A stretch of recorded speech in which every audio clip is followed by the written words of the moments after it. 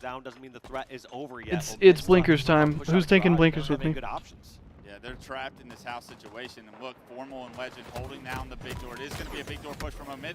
They're successfully able to get 3 down for Optic Gaming. And Renegade backs up. Oh, so I'm sorry, I'll turn this back up a little bit.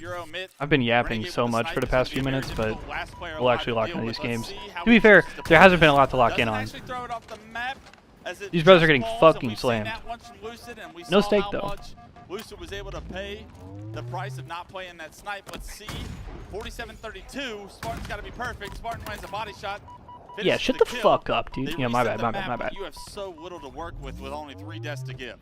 Yeah, you can obviously point out that's a mistake. The play didn't happen, but end of the day, that's a tough death. Margin is not going to be the difference. That's a toughie. Who wins this game? Oh, I know, Richfied. Maker on the score line.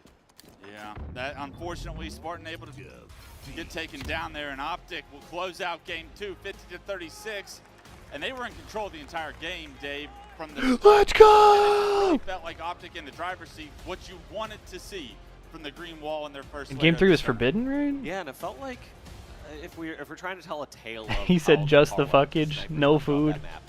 I don't feel like food, no fuckage. Massive runs with it, but it still felt like Optic did better with it. It felt like Omit when Septify had it right at the beginning, was trying to force a little too much action over near the. Yo, food, no fuckage. That sounds like a fucking Lil Baby mixtape. Like force near the tower.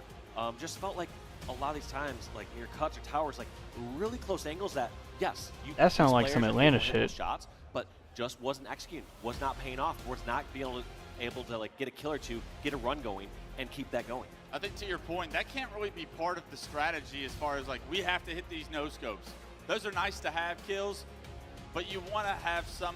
Those should be in the back pocket. Should be plan A. What roster changes went down with Omit? They just dropped Breaking Shot for Septify. Several times that be what was attempted to be executed by Omit. You want to see them kind of pull it back. Even this aggressive play up the cuts. You have so much to clear left, right, and center there. He hits his stick and hands over a snipe to Formal with camouflage, and this is where the game kind of got out of hand. 10-3. Septify, I believe, has only been on this team for like a month or less. It's like 22-11, and unfortunately, as they continue to get closer to 50, Optic continue to ramp up the speed and trade kills, which is so difficult to do. Yeah, that's not even just a straight trade. It's like, all right, they're going 3 for 2 or 2 for 1, and yeah, they're just slowly creeping away. That's such a weird roster move. Bound here, dropping back tower. I mean, yeah, well, I wonder if maybe Breaking Shot just didn't play well, or maybe they didn't mesh well. But what caused it was, I don't think they dropped Breaking Shot first. I think that Cloud9 team imploded first.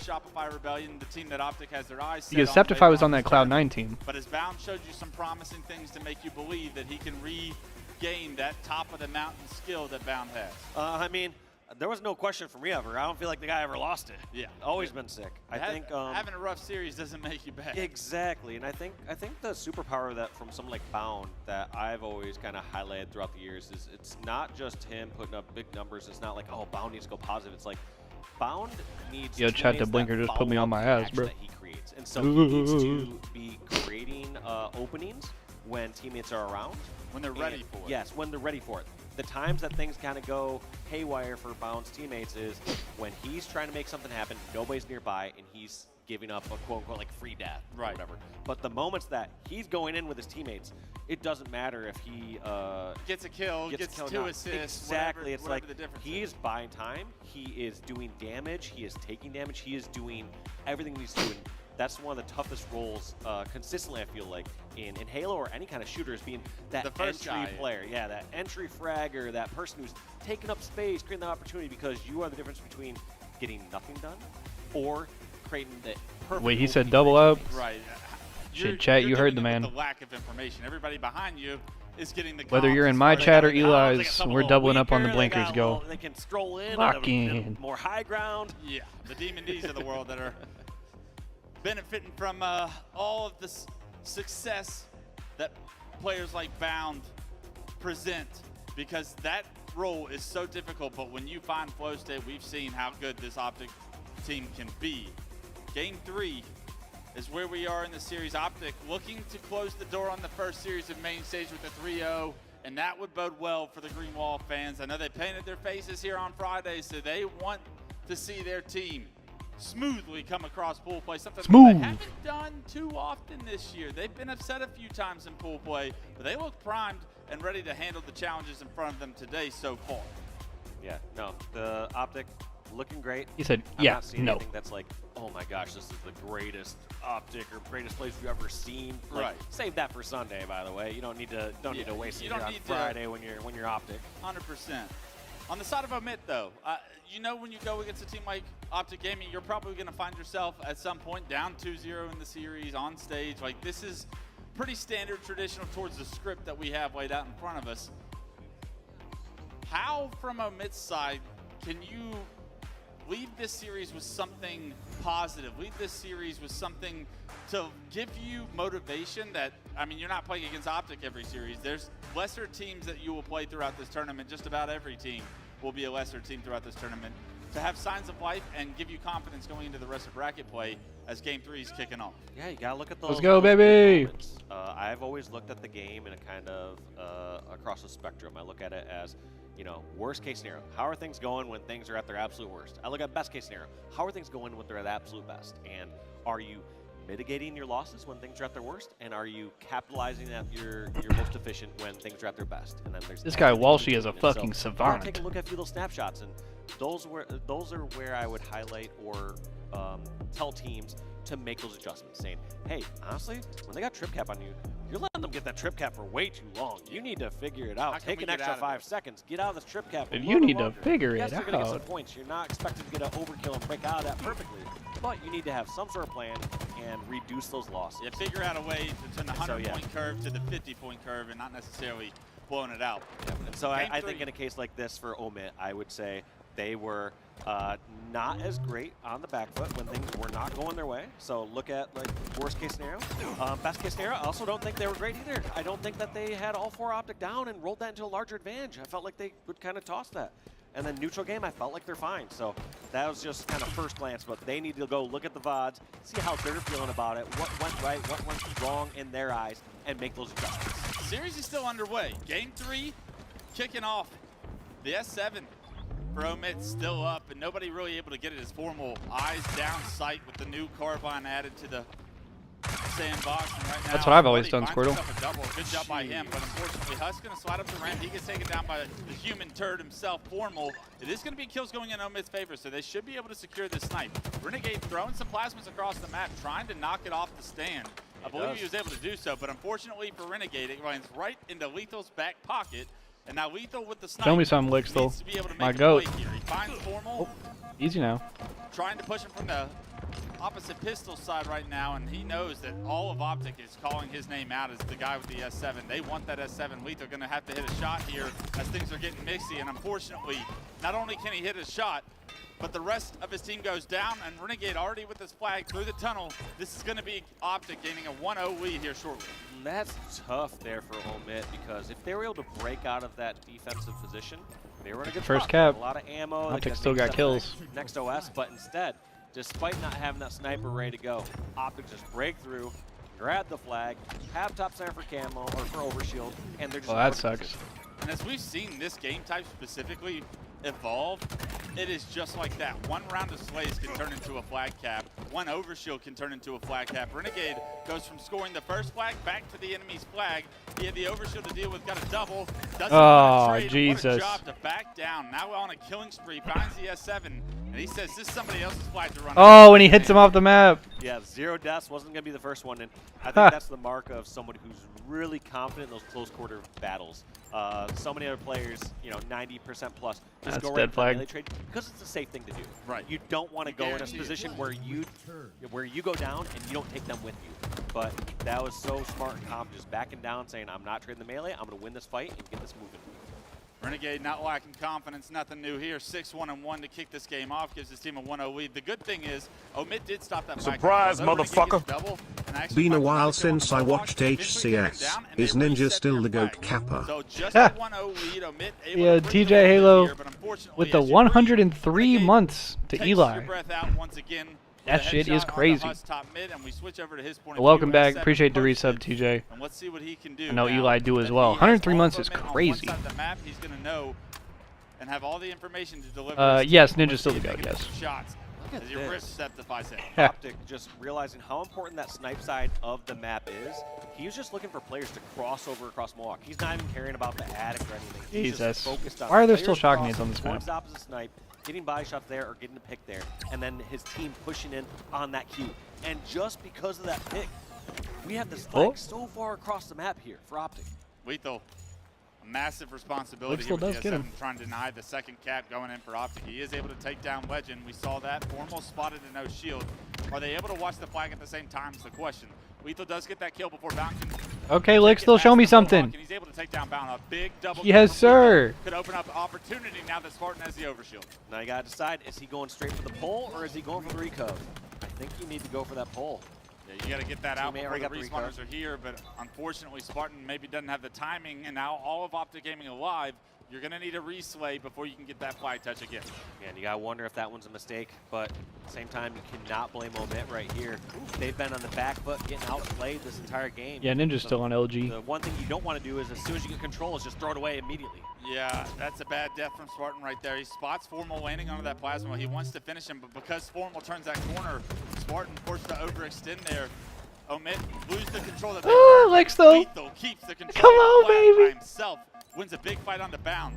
Not able to finish the kill on the Legend and the snipe, but he's going to start sandwiching this player, and flushing out Legend from your snipe is a good step to getting map control back for Omit's favor.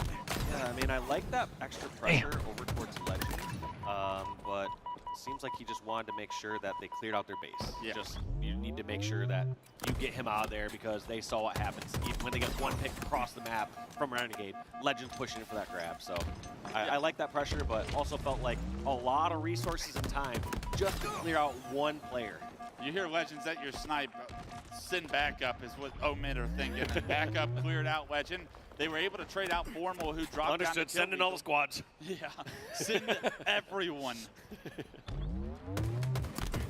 Septify, top middle. Optic kind of on their back feet for a little bit here, as Omit have had a bit of map control going on. Unfortunately, as I say that, I jinxed it. 3 go down right now, and Bound still alive, no shield. At the enemy team sniping, it was once Hub sub Legend acquired. that they had to I'm flush jealous, out. Now bro. they got to flush out Bound. You can tell Optic want snipe control before they get a touch on that flag to be able to run it. All of these members getting knocked down to no shield for a minute, need to play their life, and a big kill from Spartan on the Bound I'm will release a fucking lot of the jealous, pressure Optic man. once had. But any one of those kills obviously could be answered here. I like this play again from Optic. Feels like they are not being too aggressive with the sniper until they know they have the time to push across. And there's the Q. That was all 4 down. They know where Omit are spawning. Now, how are they going to get this pull? Looks like they pushed that sniper. I believe they got Omit sniper and push it back onto their bridge or their hut. So you have crossfire snipes coming out of Optic right now over on the Omit base. This is going to be tough to break out of. Yeah, good jiggles by Septify there.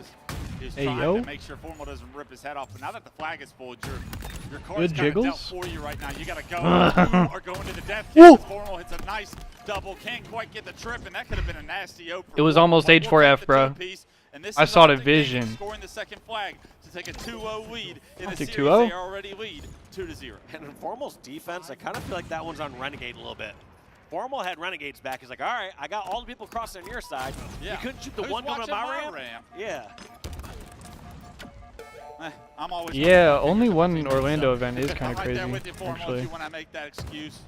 Somebody needs to be watching my back. Not That's even gonna Formal. lie. Able to get his team to a 2-0 lead now, 15, 5, and 8 Formal. You put 2 S7s on a map, and of course this man finds a way to have a lot of success. Right now, the third and final cap on the move.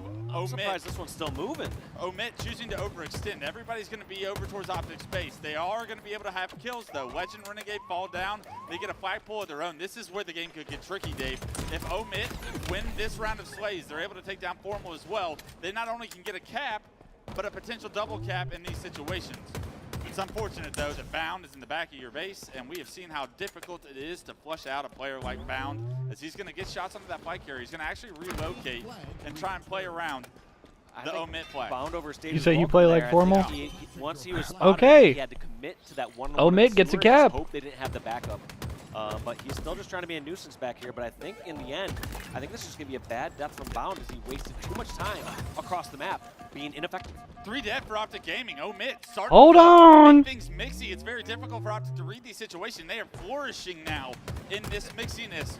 You see Lethal still flourishing in the mixiness. Carrier, but now choosing to get kills because he knows the respawners from Optic will shut him down. His team was not in a position. I'd absolutely go to Orlando again, he bro. is able to get a touch onto the flag before it returns. 2 members, 3 members down for Optic Gaming. Omit will tie this game due to some mixiness. That's what I was talking about when the due to some mixiness. got pulled at the same time. This is where I know, Omit Wes, you called advantage. it. You called out the double cap. I know you got it. I see it. You see the vision. Omit show you the signs I see the of why they vision. need to get back into this series. If they Hang on. massive. It's a fucking 2-2 game. With some momentum. Unfortunately, oh. off the map, Septify. But big things happened the last time Lethal had snipe, and Lethal finds himself a brand new sniper. That zone would rifle never as let this well. happen. Is crazy. Optic is going to have one on their own, and he knows that it just got picked up. So Lethal needs to find some angles here, and Lethal doing what Lethal does Come best. on, ripping Lethal. faces with the S7. It's 2011 Lethal. All back again as he rips the head off a bound, but what can Omit do with that hit? It's like legend behind enemy lines. He's been at the sniper corner so frequently here against Omit.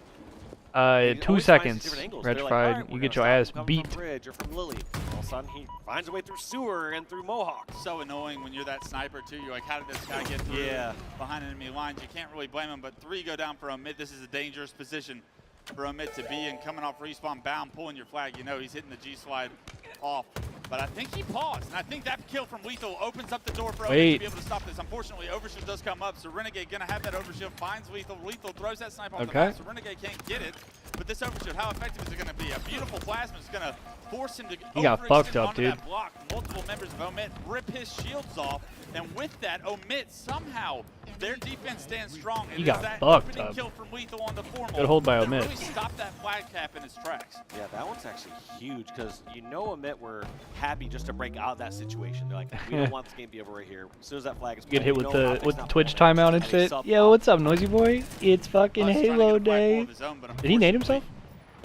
A couple members go down for Omit, including himself, and that flag going to be dead to rights. Omit, the last 2 players alive, Lethal and Septify, need to work together here to keep some kind of map control. Optic are coming for blood, but Septify finds the kill on a Renegade. Can't quite find the kill on the bound, but here comes Huss. Huss able to trade it out. These are big trades as Optic looked like they were going to have an opportunity to get complete map control. Wait, bro, I would actually be so here for that.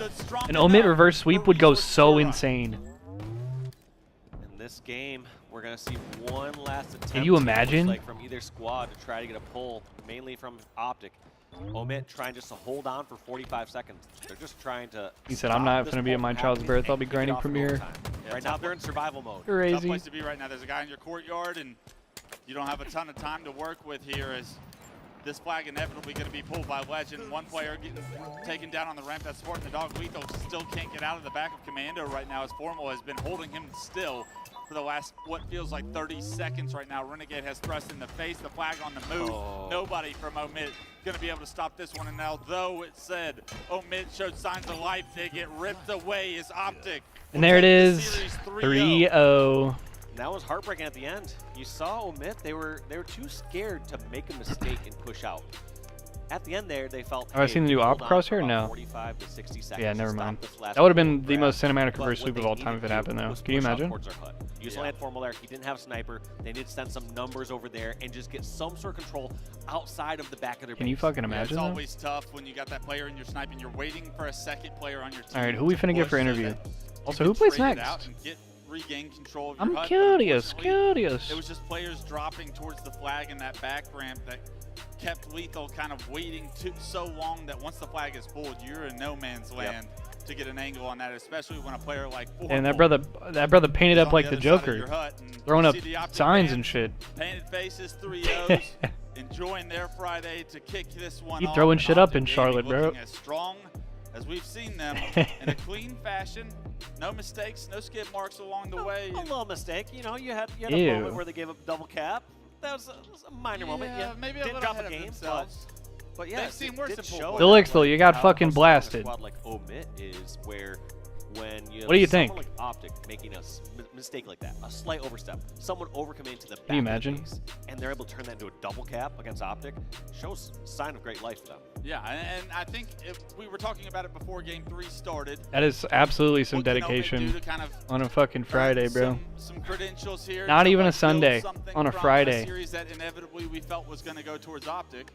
I feel like that Game 3 leaves you feeling a little bit more Very promising about what the rest of pool play. Lethal's input after a loss actually would be good. Yeah, Maybe that was a absolutely. poor I think example. That Game 3, if we'd seen that Game 1 or so, we'd say, we got a series on our hands. This one. Yeah, he'd say some funny shit like that, bro. Absolutely. It was Like, Game 3, I, it was like time we to fucking shine, suck, I it was time to guess. stride. Got fucking I'm flume. hearing that the interview is ready on main stage. Yeah. We have Blaze with a member of Optic, and my eyes are too bad to see, but we'll hear from Blaze who he's got.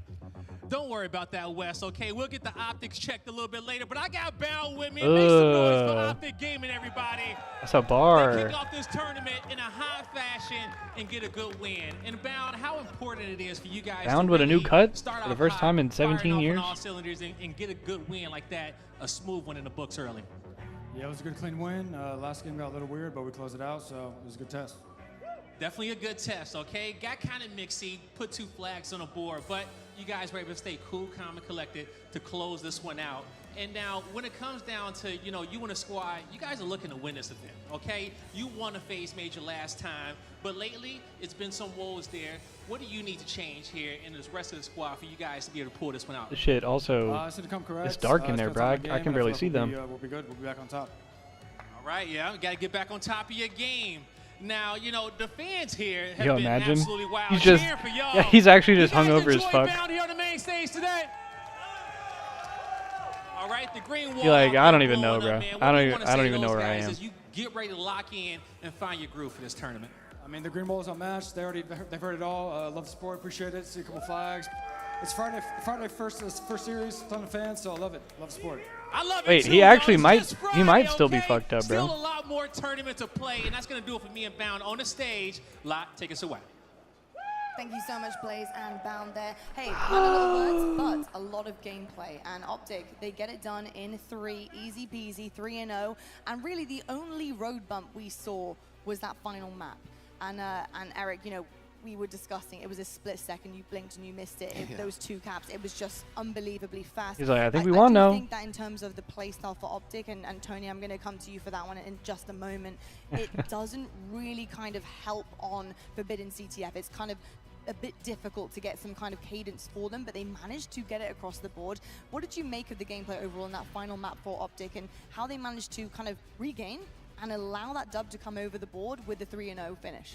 Yeah, for me, from what I watched, like, it's funny you say that. I literally left the back room to come over here. It was 2-0, and then it was tied 2-2. And for me, it just kind of felt like Optic may have, you know, they dominated the first 2 games very thoroughly. And then you go into that last game, you're up 2-0, not that much time left. You might like take your foot off the gas just a little bit, and that just goes to show you really how good all these teams are. Because the moment one team kind of takes their foot off a little bit, you see the 2 caps right away, and that's Forbidden is one of those maps where it can happen that fast. And you know, they clutched up, they got that final cap, they made it really smooth. You saw how well they locked them down in their base when they really put it back together, and that was what we expected to see. I expected to see them close it out 3-0, and I think they kind of got caught off guard a little bit with them still pushing as hard as they did, and they were able to close it out. Tony, you saw that line, you know, that was the swing game there. Of course, it didn't quite happen for Omid, but they gave it a really good puncher's chance there.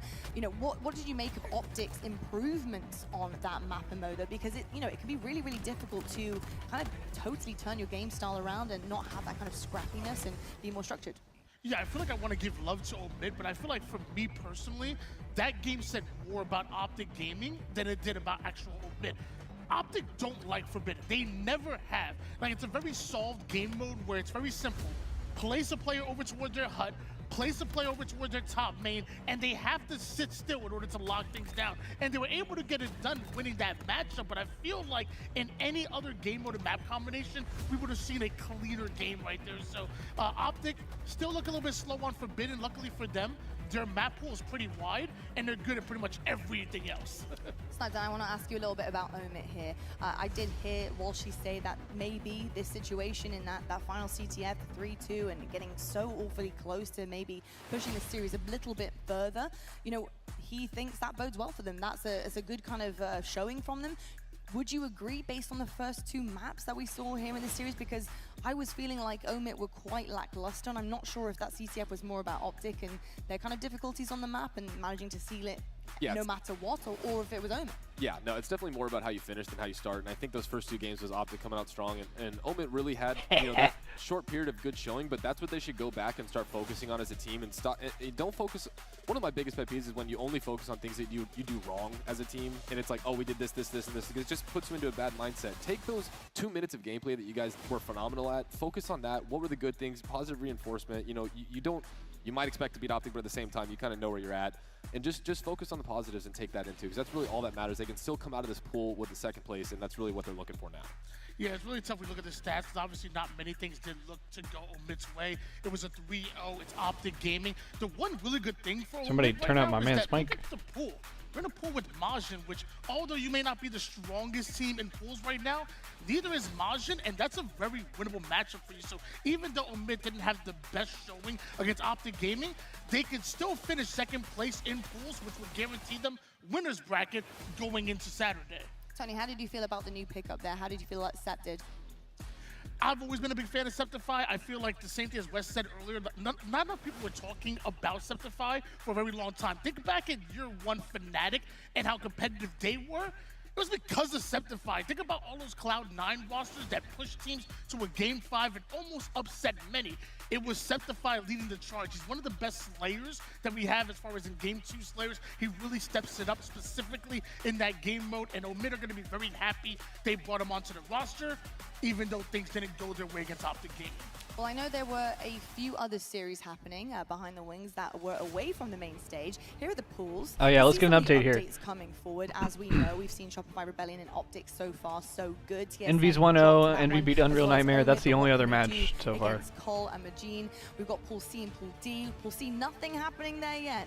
Waiting to hear that, but I know that there is a Cloud9 Luminon Gaming series that is happening. And I guess that's, Cloud9 Luminon, I guess, is ongoing. What's going on here in Cloud9? They were up 2-0, and then give me 2 seconds, I'll pull up Bravo stream. Map 3, we're now in the next one, so it's 2-1 Cloud9.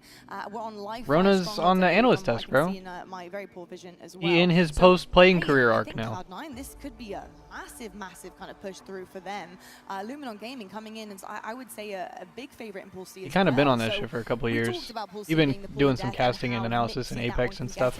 Mixing is exactly what is going on so far. And then also Pool D, Envy. They did actually walk away against Unreal Nightmare. They win that one. They're at the top currently.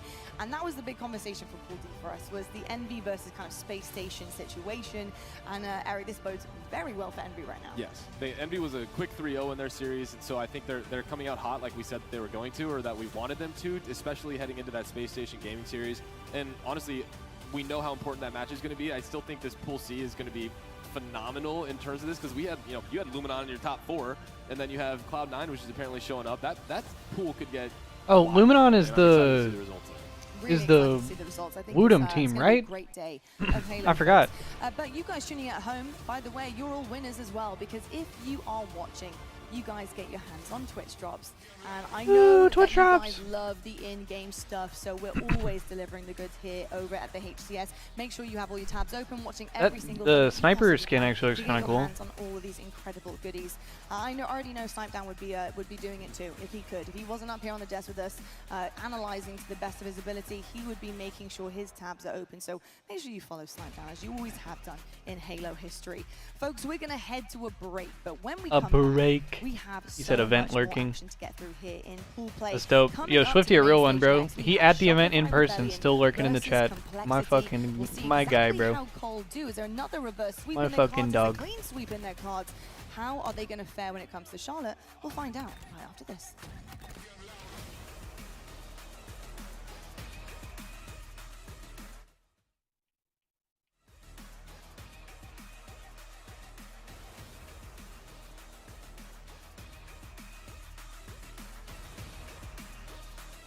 I like that graphic. That's pretty tight.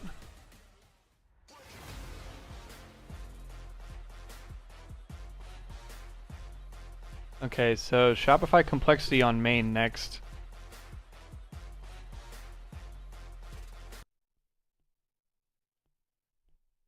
But Now you can see the Cloud9 have managed to Keep find C9 a Luminon. rifle, so the problem is starting to escalate and start to stack up here for Luminon if they want to find their way back into this. No snipe. Hello, that's not 1080p. Start to stack Thank up you. here for Luminon if they want to find their way back into this. No snipe. Yeah, no so scoring Luminon, options for SLG, them at the Woodham, moment, Snipe Drone, and and only Snipe 2 Drone and players Glory. alive on the map. That's what I thought. I forgot they got picked up right before Really this nicely event. done. The team shots there as well to just make sure he's doing whatever he can to also just immediately focus Mud, continue to patrol around here, and they will just very comfortably once again continue scoring. No pressure on the trip cap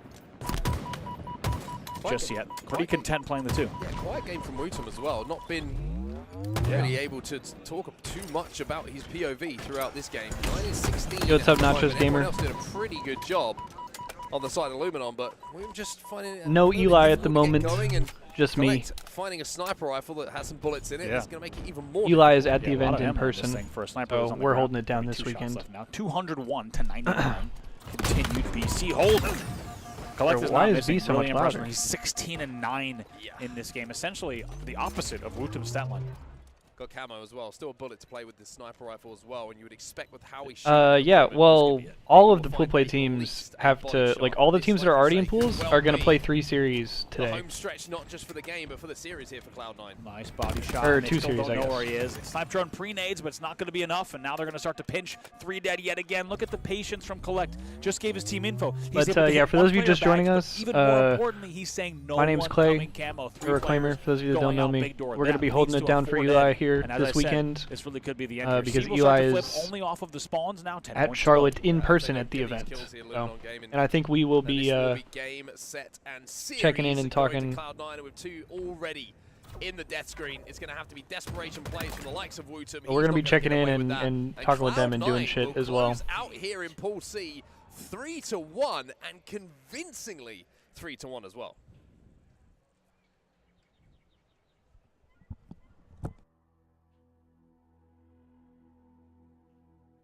Oh, and that shit just ended.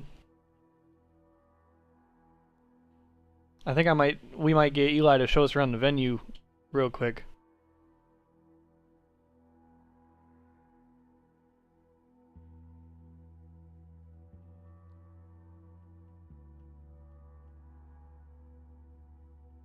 But I just texted Eli, so we'll see what he says.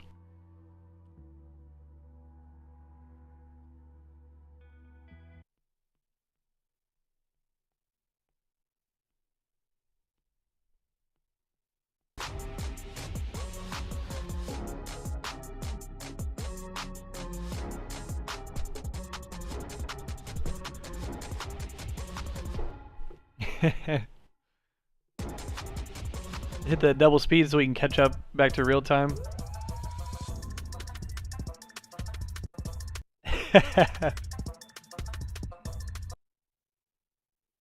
Alright, we're back. Go-to toppings on the Tendy sub? See, I be switching it up. Sometimes I'm liable to just do like some pepper jack and some ranch and some bacon, or sometimes I might be liable to do like, you know, you sauce it up and do it like with like the buffalo sauce and shit. I don't know, bro. I'll be switching it up.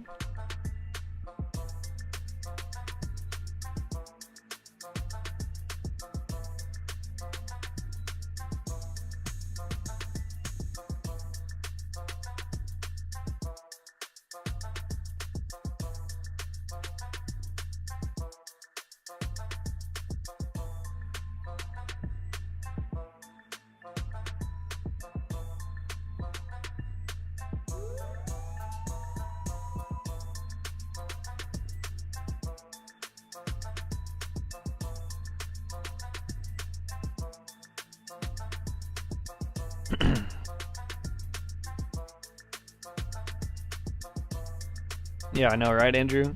Yeah. Jalapeno is always a good shout. Banana pepper is also a good shout. I'm not a big pickles guy, but I fuck with all that other shit for sure.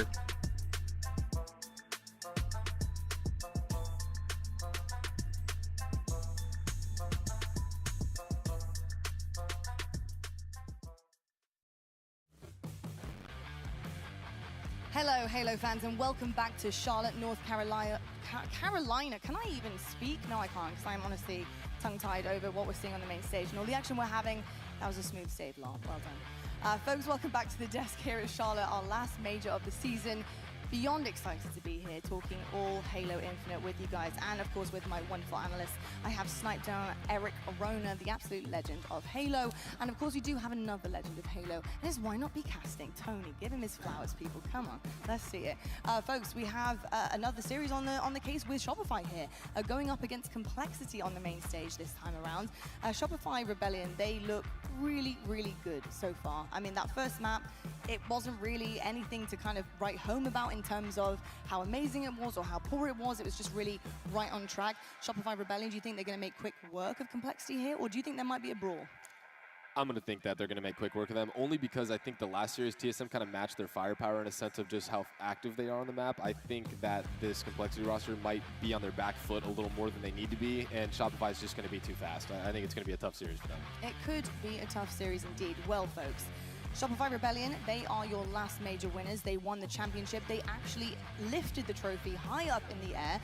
Now, I know you know their names, but let's just see them one more time. So Shopify Rebellion, let's meet your team.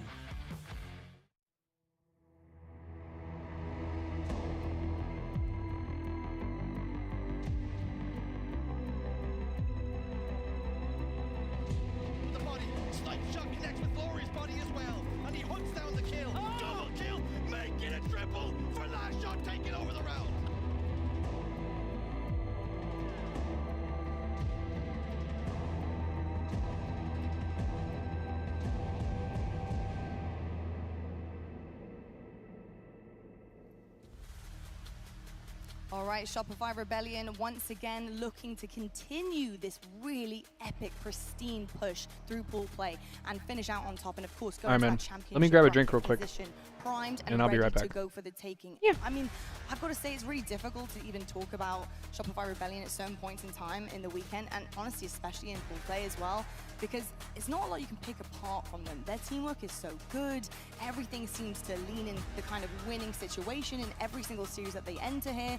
I mean, Eric, if there was anything that you could really pick apart from Shopify, how are you feeling about them, and is there any improvements you're kind of gaining and noticing here that you want them to push forward with? Yeah, I mean, I think that first series they had against TSM was well done, but we even heard Frosty say after the match that, you know, he feels like he underperformed in that series, and we saw it with the game that they lost. I mean, that was on him. He admitted it, and I think that was a huge thing for them. So I'm expecting Complexity to get, honestly, not, unfortunately for them, I think they're going to get a really fired up Shopify right here that's going to be tough to slow down. 100%. I couldn't agree more with you there. Tony, you know, when it comes to some of the game types that Shopify really tend to lean on and are very difficult to take down with, it's got to be strongholds. You know, how are you feeling about their series layout, especially when we do see a strongholds in there in the mix? Yeah, this map and mode combination does not favor Complexity, literally not one bit. Complexity are actually sneakily the #1 team in King of the Hill in the entire HCS right now. There's no King of the Hill in this series. Meanwhile, Strongholds, they've only dropped one game so far, have Shopify Rebellion, and guess what's game #1? Strongholds on Lattice. So this series layout is not fair to Complexity. He said, honestly, if I'm filing a complaint, I need to speak with somebody. I just seen someone called Kike Hernandez an October merchant. Looking right now at a graphic here. That's actually really funny. Yeah, it's incredibly. I'd love to be an October merchant. 12-2 record is absolutely you kidding me? First, of course, rank in the HCS comparative. There's worse allegations you got to beat. 14th. This is a pretty difficult one, and yeah, this is going to be massive for Shopify Rebellion. Complexity, I don't know what they've been working on in the off-season in particular. You know, coming into this major, I think I would just be working more on teamwork and trying to get like ahead of the game right in the beginning of the series. We saw a reverse sweep against FaZe. That was pretty epic. You know, I was kind of hit the Pine Park again. Your thoughts on Shopify Rebellion and how that they can maybe falter against Complexity. Is there anything that Cole can really do here to slow them down? I personally think that the #1 thing that Complexity can do here is just try to use their speed against them. They can hold their setups. That's one of Ryan's biggest things. Is he likes to hold setups, likes to hold 2 caps, and then how do you perform when the lights are dimmest? They're too slow to then go for the 3 cap to then push up, because Strongholds favors the fast. It really does. I think it favors the fastest teams, and for them, they need to capitalize on the situations where they're holding a setup, they get a couple dead, and then pushing to try and get those extra 3 caps, because we know for a fact Shopify's not going to be fine holding a 2 cap. They wanted literally 250 to OU, and they're going to push for that. So I think they need to match that energy energy a little bit more. They certainly do. Build confidence, keep pushing forward, and kind of believe in yourselves. That's exactly what Complexity need to do. Talking of that team, though, Complexity, let's meet them right now.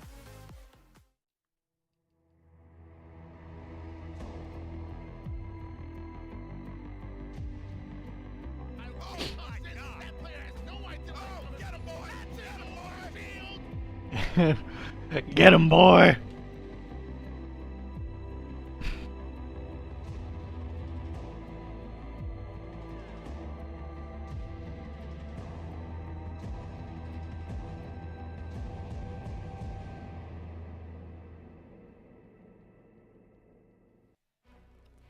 Ryan just cheesing, bro. About the reverse sweep at the LVT LAN for a long time with this Cole roster, because I think that is the hope that everyone is grabbing onto. Do you think they can actually take this momentum and ride with it in a series against Shopify? I mean, to be honest with you, coming into year 4 of the HCS, I'm not counting literally anybody out. And that includes Complexity. I mean, Complexity have pulled off some major upsets against some great teams. We talk about that reverse sweep against FaZe. Last time we saw them on LAN, they've upset teams like the SSGs, even the Optics of the world. And when Cherish gets momentum under his belt, he gets loud. He energizes his team, and his team feeds on that. As this Complexity roster, they take one game, it turns to 2, and you don't have to be the better team in the entire series. You just have to be better for 3 games. That's it. 3 games. Indeed, I mean, is that not an entire series? They are the clear underdogs, though, Complexity and Snipedown. What is a realistic goal here, gameplays-wise? You know, like, how are you going to even start to kind of strategize against a team like this? I mean, my goal as a team is to win this game 1. I think if they can win this game 1, the amount of confidence that will give them beating a team like Shopify and one of, if not their best game types, is everything. And at least putting up as good of a fight to make you feel like you're right there with the powerhouses that are the Shopifys, the Optics, whatever, is the first stepping stone that they have to get across. Well, I can't wait to find out what is going to happen on the main stage. And 2 guys who are going to be letting you know exactly what is happening as it happens are our 2 wonderful casters. We've got Shorzy and Gaskin on the mics. Fellas, Shopify versus Cole. Big underdog story here for Cole. Can they push forward? Thanks so much, Dottie. It's going to be a pleasure to watch this one. I think for Complexity, it's going to be a difficult one. The odds went really stacked against them, Dan. Coming into this season, they haven't you're right. outside of the top 12 all year. Different teams, different aspirations, ambitions, but for Complexity, a series like this, map 1, they spoke about on the desk, it's going to be massively important. Yeah, Salt Lake City 2024, when we last saw Complexity finish higher than top 12. Good news is Ryan Noob was on that roster. They got top 6, and this now new iteration of Complexity, it's been built for quite some time, trying to find the right pieces, the right puzzles, but now they finally found a team that they are sticking with for this event. Sadly, they are coming up against Shopify Rebellion here, the #1 seed, in a series layout which is very much not in favor of Complexity. You heard the desk talking about it. It gets from bad to worse the further you go through it. If you get into game 4 and 5, Complexity have not won either of those maps and mode combinations so far this year. So you really have to win this game 1. The desk is saying it would be nice to win game 1. You can't afford to lose game 1, because if it gets to 4 and 5, I don't think there's any chance for this Complexity roster. It feels like it has to be a 3-0. And with map 1 being so important, it's almost a level playing field for these teams. With it being the latest map mode combination to be introduced, with Lattice being the freshest one here, players like Ryan Noob, he thrives on finding metas, finding little things that maybe other players miss. And with teams being so under-practiced on this map, is this actually the best opportunity for them? Yes, I think there's definitely consideration there, because Ryan Noob is one, and his teams are often ones who they kind of define metas at times. He does come up with things, he creates things, but it's Strongholds at the end of the day. At its core, it's still just playing Strongholds at a certain pace.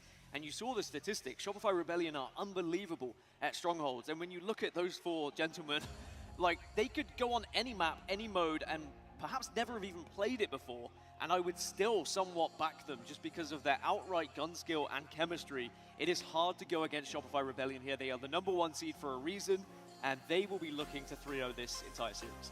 And something Snipedown talked about on the desk is how Ryan Noob's teams typically are rigid, sometimes too rigid, and don't capitalize on space and pace, particularly in some game modes. And with Strongholds being one of our fastest modes, Shopify Rebellion, they can pick up the pace whenever they want. They can change gears. Do Complexity struggle with that? There is something to be said that in Strongholds you can capture just the 2 and you can kind of hold off, and it is a long and grindy game, but it is possible. That being said, if then Shopify Rebellion gain the lead a little bit and start to create the pace and Complexity, will they get lost in the source and maybe won't be able to regain control? It's our first seed up against our reigning defending champions in Shopify Rebellion, up against Complexity, who are going to try and be little more than an irritation. They really want to try and upset the apple cart here, take game one, push us into that Slayer, have a little bit of confidence, but it's all to do for them. They've not had the best of starts typically, but with the Pro League just behind us, Dan, there is some hope and there is some expectation that maybe this series won't be as easy as it could be. Might not be as easy, but at the same time, Shopify Rebellion are always a confident roster, and that sniper rifle is going to be huge here on this map. You already saw on the Bravo stream earlier how influential the sniper can be. All right, lock in, motherfuckers. To see who can get the hounds on it We're first, back. Because in my opinion, is anything to go by. Complexity do not want to allow the likes of Frosty, the likes of Royal 2 to be getting hold of that thing, because they will put it to work. On the other side of things, when you're talking about a sniper rifle, there are very few better than Mental with the precision weapon in his hands, with the scope. Our shields are up, our weapons are about to be hot. We'll be underway very soon, folks. Yes, sir. Here we go. Can we see Complexity get an early lead and get those two strong? I missed season 1 when the drops were kind of lit. Now they're all recycled. Aren't the drops this weekend new though? I mean, there are a lot of recycled drops. I hear that. Aren't the ones this weekend specifically new though? Complexity have got hold of 2. The 2 you typically want is A and B. C is a little bit more difficult to try and get that triple cap. The strongest 2, the easiest to hold. I'm fairly certain both the co-streamer ones and the like event ones with 2 members of Complexity going are down. new. A and B are now in control of Rebellion. I mean, that's fair enough, but we're going to get to witness just how influential it can be on this map. The angles you take, the positions you can find, can change the game here, even if you're just tagging bodies, but Royal 2 does confirm 1 kill. One Yes, kill, Petrified. 1 body shot connects. Mental then perhaps able to pick up remnants of a sniper rifle there. Spawn there, by the way. Actually, I don't think you have to claim your Twitch drops on both. I think you just have to make sure both are linked. Mental, however fortunate he Because may the only be, time I have to claim stuff Complexity on flip the script. They now control A and B, and they start to Waypoint is usually when it's like I put in like a code. Like if it's like a drops thing from like a tournament. And like one of those whilst cards. I may have spoken about a couple players from Shopify Rebellion when it comes to the sniper rifle, don't forget. I think for like MCC you might have to redeem it on both. Well, as 4 do go down on the side of Complex, and I think there's like something weird about MCC, but for the trip cap, and this is where it could get ugly. Spawns bro, me too. What's up? Where's your motivation? Me Me too. I'm trying to get that shit. But Complexity do break out well. That's still Petrified. First time I've ever heard Complexity abbreviated to Complex, and I like it. Yeah, I couldn't be bothered to say the whole org, and I do apologize to Complexity. I should. We're not paid by the word over here, Dan. That's true. I'm not paid by Complexity. Not paid by the letters. Yeah, but I like MCC though. A and B, again in control of Rebellion. Engagement's going down, cycle will fall. The 3 members Yeah, it is 9 hours, but I think it's 9 hours over the weekend. So 9 hours over the course of 3 days. And we'll be live for, good to get 1, but that's all. I mean, we'll probably be live for like fucking 10 plus hours each of those 3 days. So you'll have a decent amount of time to get that done. About which stronghold they want to go for. When you speak about a team being rigid or potentially being rigid, there's always that. Plus also you can always just like leave it open in the background or something and get progress on it, you know? Do find themselves over 50 points behind here. They are at least trying to take the game to Shopify Rebellion. As long as you like leave the sound on and stuff, I'm pretty sure you get progress. There's a Sanghili over my shoulder then. Very impressive set of armor. Very impressive gameplay from Royal 2. Currently sitting 7-2 and 4. Still some work to do though. 106 points in climbing, 3 dead again for Complexity. Yeah, I had heard about that as well, Ease. It's just the natural teamwork and chemistry that we're starting to see from Rebellion. Always backing each other up, not letting any man get left behind. Type situation. This is a nice double out of last shot. Type shit. Again, that last remaining player just coming Type up shit situation. Almost catching the sniper rifle off guard. Oh, good QT to dodge the nade. B looking to transfer for cycle. Controlled now by Shopify Rebellion. B and C. A being threatened as well. The collapse is coming. King Nick was in big trouble. No longer a part of the equation now. Rhino will step inside B just to turn the attention of Rebellion over towards that direction, but fortunately for him, he falls along with his teammate Cherished. A lot of work to be done here, but Rebellion just seem to be doing whatever they want right now. Just look how they move around the map, listening to the callouts of where those spawns are, and Complexity on the staggered spawn are literally spawning up, and they are dead within seconds because Rebellion are right in their face, and this is how you control Lattice. 3 strongholds in their favor, and Complexity now they are starting to scramble. They are really struggling to get out of their positions. It'll be so difficult to deal with the pace of play. You've got 4 guns this strong in the opposition. Next, they are struggling. Managed to take care of Cycle and Oil too, though, so that will mean that the pressure is eased just a touch. They won't be under so much pressure. Kingnick continues to jiggle fire, jumps out, soars out. Last shot, though, elsewhere will get that kill. So, teamwork again. The bait and switch comes into effect, and now Shopify Rebellion will capture B again. A potential trip cap on the cards here, and this game is very quickly running out for Complexity. Yeah, it would be a comeback of all comebacks if we were to see Complexity get back into this one. Shopify Rebellion, in my opinion, just far too experienced and far too good to allow that to happen. But there is a moment of hope. 4 dead on the side of Shopify. And now Complexity, it's the age-old cliche. They have to play some perfect Halo. We'll see. All out of errors, all out of mistakes. Has to be flawless from here on out. Cherish put down a little bit of damage, just a little bit of poke damage up to stay alive though. Re-engage at a different time, being shot in the back now, down to no shields. That information will be passed along. 2 go down, Cycle and Frosty combined. Get a couple of kills. 3 dead now for Complexity, make it 4. I'm a big weapon charm guy in this game as well. I like the weapon charms. A&C are going to be in control, as long as they're not like glitched out or being weird. Sending it to one of them very quickly. It looks like A is going to be the target here, but they've got good angles to Shopify Rebellion, but at the same time, they're in no rush to really take the fight and force a 4v4 engagement. They can start to move around the map and move towards other strongholds instead. One thing we haven't seen be much of an influence so far is the sniper rifle. Royal 2 had it a little bit in the early game, but there hasn't been much from it since then. So Rebellion have not even needed to really use it. Complexity are in big trouble here in map 1. We spoke about how important this is in the series layout for Complexity to start strong. 3 dead for Complexity. And that might be your game. Maybe take it again. And if Complexity split here, if they try and go for C and A, it could be the end of this game. They really need to be working together to ensure they get 1 back. Cycle gets 1, disappears. 2 members of Complexity inside A. They will plant their feet, they will score. 3 members of Shopify Rebellion close in now. I knew good for 1, but that's all again. Cherish tries to stay alive, but A and C now in control. They're running out of time. They're running out of points. Shopify Rebellion closing in on a game 1 victory, and they do secure it. GG's. Different class, different dominant game 1 for Shopify. From Shopify Rebellion on a new map and mode in the HCS. Of course, while we may have seen it in other tournaments, it's the first time here. An official HCS LAN, we get to witness it, and yeah, that looked quite simple for them. A late comeback, I'd say, a little bit of fight back. Yo, what's up, Sheet Ghost? But just far too late in the game. Cycle season MVP, gotta be him or Renegade. That's actually what we were talking about earlier. It was just the trip cap and the aggression. You saw if I had to pick like a top 3 for MVP voting for this year, it would be Renegade, Cycle, and Frosty. Maybe in that order. Taking a look at the statistics, speaking about going head on against them, it was Cycle 21 and 7 with 11 assists with a 17.7 KDA. Let me say that again, 17.7. I mean, this brother's insane. Cycle. This brother's fucking. Look at his shit. 17.7. Look at this brother's fucking insane, bro. You can check back in some of the highlights of this game, but I mean, come on. In favor of Shopify Rebellion. As you were mentioning, Sniper Rifle, we didn't see much of it on our screens, but when it was picked up, it was just tagging bodies, it was doing damage, and for the most part, it was in favor of Shopify Rebellion. But once they had about a 100-point lead, they were just focusing on playing together, looking for spawns, and not allowing Complexity to get any real control on the map. And sadly, Complexity, they just fell to that. They fell victim to being punished every single time off spawn. They were outpaced and they were outclassed. They were outdone. I mean, yeah, Frosty's in game 1. Frosty's unbelievable. And sometimes you think about what are the advantages you can gain. You put these 8 players in the lobby.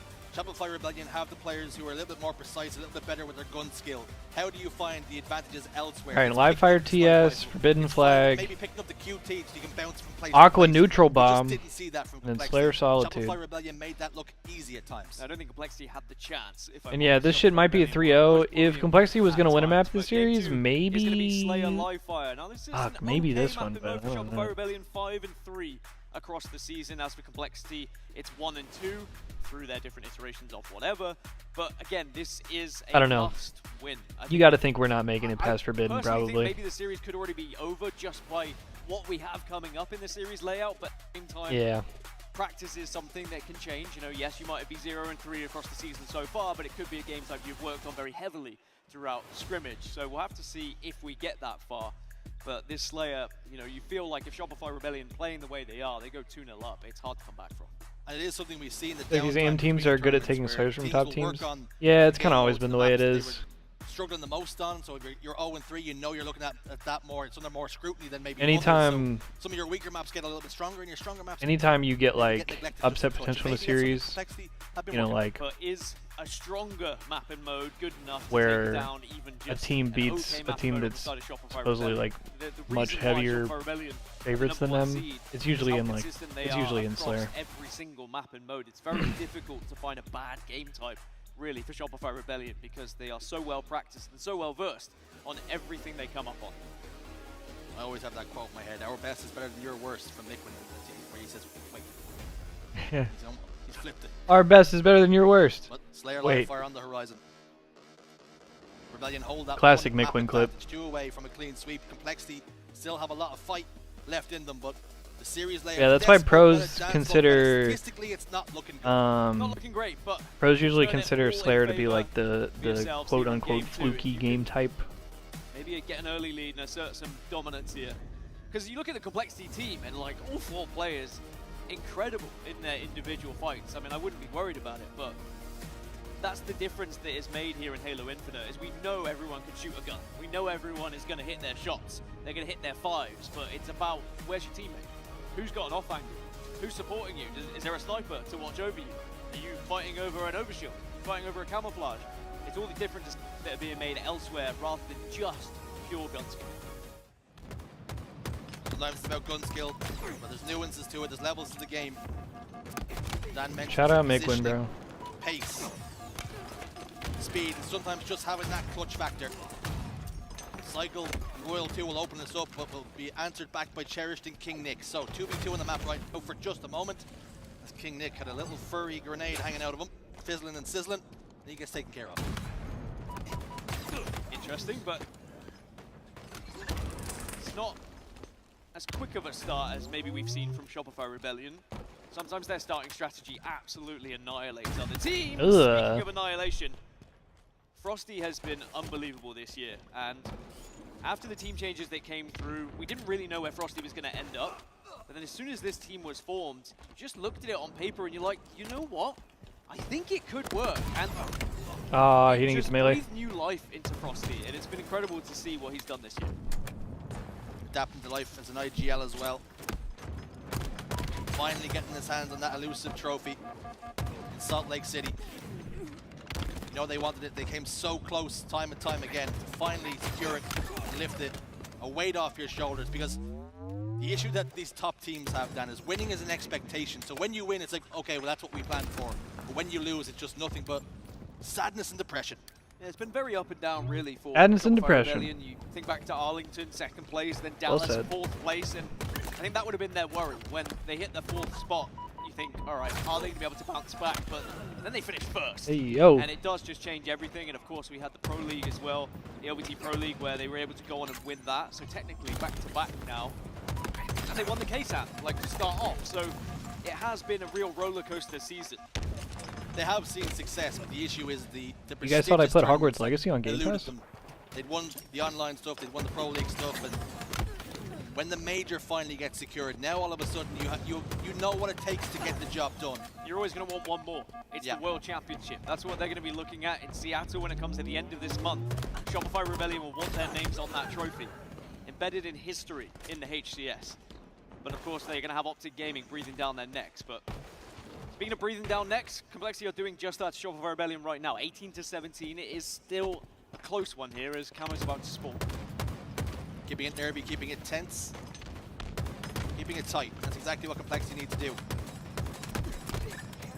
Little bait and switch. Rebellion trying to secure that camouflage. They've done so, but Frosty's in a bit of a precarious position now. Isolated, goes for the melee. Unfortunately for him, he didn't really need to and almost reveal his location. But the Slays have gone in their favor, and now Frosty can look to have an influence elsewhere. Cherished and Mental combined to get a couple of kills before one fell. So a 3-kill difference between the two teams, and it's Rebellion in the ascendancy. You can't allow Frosty to get away with that.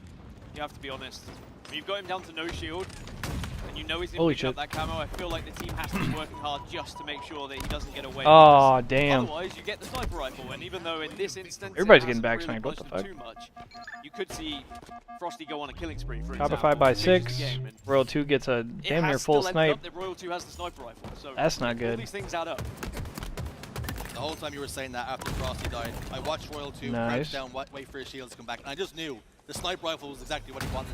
He just needed to wait until he was healthy enough to go pick it up. It's like a relay race at the moment with a sniper rifle when everyone on Shopify Rebellion can hit their shots, but now it's the chance for Cherish. Another player I'm a big fan of, and kind of waiting for his big moment, I'd say, on the main stage, whilst he's had some incredible ones over the years. I think that taking this Complexity roster and getting out of that rut of top 12 would be big for all 4 of these players. It wasn't long ago before he was dropped from that TSM roster. And they went on to see a little bit more success, so you know he wants to push this team further. What the fuck King skin Nick, is that? He's really had a great uptick in performance and in form these last few events, maybe even since the start of the season, it must be said.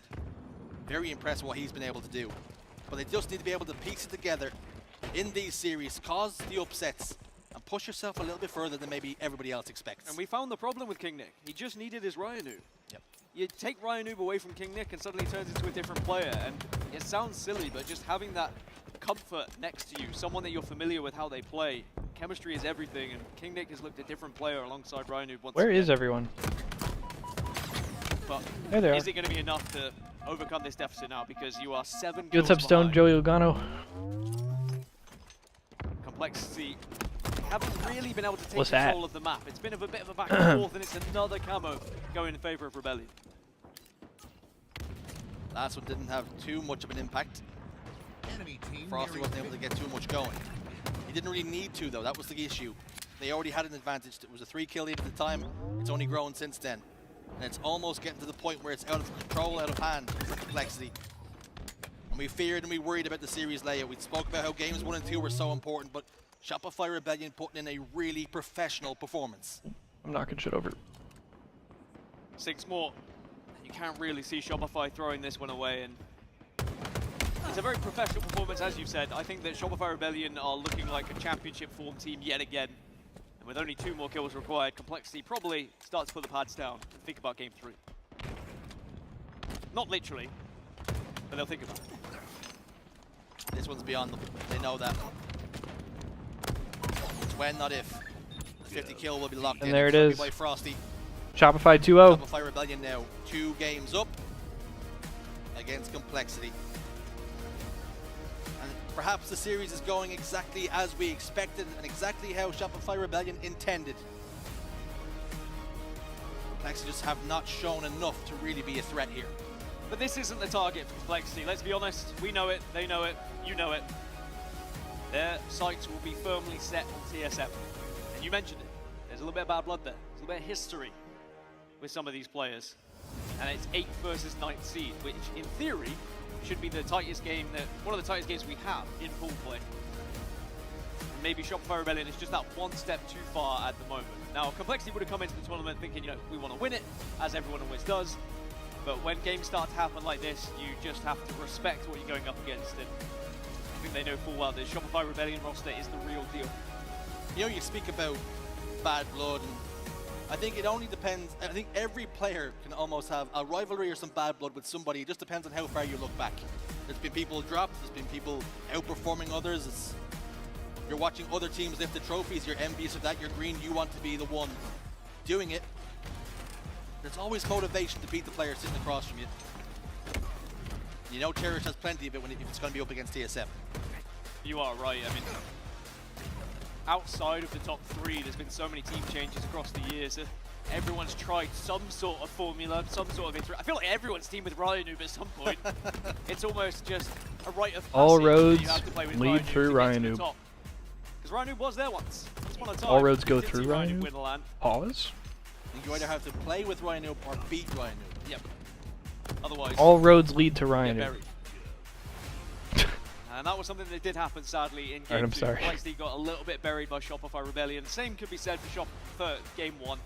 Just overwhelmed them with the sheer amount of presence on the map. Great map control, good use of ensuring they got the sniper rifle, ensuring they got the camouflage, and it does bode well for CTF Forbidden. Now, this is one of Shopify Rebellion's better maps when it comes to CTF as well. They are 5-1 across the season. Just seen the 1-1 for Complexity, so hard to really take anything apart away from that. The way you spin that is both teams have lost one game. Both teams have lost one game. We have more data on Shopify Rebellion. Yo, what's up, Dying Prodigy? Greatest player in Halo history, Ryan Noob. That's a good reference right there. That's a good reference. That's my guy right there. Okay games. My answer would probably be no, but I'm always optimistic. What's good, Dying Prodigy? How are we doing today, bro? You know what? Screw it. We're going to a game 4. And I think if it's Shopify Rebellion, you spoke about how games 1 and 2 were a bit of a burial. I think those 4 players will be handing over 4 shovels to Complexity and saying start digging, because we're not looking to push this series any further. I think CTF Forbidden is very unforgiving as well as a map and mode. If you do go 1-0 down and the other team has control, it's very easy to get deflated. You struggle to get back into the game. You try and push, you try and grab a flag, then you find yourself out of position, you lose map control, and then suddenly the overshield's in their hands. Oh no, they've got 2 snipers, and it's 3-0 and you've lost. So sorry, I'm switching tabs. Quickly snowball out of control if you're not careful. So you really need a solid strategy here if you're Complexity, and that goes right from the start. From starting strat, you need to ensure you're getting that sniper rifle, putting it in the hands of someone who you trust. They can hit the shots to watch over either A, overshield, or go and take that fight head on with the opposition sniper. The name of the game is Capture the Flag Forgiven, not Capture the Flag Forbidden. That's exactly what Complexity we're hoping for here. Can they get themselves back into this one? 9-0 versus Complexity. The more stats we show, the worse it looks for Complexity, I think. Trying to work out how that works. If you've won 3-0, 3-0, 3-0. Oh, that's at work, watching some HCS, figured I'd swing by and see what's going on over here.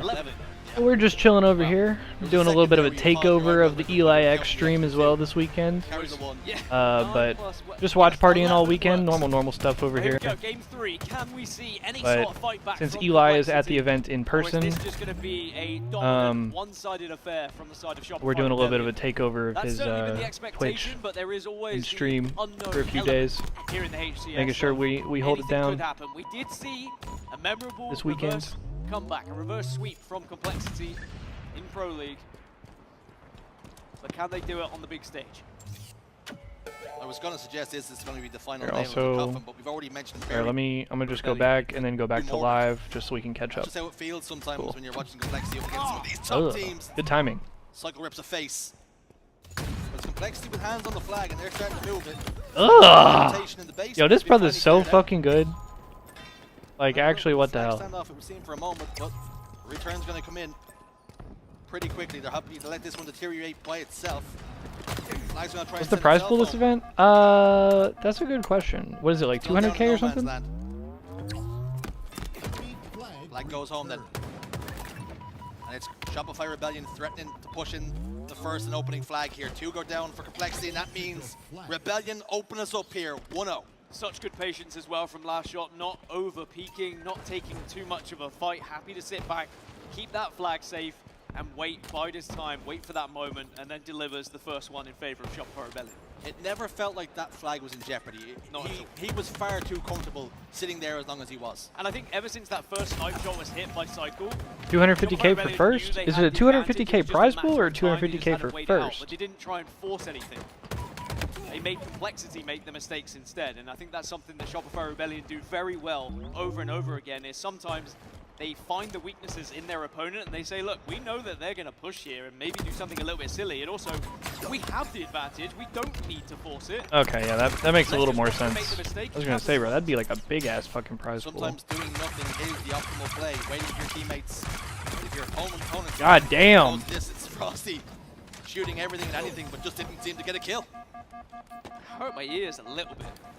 I'm still getting used to it. New gun being added, different carbine sound. Certainly it's good to look at.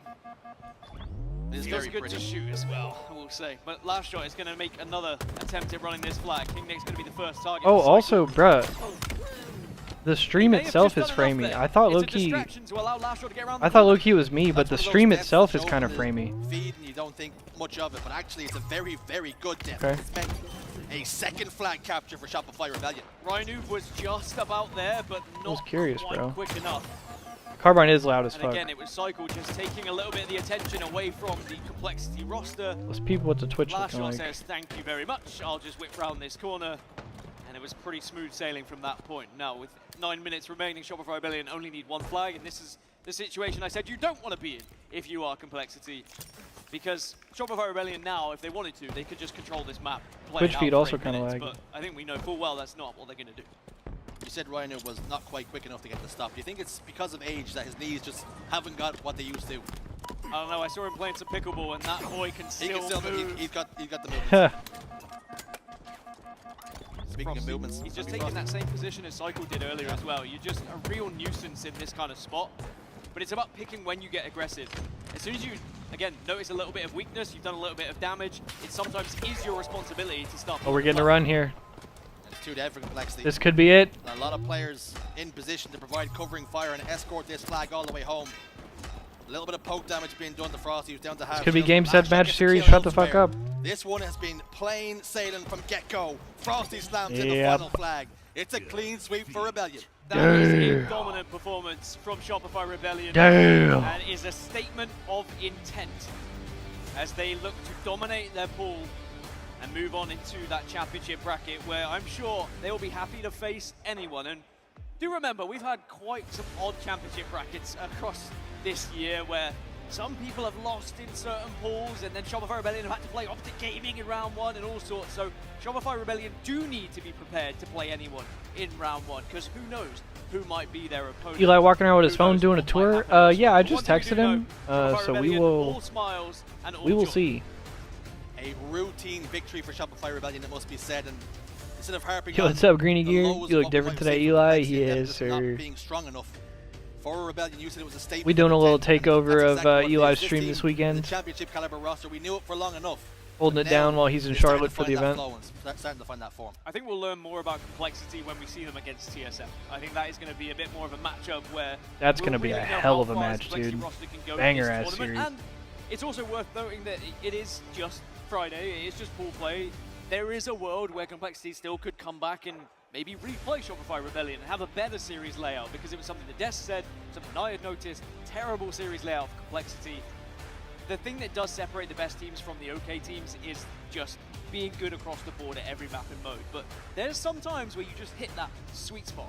You get the good 5 and you can cause an upset.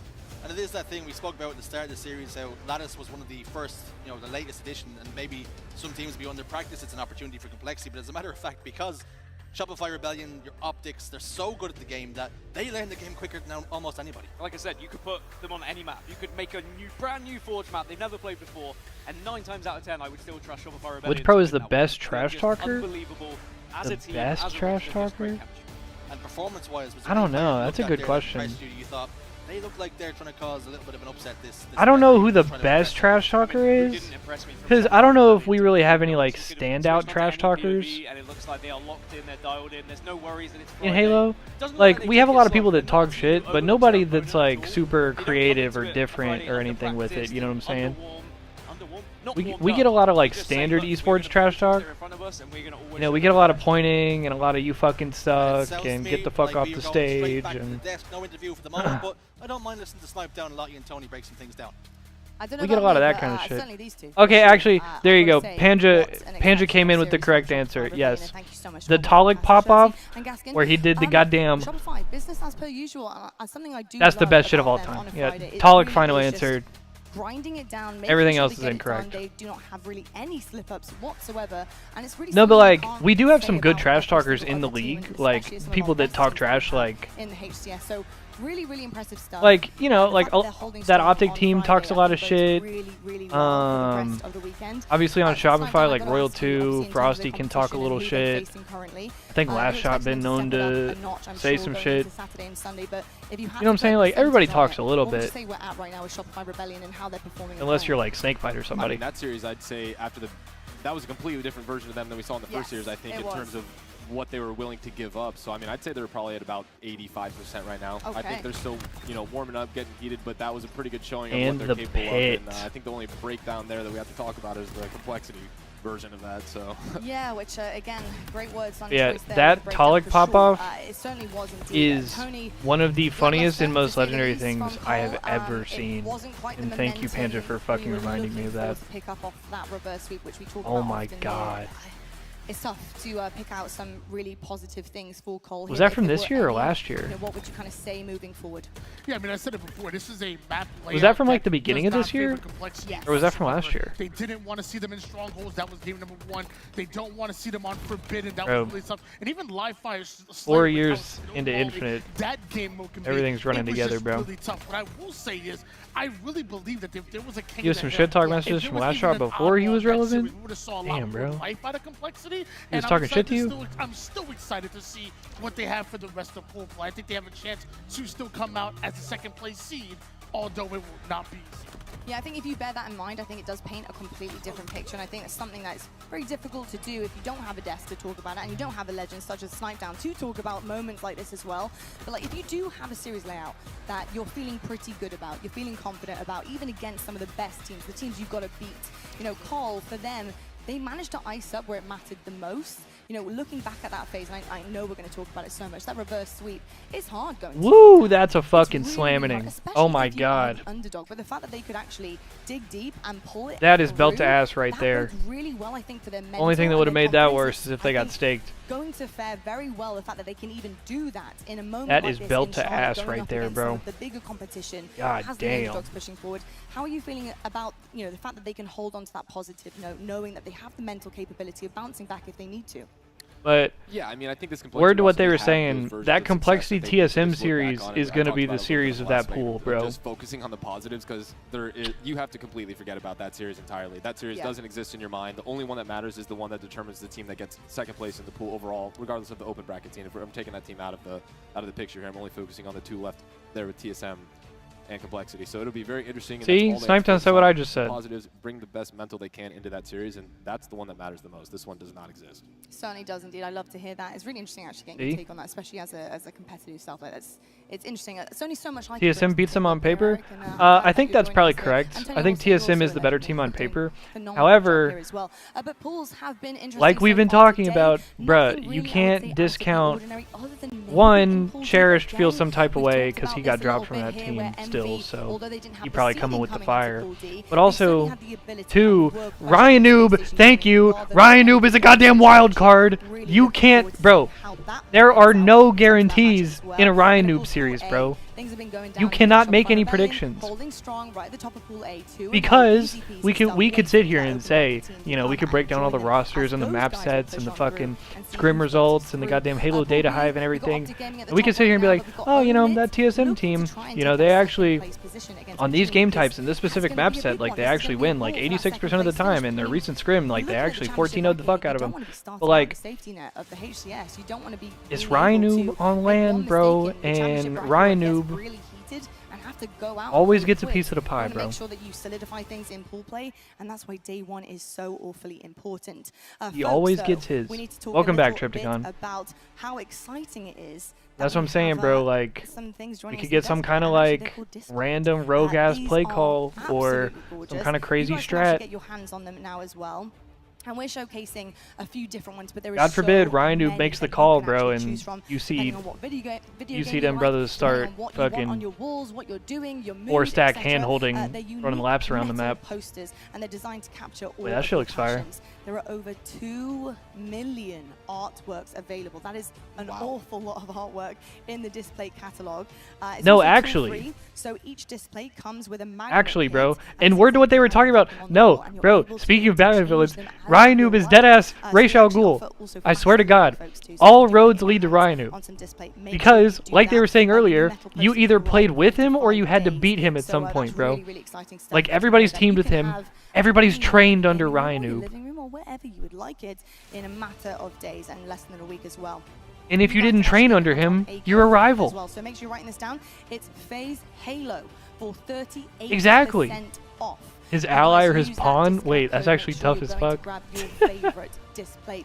These incredible metal posters that, again, like I said, Yo, you know how whatever may come your way. I don't know if anybody in here watches COD esports, but like, you know how like Slasher made his whole thing like the fact that he was like Thanos, right? And he was like a villain, and he was like inevitable and whatever the fuck, right? He always won. Maybe a little bit of everything. I mean, they got 2 million, you said? It sounds like they got a little bit of everything I could ever need. So, I mean, bro, he's up here on the Ryan, if Ryan were to like they are looking play up the Ra's al Ghul or the villainous parts of his fucking, bro, I swear to God. There is 3. He already is all time, but he could be all time. You know what I'm saying? I got dibs on that one right there, that dark gray. This 117 right now? Shit, you might be able to, Tropicon. That's kind of cold. I'm not gonna lie, I like that one the most, dude. That one is kind of cold. I will say. I do like the big Chief helmet though. I will say. Ryan Noob or Kevin Bacon? Watching, of course, it's got to be Ryan Noob, bro. I'm sorry. And I know how important these are to you, so make sure. I don't know if we're talking looks or leadership or acting ability or. You can get your eyes on, while also picking up these incredible Twitch drops too. You won't want to miss it. We're going to head to a quick break, but when we come back, these displays will be disappeared. They'll be in my living room, and we'll have another main stage action ready to go for you. It's going to be FaZe, your hometown heroes, the major team, going up against Luminon Gaming. Better now. The shit stabilized finally. Charlotte, who will come out on top? We'll find out right after this. Give me just a second, y'all. Actually, let's see who's playing on Bravo, and then we'll go. Metal posters from Displates. Hang your displates in seconds. Swap them when... Oh, okay. Well, that's cool. Anybody playing on Bravo? Space Station and Unreal Nightmare Game 2. Okay, so they are in the middle of a series. Okay. So I'll leave that open. Give me just a second, y'all. I'll be right back. I'm going to talk to my girlfriend for a second. Alright, I'll be right back.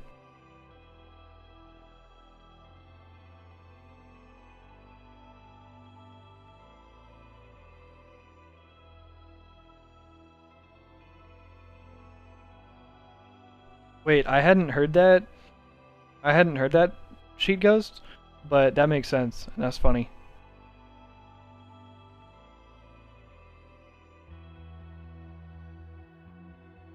Alright, give me just a second, y'all. Yeah.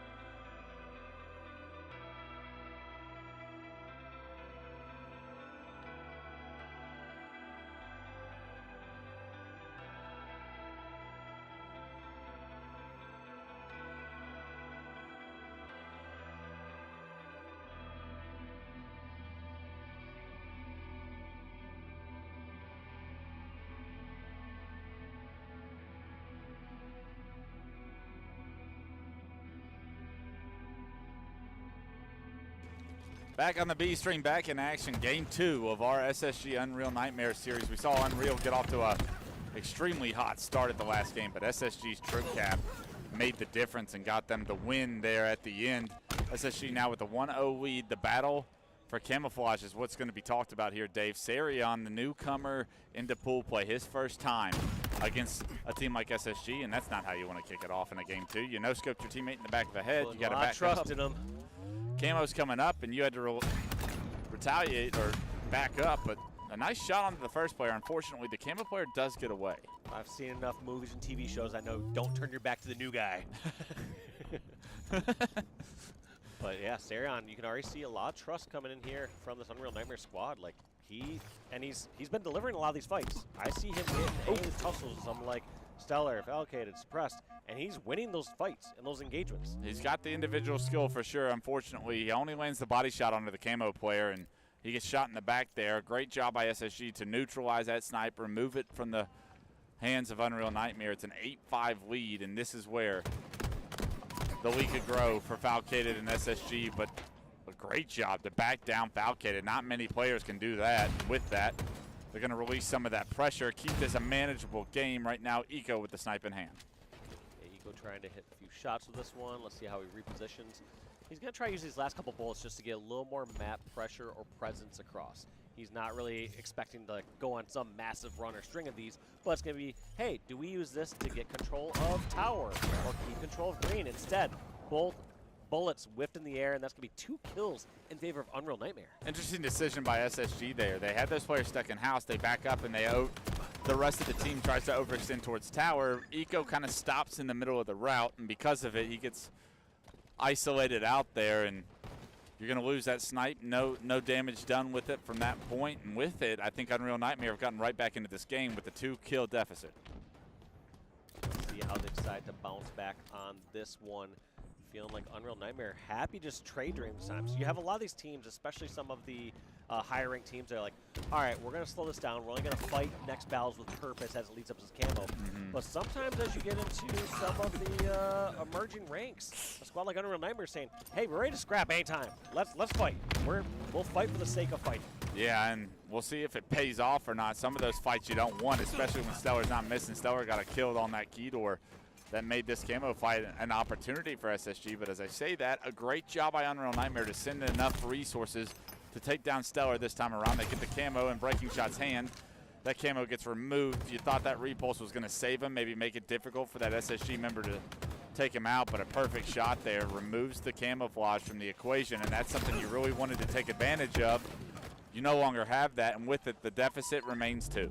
And even throughout that whole exchange, even though Breaking Shot got taken out, I was so impressed with that route. Just perfect dodging of 3 grenades, very unexpected position to be there on cuts, and still just doesn't play out. Sometimes, not sometimes, all the time, it comes down to execution. You can do 9 out of 10 things right, but other person hits their shots, you're dead. Yeah, they say great offense beats a great defense.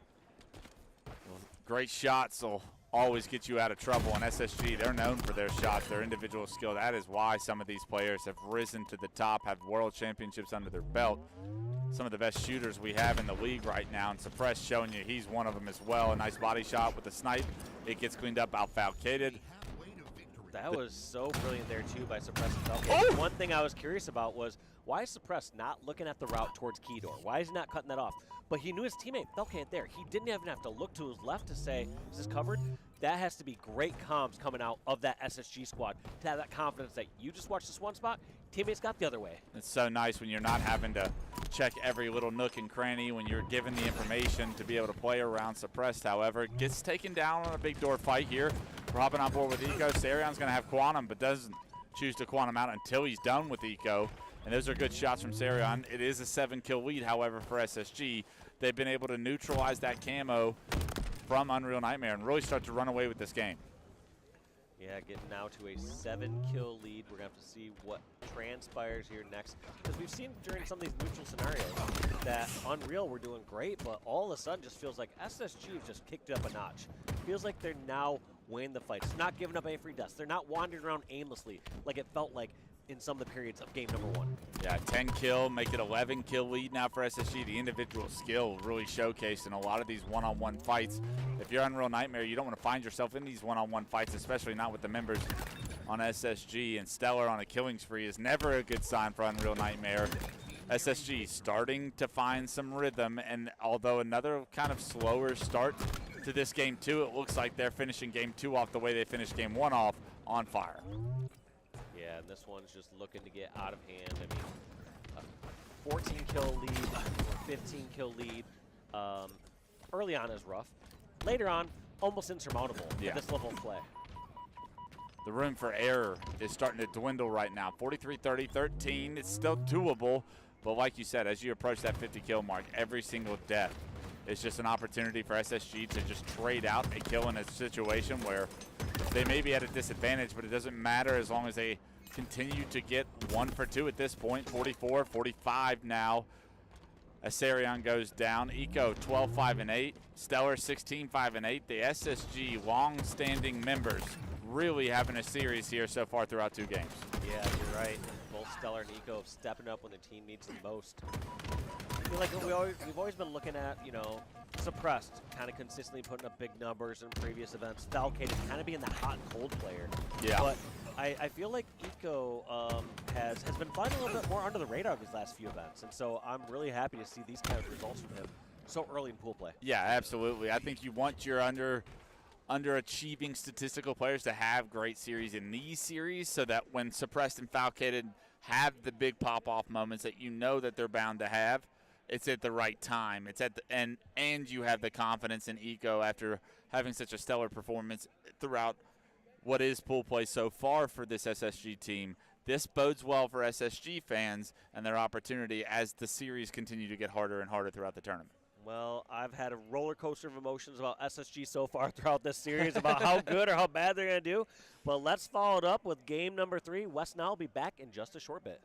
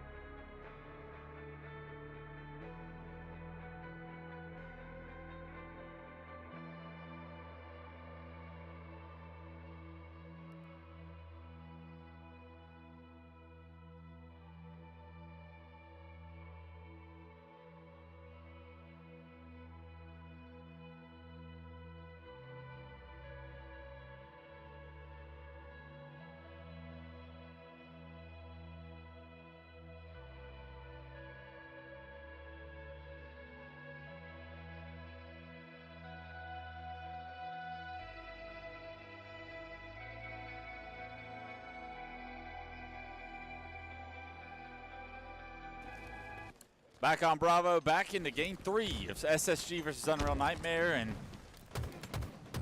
game 2 started to not be close, and we've seen Space Station kind of gather the momentum throughout this series so far and start to find their form.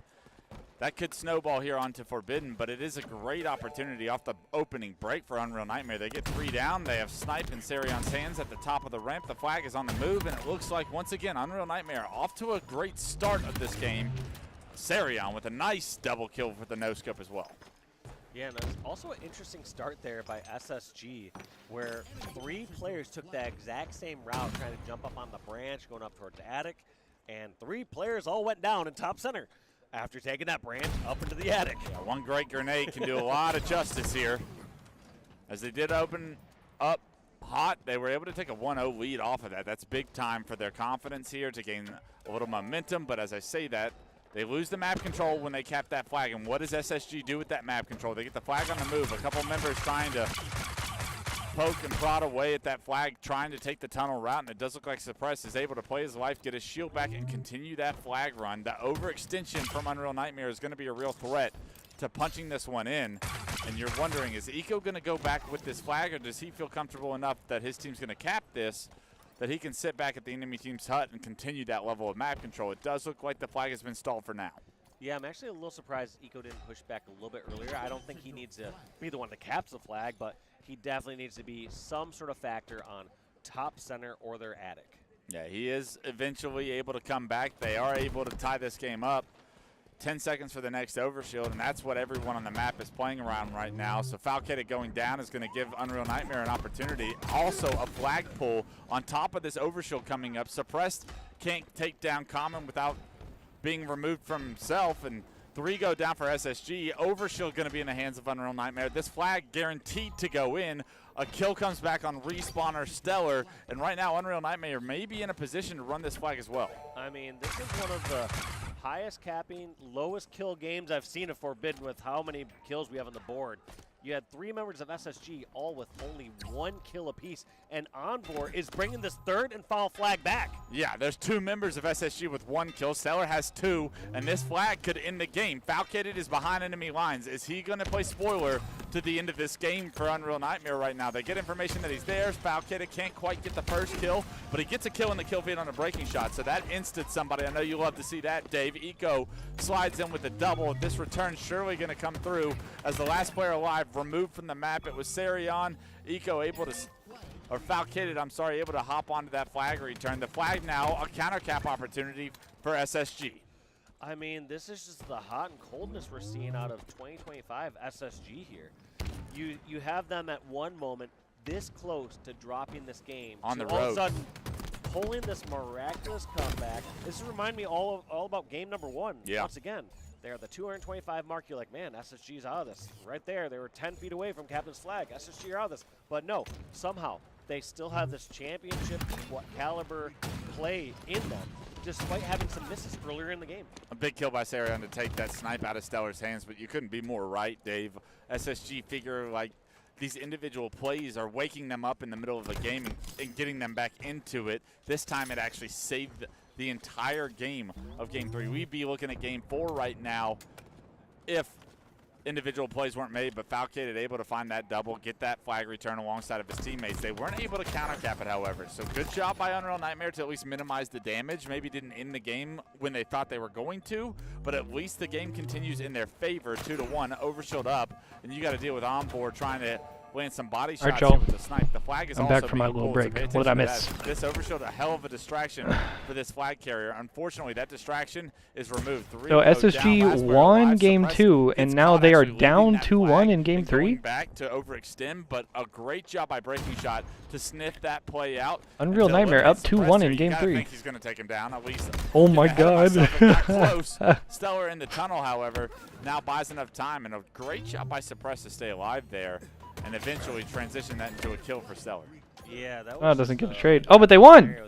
You got 3 and they won. Looks like as that flag gets returned, Suppressed doing everything could to stay alive back there for that one reason, as the 3rd and final flag goes in for Unreal Nightmare after that insane performance by Suppressed in the back of the base. Yeah, unbelievable job by Unreal Nightmare, honestly, to not just let that whole game slip away, even though the flag return came through and you thought it probably was going to end earlier. We've seen them fall short in that game 1 where they weren't able to get back on their feet, but they got back on their feet in game 3.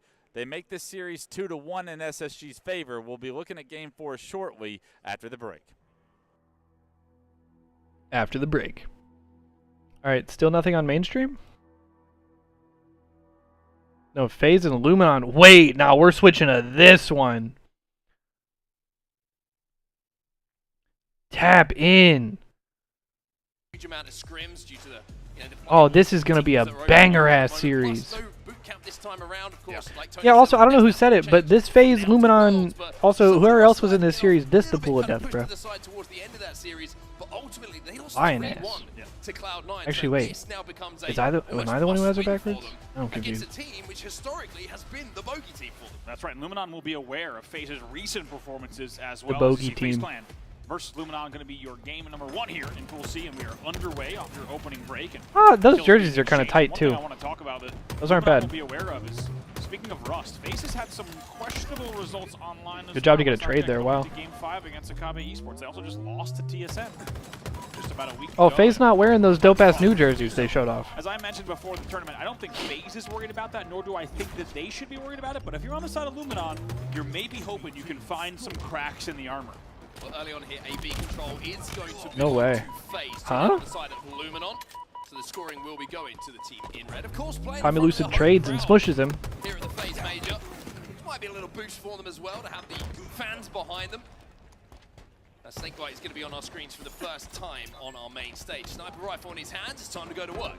It's time to go to work. This year, right, has been That was Australian. My bad. Post-team change, they won this initial trade that we talked about. 3 dead, by the way, for Luminon, as they will start to flip B.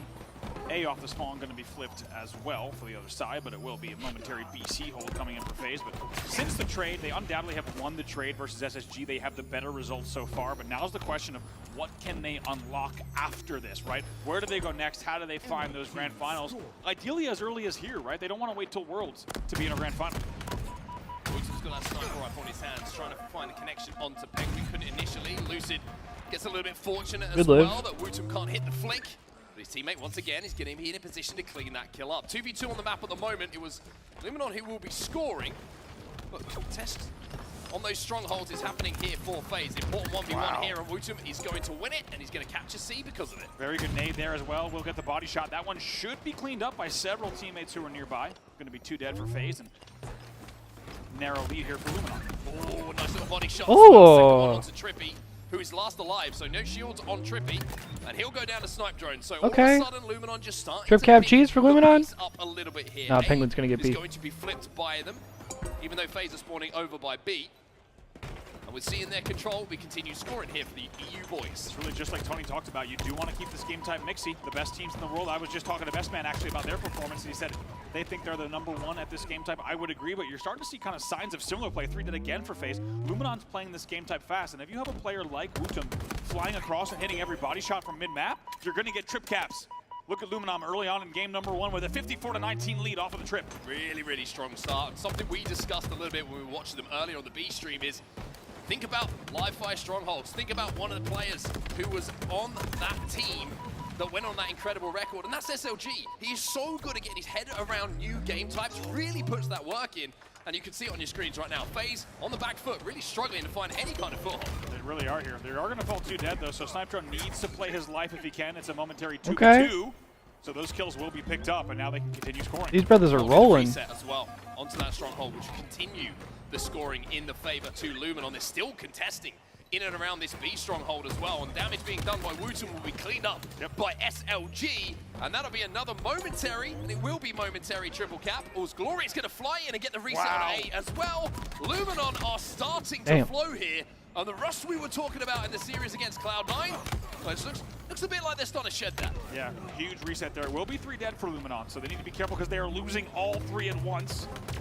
Wootum's going to try to desperately stop that. He will at least hold B. They will lose a C here in the rotation. And you can see how quickly this game type can get out of hand. Such a small map, so easy to transfer from stronghold to stronghold, contest, and win them back. And even though FaZe finally flips the double cap. For a few seconds there, they got the kills off the respawn, and Luminon that was a good run from Luminon. momentarily. Snakebite and Snipe Drone keep one another weak. We'll see which one gets cleaned up in the end. Yo, what's up, Snakebite Chatterer gets cleaned up or right now. Chatterer? So Luminon will once again have the man advantage. Sorry if I'm for saying just that a wrong, but brief what's good? second. They will flip C. They're scoring it again. Snipe Drone last alive, though. Interesting to see if he plays for these kills. Or instead, he's going to listen to the comms of his teammates, find himself a sniper rifle, hit a couple of shots. I like the. But I like that H2 sniper model, bro. It's good to see you, buddy. I like that model a One of the most lot. talked about players in Europe for a long time for That's good the one I reason. use What a a lot. shot there. Not easy to do against a player like Lucid. 2v2 on the map. Important fight in and around C here. Gets the reset. Snipe Drone also gets the body shot onto Snakebite. Now he's going to reach out and hit the headshot. Oh, Here's the second. that would have been Lucid sick. should be cleaned up though, and Luminon controlling ice. And this circle side of the map at the moment, just rotating between A and C to try and keep this scoring going. 137 to 48. Finally, FaZe will get a momentary second to breathe here. Back and forth here over the last few minutes of play, and it was a big lead for Luminon, but as you said, FaZe is right back in this game, and they've made sure to stop the bleeding. However, there's still a long way to climb to get back in the lead. Snipe Drone still with a couple of bullets, and he's got that thrust as well. They are pinned back here, bro. Fires one of the bullets, only one left in the chamber for FaZe to put to use, but they're picking up kills elsewhere. QT in the hands of Trippy, and also the opportunity to challenge Glory, stop this stronghold conversion, and keep the triple cap going the way of FaZe. However, Luminon do manage to double up there, and they do at least turn A back in their favor. Nice conservative play there from Trippy. He probably could have finished the kill on Glory, but instead he QTs and just makes a patient play. I like what I'm seeing there from Tripp. And it feels like if you're on the side of Luminon, you need to get back in control of this game, because the more time you give FaZe, the more likely it is they'll get right back in it. But it is 3 dead. Penguin is your last player alive. Perfect shots coming in from Snipe Drone, who is a player historically who has always raised his game against the bigger teams in the Halo Championship Series. You're seeing it in this game here. 14 and 8 for the Englishman. Good damage from Wutum on Snakebite. Snakebite's forced to bottom middle there. We'll see if that one gets cleaned up. Trippy's going to make it a little bit easier for the team to push out. Eventually, one of the kills will come, but not before it's a 3v1. SLG, last player alive, as the lead starts to get narrowed. FaZe starting to just warm up a little bit here. Dangerous moments for Luminon. SLG just being patient, extra bullet in to secure that beatdown, and then I like that. Flummox's Snakebite stays alive. Flummox's. I like the route he took there. A little unpredictable to sit over the doorway. You could tell it was kind of harder to check that angle.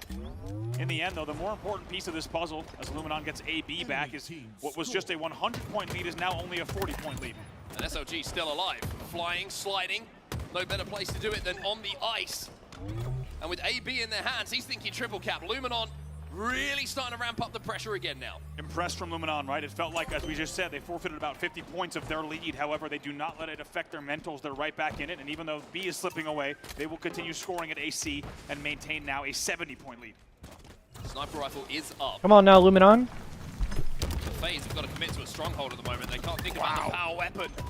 And they can't think about stopping this I would man love anytime soon. a 5-game banger of a series right here. Snipe Drone does turn his attention to the power weapon. 2 dead Just on an the side absolute of Luminon. fucking FaZe slapper. Need to make the most of this. Yeah, let's see how he plays it. This is a big moment in the game, without a doubt. He's probably going to have to play this Snipe. He does.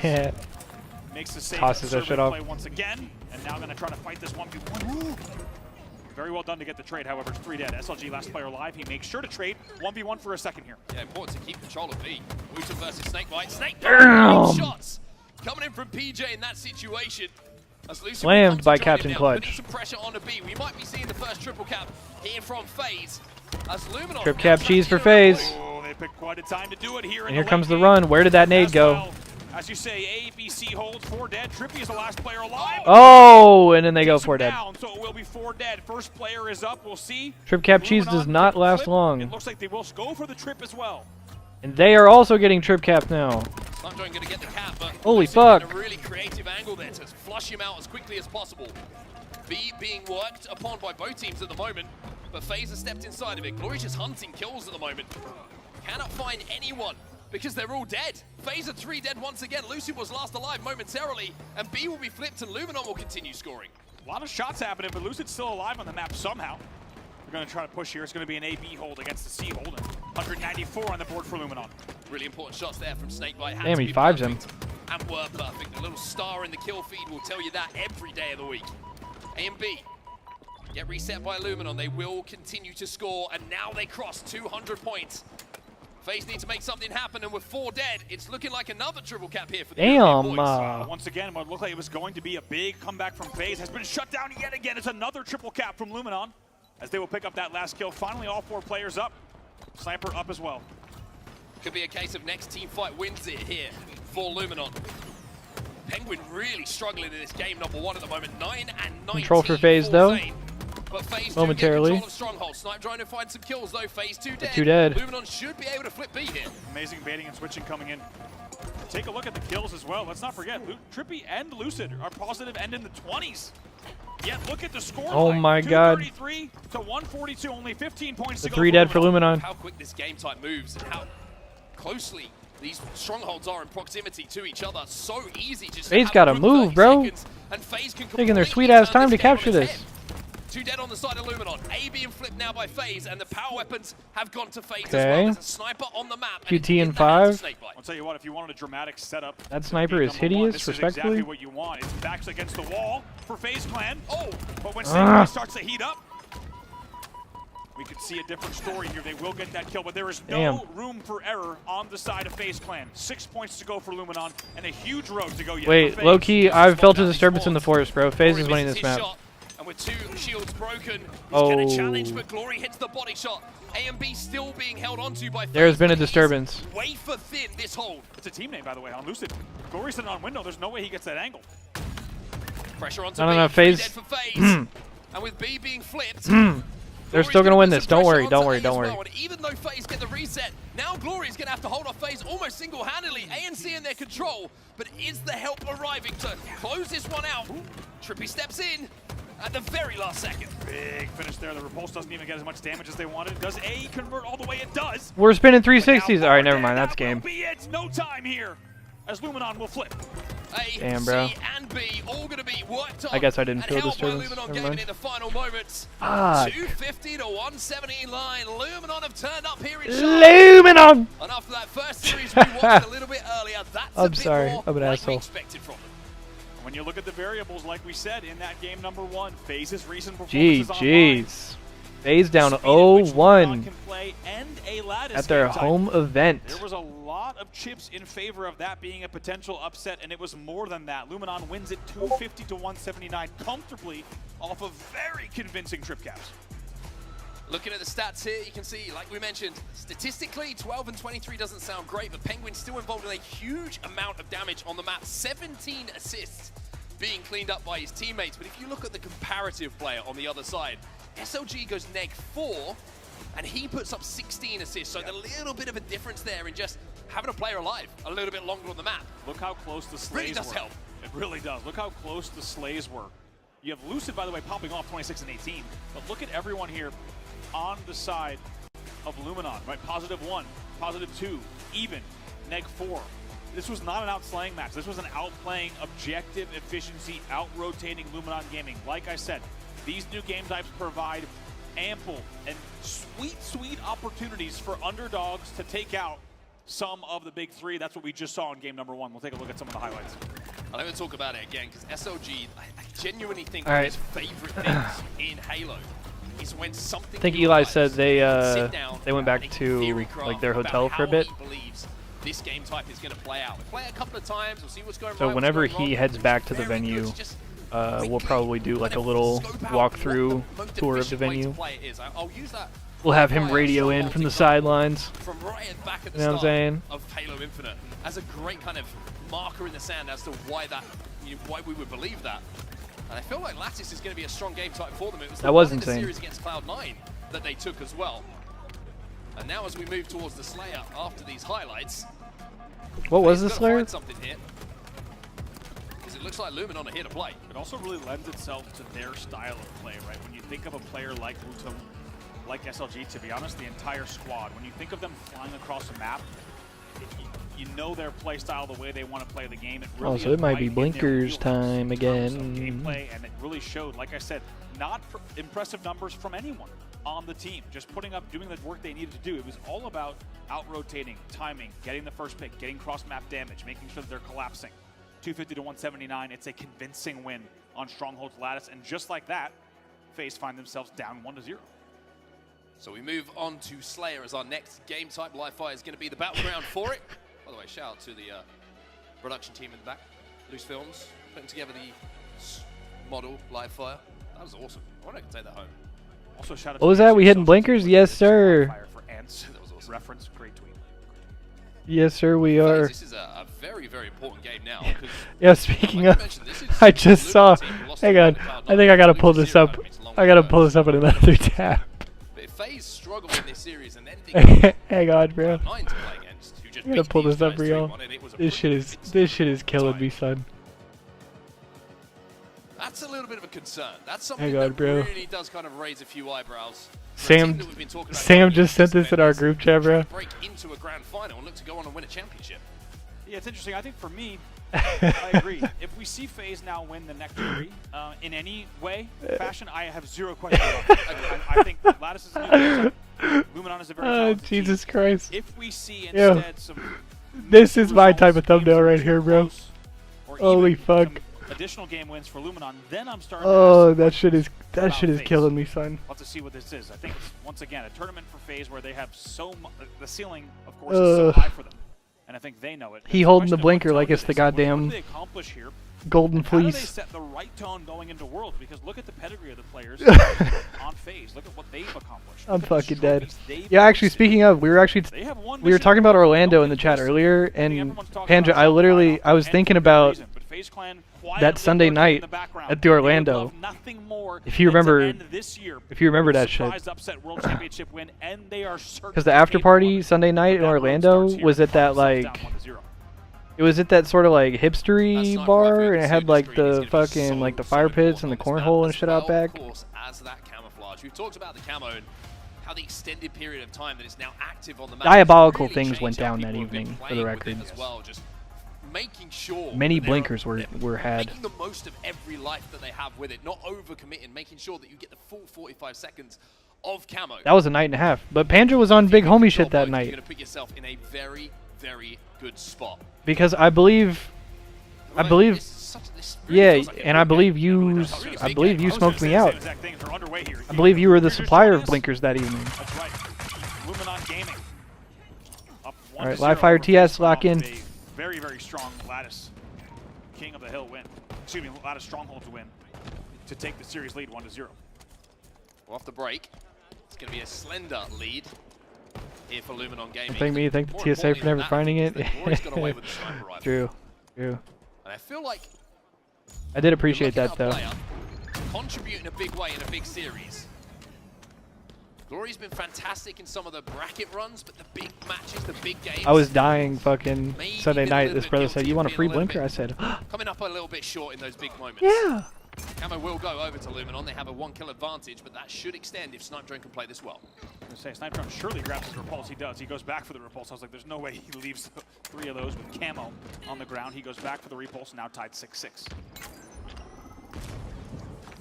Gotta wait for a little bit of help from teammates here, Snipe Drone. You can see just, like we were talking about, making the most of this camo. Every single second that you can stay alive. Penguin will escape here. Lucid's going to reach out with that commando. Woodsum's there to try and clean up some of this damage, and he does exactly that. Oh! And with 3 dead, nice shots. Now that Snipe Drone isn't missing many shots. It didn't look like it was going to be easy, but excellent baiting and switching. It's an eventual 4 dead. They only lead by 2 here, but they maintain a little bit extra camo. Finally, it will dissipate, but that was not easily navigated in cuts. I'm too old for drinking culture. Gotta have a couple extra. Instead, they do manage yeah, I feel that. I've never been a big drinker. I mean, that being said, the majority of my drinking does happen at these Halo events, just because everybody else always is. A little bit uncomfortable for him, and now he's going to back out Lucid. I'll be doing it socially, kind of every now and then, but. Split on the map at the moment. But an important death grenade there just keeps those numbers even on the side. Oh! SLG, I think that's damn! To the game. Norman looks locked. Wow, perfect reversal as well. Also damn! Nah, this Luminon team is legit, bro. Speed up the team shot and I mean, we've been known that. Constant baiting and switching, and specifically watching pretty difficult to watch sightlines over these opening engagements. Now up 15-11. Attention turns towards Camo once again. Snakebite gets away with Barely any shields, and finally he'll be taken down. SLG is out of there. He wants to pop this camo, and he wants to make the most of it. That's 2 in a row here for Luminon. Some might have said a risky pop there because he already took so much nade damage. Could have maybe made sure a teammate got it, but instead he comes away with it. Needs to stay alive here. He's tiptoeing. He's holding on to Wow. that back rail, and it's a scary, precarious position to find yourself, but this man knows how to do things very, very Bro, well. is FaZe getting ran? He finds one, another one gets picked up, and all of a sudden it's 19-14 with the S7 pop in and an SLG with his hands on the snipe. Wow, and this has gotten dicey and dangerous for FaZe Clan. Now down by 5 in a game 2, where they already trail in the series 1-0. They know what's on the line here, and they slow the game down for this camo. Oh my god. And he reads it. That is checking your corners. That is a 360 vision cone being used perfectly by SLG, not giving anything away. You can't really blame Penguin for the play. He's not done anything wrong. He's trying to But slow the nothing game makes down. me happier than watching FaZe lose in their own house. It's the body as well. That'll buy an extra We've seen that a lot in Halo Infinite, I feel like. Push. 2 players bottom middle, though. He's going to call that out. Every time there's a FaZe event, I feel like they get upset. Really like the pre-nade as well there from SLG. Doesn't re-poke without pushing those 2 players back with a nade. Making sure that his escape is going to be locked in. Lucid going to be challenging 2 players from FaZe, actually just aggressively flanking on his position at the moment. And the timing of that push put together from FaZe, really, really impressive. Penguin wants to hold tower. He knows it's a little bit risky to try to over-challenge here in these moments. So just trying to hold down map position, trying to get really a foothold back in this game. Numbers though, going to Luminon again. Penguin, no shields once more. She's trying to survive, trying to weave and nod and just be a nuisance. Okay. Somehow he's doing exactly that. Still Keeps the alive snipe in this on the situation, map. Finds himself a snipe, helps Trippy out, and Penguin now starting to heat up. Only a one little bullet bit. though. Never mind. Needs to get this kill. He does. It's a big one to make sure the snipe gets slowed down just a second. And now just like that, only a 3-kill lead for Luminon. Now this is where we need to see Luminon take a little bit of a page out of what we just saw from FaZe. Couple of kills, getting staggered, couple of deaths starting to rack up. This is what has been costing them in some of those big matches. Not being able to just get 4 on the map when you're under pressure. Good QT. But now they're starting to do that. Wow. So well done here as they regain the lead by 6. Let's get into a listen in with Luminon Gaming.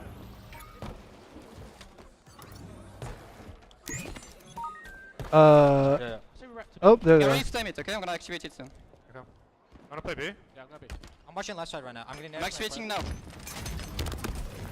2 top mid, 2 top mid. They won't see, they won't see. Damn, these boys are teed, bro. He was calling out when he activated the camo.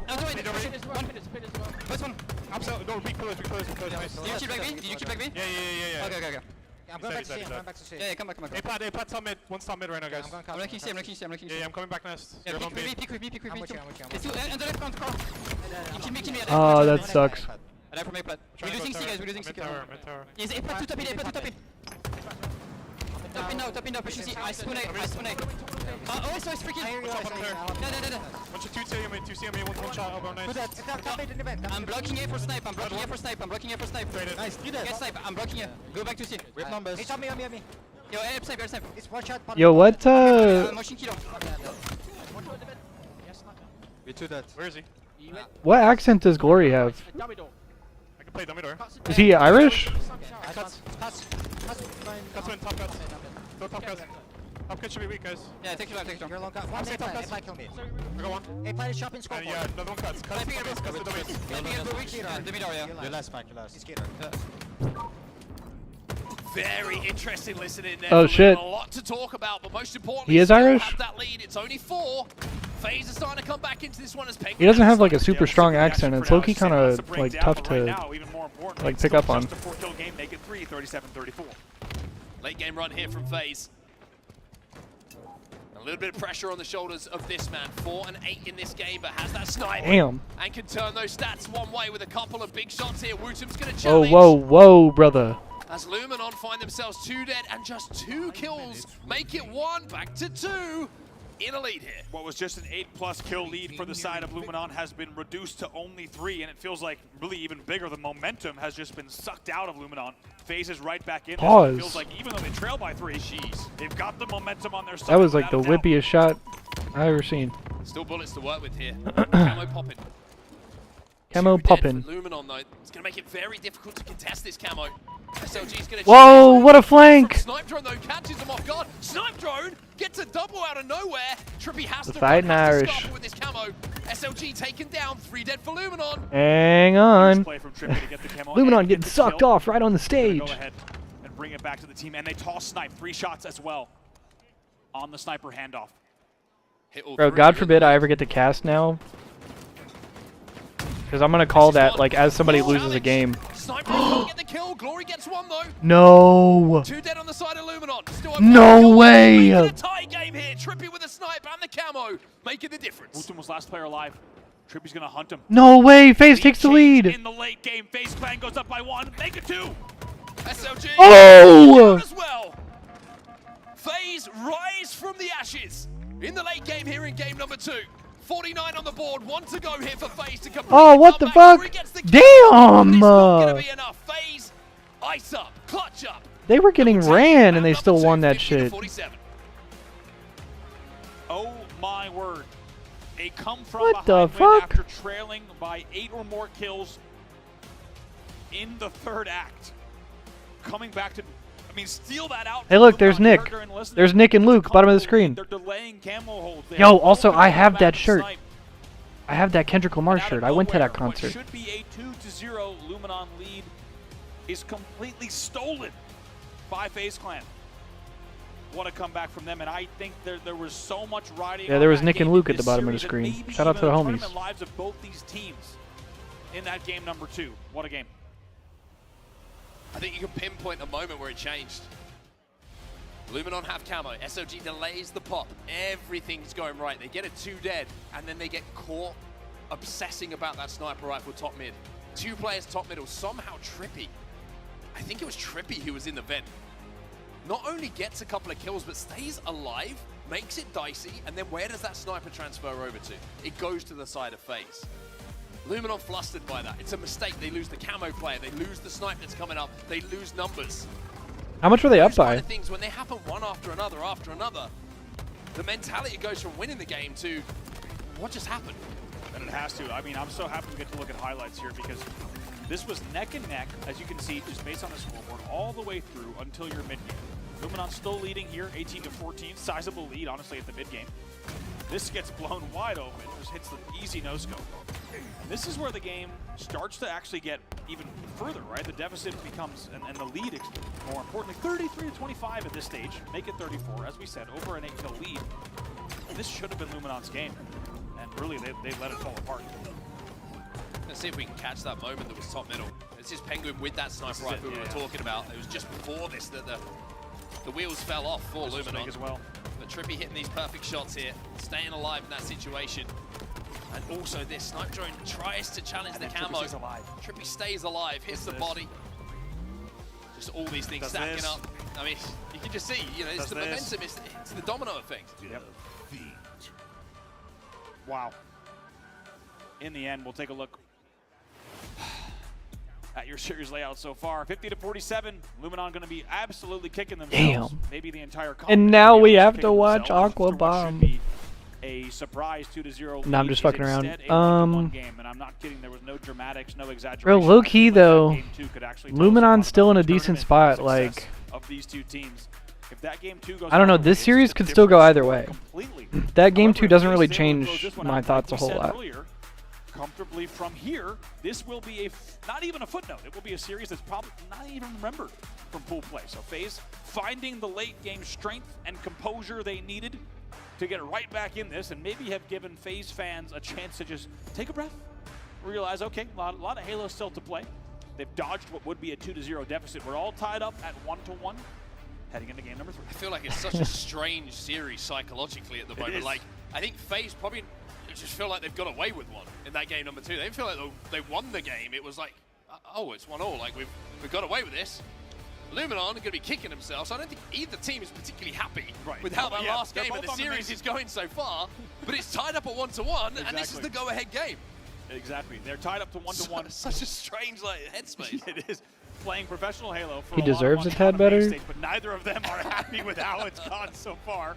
I mean, it just shows you what both teams I don't are know. capable of and what they're He's on a to top do, 3 right? team. Both looking for perfection. I think he did pretty well, all things considered. Instead, they've traded games I mean, he here was and on we're all tied up, the second/third best team, and then that team broke up, and they formed different teams, and he still ended up on second, third best team. You know what I'm saying? Lucid trying to get there eventually, but he's under a lot of pressure at the moment. I know what you're saying, but I think he did all right, all things considered. Because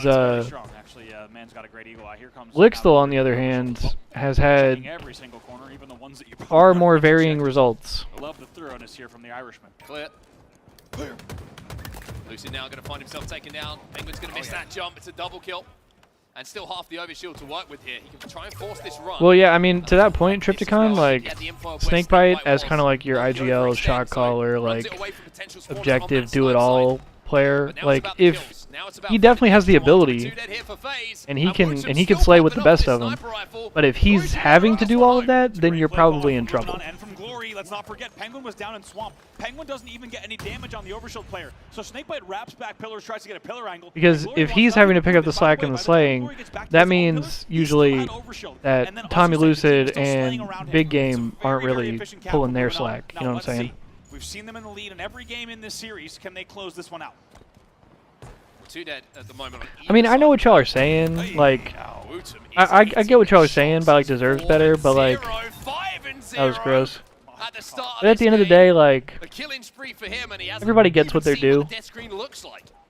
And, like, How often do you see this? I don't know. Like FaZe, a killing spree to open it. That's why it's always, like, such a big decision at, like, the back end of your career. Like, do you want to play for as long as you can, or do you want to retire as soon as you aren't at the top anymore? You know what I'm saying? And some people just love playing the game. They just love competing. Maybe they love traveling to the events. Maybe they just like cashing the check. Maybe it's their job. SLG, excuse me, should be out of pop. Wow, beautifully done. They even had But, extra help. They didn't even need to use I don't know. Everybody feels differently about it. Control to get that overshield with really minimal effort. And now here comes the push. FaZe turning up in the base. They're trying to find At the end of the day, past accomplishments in esports don't mean anything. I mean, they do mean something. They don't mean anything for, like, what teams you end up on. Like, I think that's what you're saying, right? Like, your past accomplishments to a certain point get you places, like,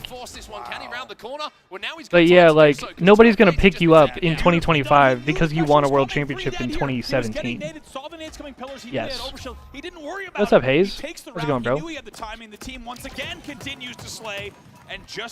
It's all recency bias, and it's all about who's good right now. And I'm not even saying that's incorrect. And luckily, they have not let that defeat in game number 2 yes, get them so far, but there's yes. still work to be done. This game is not. Oh! My God! What the fuck? FaZe is getting absolutely shit slammed off the map. It's 2-0. They're getting montaged. I'm yapping my ass off. We're 3 minutes in the game, and this shit's almost over. Unbelievable from SLG. And as we said, they have not let game 2 What impact the them. fuck? Just absolutely connecting with every shot he takes. You are seeing the best of SLG. Finally Jesus. gets taken down. Bro, and that's the thing. This is like the most doable upset. You might not. The thing is, these teams, I would argue, are closer in talent than it would probably outwardly seem. Like, this is, on paper, this is like, it's not quite 50-50. It might be like 60-40 FaZe. But on paper, like, I mean, this Luminon team is goated, bro. We've seen them upset Optic in several pool plays of several events for the past couple seasons. Like we said, not over yet, and even though they've gotten top 6s and top 4s. Like, this core of players is insanely good. Now, that being said, FaZe is running a flag here. This is looking like it's going to end up being a 2-1 game. And there's 7.5 minutes left on the clock, so there is absolutely time. 7 minutes and 30 seconds left on that game clock. And with there is absolutely time. FaZe, all of a sudden, this game looks completely different. It's a one-flag game. Let's see if we can find SLG here. He Damn. finds the FaZe, tripping to exactly where to put that radical 3 dead. Agreed, Retrified. And it feels like a little bit of deja vu, to say the very least. Wutum having a little peek. Trippy not able to connect this time around, just playing these lanes. As the rest of FaZe Clan start to move up on the map a little That's bit. what I'm saying. Like, if they lose this, like, I don't know. I don't even think they're dead in the water if they lose this. Glory falls off the map. Which gives a free number here to FaZe. Unfortunate there, and you're right. It was really interesting. Like, this team is so legit. Excuse me, between Wutum and Trippy. I think this is one of those, like, bro, Luminon. I think in people's headspace, Luminon exists in the same space as, like, as like a complexity or like a team like that, you know what I'm saying?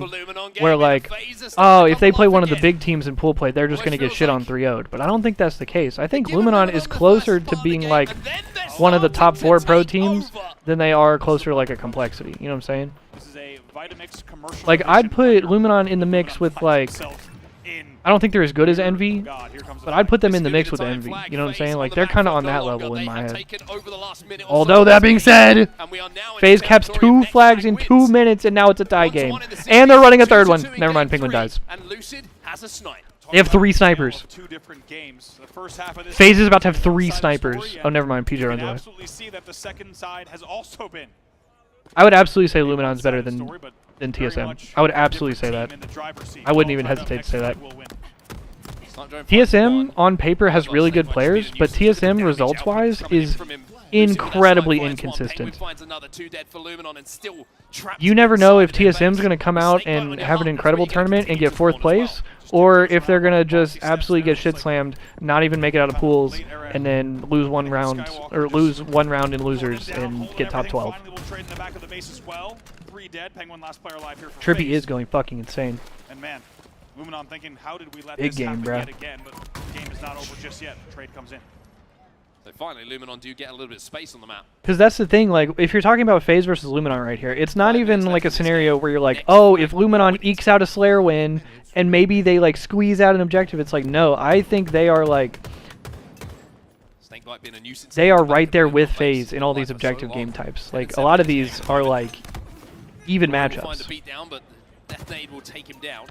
They absolutely slammed them in the strongholds. How this game is just slowed down, that the in the first game. The snipers have gone out of play.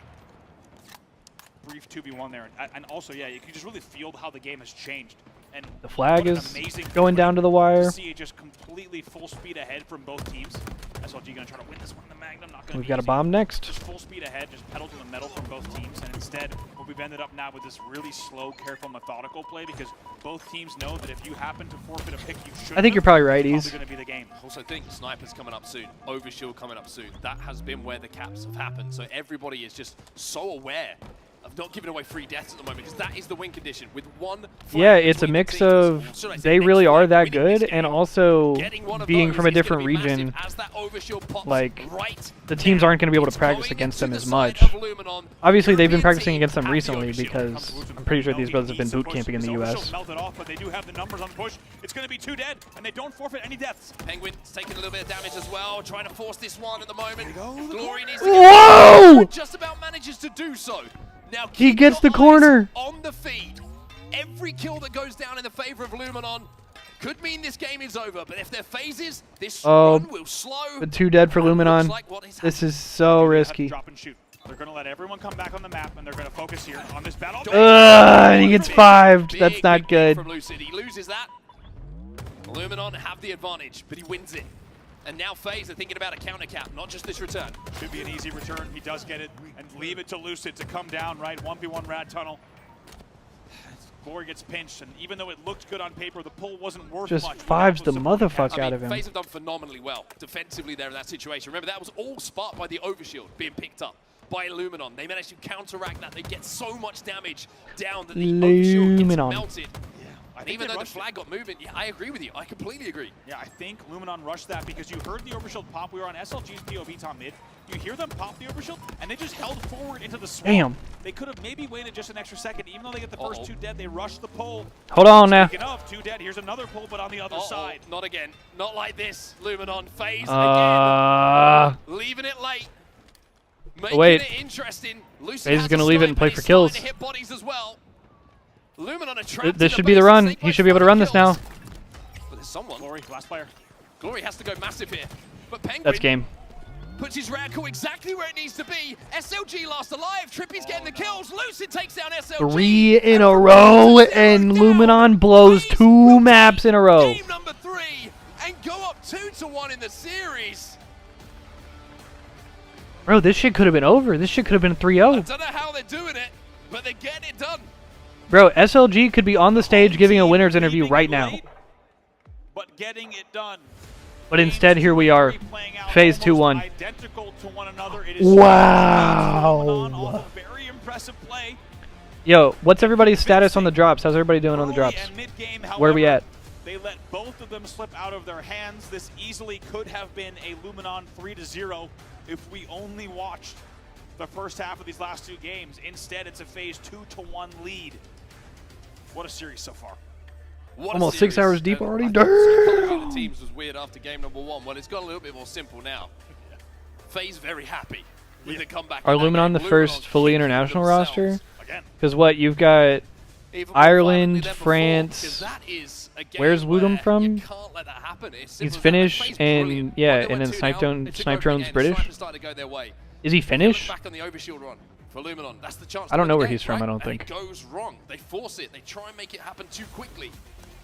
And FaZe But yeah, has a fully international team ever happened like that in Halo before? That's a really good question. Yeah. To start this game, Glory also pulls off this run while the team just continues to slay. And inside of, by the way, 1 minute and 2 seconds, the first cap goes in. Wutum then did all of this. Just unable to be taken down.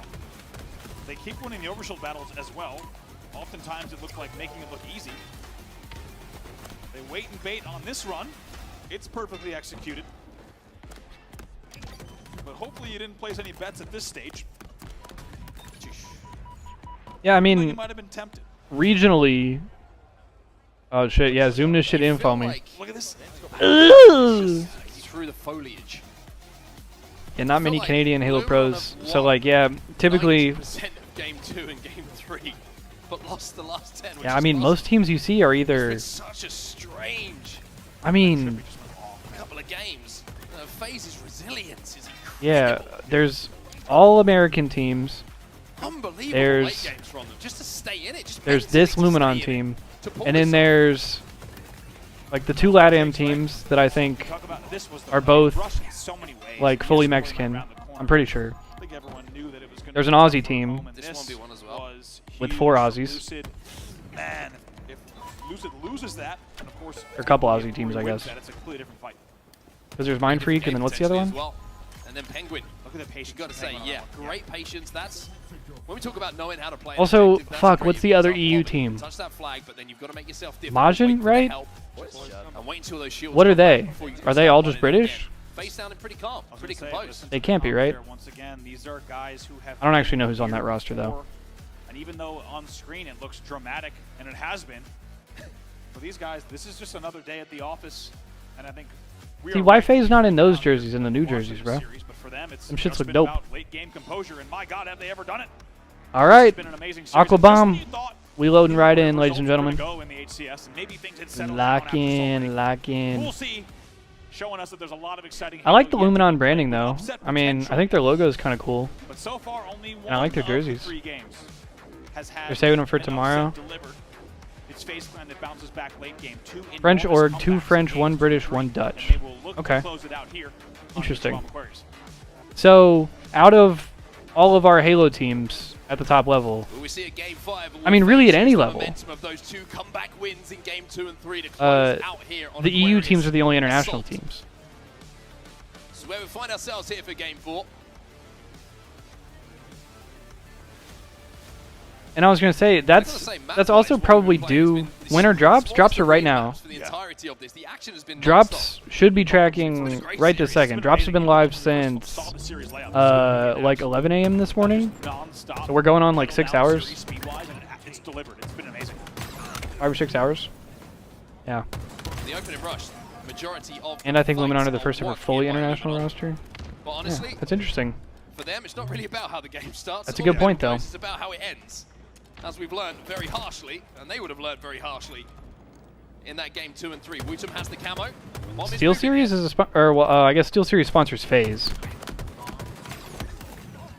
I was gonna say, since when have Halo been sponsored by SteelSeries? They're going to know exactly where he is. Trippy's moving that bomb through the gen already for FaZe, so they've got a lot of map advantage. Usually where that bomb is on the map gives you a good indication of what percentage of the map is being controlled by a team. And FaZe, in that circumstance, controlled about 75% of the map, but now that they're losing these fights, that's going to change very quickly. Snipe Drone has that bomb in his hands. Lucid will find one just to make it a little bit more awkward for Was him. Quadrant, whenever they were good, Lucid, was that killer all this French? Were they an all French team? At least just a solid Or no, they had Snipe Drone. So I guess they were what, Here three French, one British? already up the map. Like you say, it's a great example of just staying alive 3 seconds. The rest of your teammates are now in the gen, putting pressure on that bomb. And right, and even though they lost it again, let's not forget, guess what? Lucid's already up now. Now he stops the gen push, and they have to reset entirely. So really it is a domino effect like you alluded to earlier. Just staying alive a few extra seconds, especially on Assault. I think so. I don't know if it's the same exact thing, but it's like the... Isn't it like the beanbags and shit Bomb's starting retrified? to progress towards the FaZe side of the map now with 3 dead. FaZe has got to be careful here. Bomb is in the base. Spawners are putting pressure on though. But the arm is going down. It's 2 dead on the side of FaZe. And Luminon get out to a great start again here. Legend SLG Chick and Snipe Drone? Wait, wasn't it Legend SLG Chick and Sika? I've never been equally so excited about a team playing so well and then so So weren't they all French at one point? What's happening an early lead. It's almost, how do you win these, right? What do you need to do? That's the question ahead of Luminon Gaming. But jokes aside, 4 dead. They're playing very well. Yeah, no, I know what you're talking about, Rectified. But that also makes me worried because of the last game. We're going to just have to see how this plays out. Never have I been more terrified about a team winning games of Halo Damn. than what we're seeing right now, but they are doing a great job of Also, look, bro, they're fucking arming again. pressure onto FaZe with the Okay, jet never mind. spawn comes in, which gives a line of sight. 2 dead for FaZe once more, though. Last 2 players are in the back of the base. That's such an important toss of the bomb out, though. If that doesn't happen, Snipe Drone's probably planted this one. Oh, he's fucked. Snipe Drone's in trouble. He has to be one Eagle Eye. He was like, oh, come on. He could just... He was so fucked. You know how it feels, and it's not. I don't know. Really good job, though, defensively there. That doesn't sound... I don't know, that doesn't sound familiar to me, Ease, but also I don't think I know enough to correct you. I think Luminon has had now kind of 2 games. If you are actually wrong. And they have enough experience where I think they're going That's what I'm saying, I could also be wrong.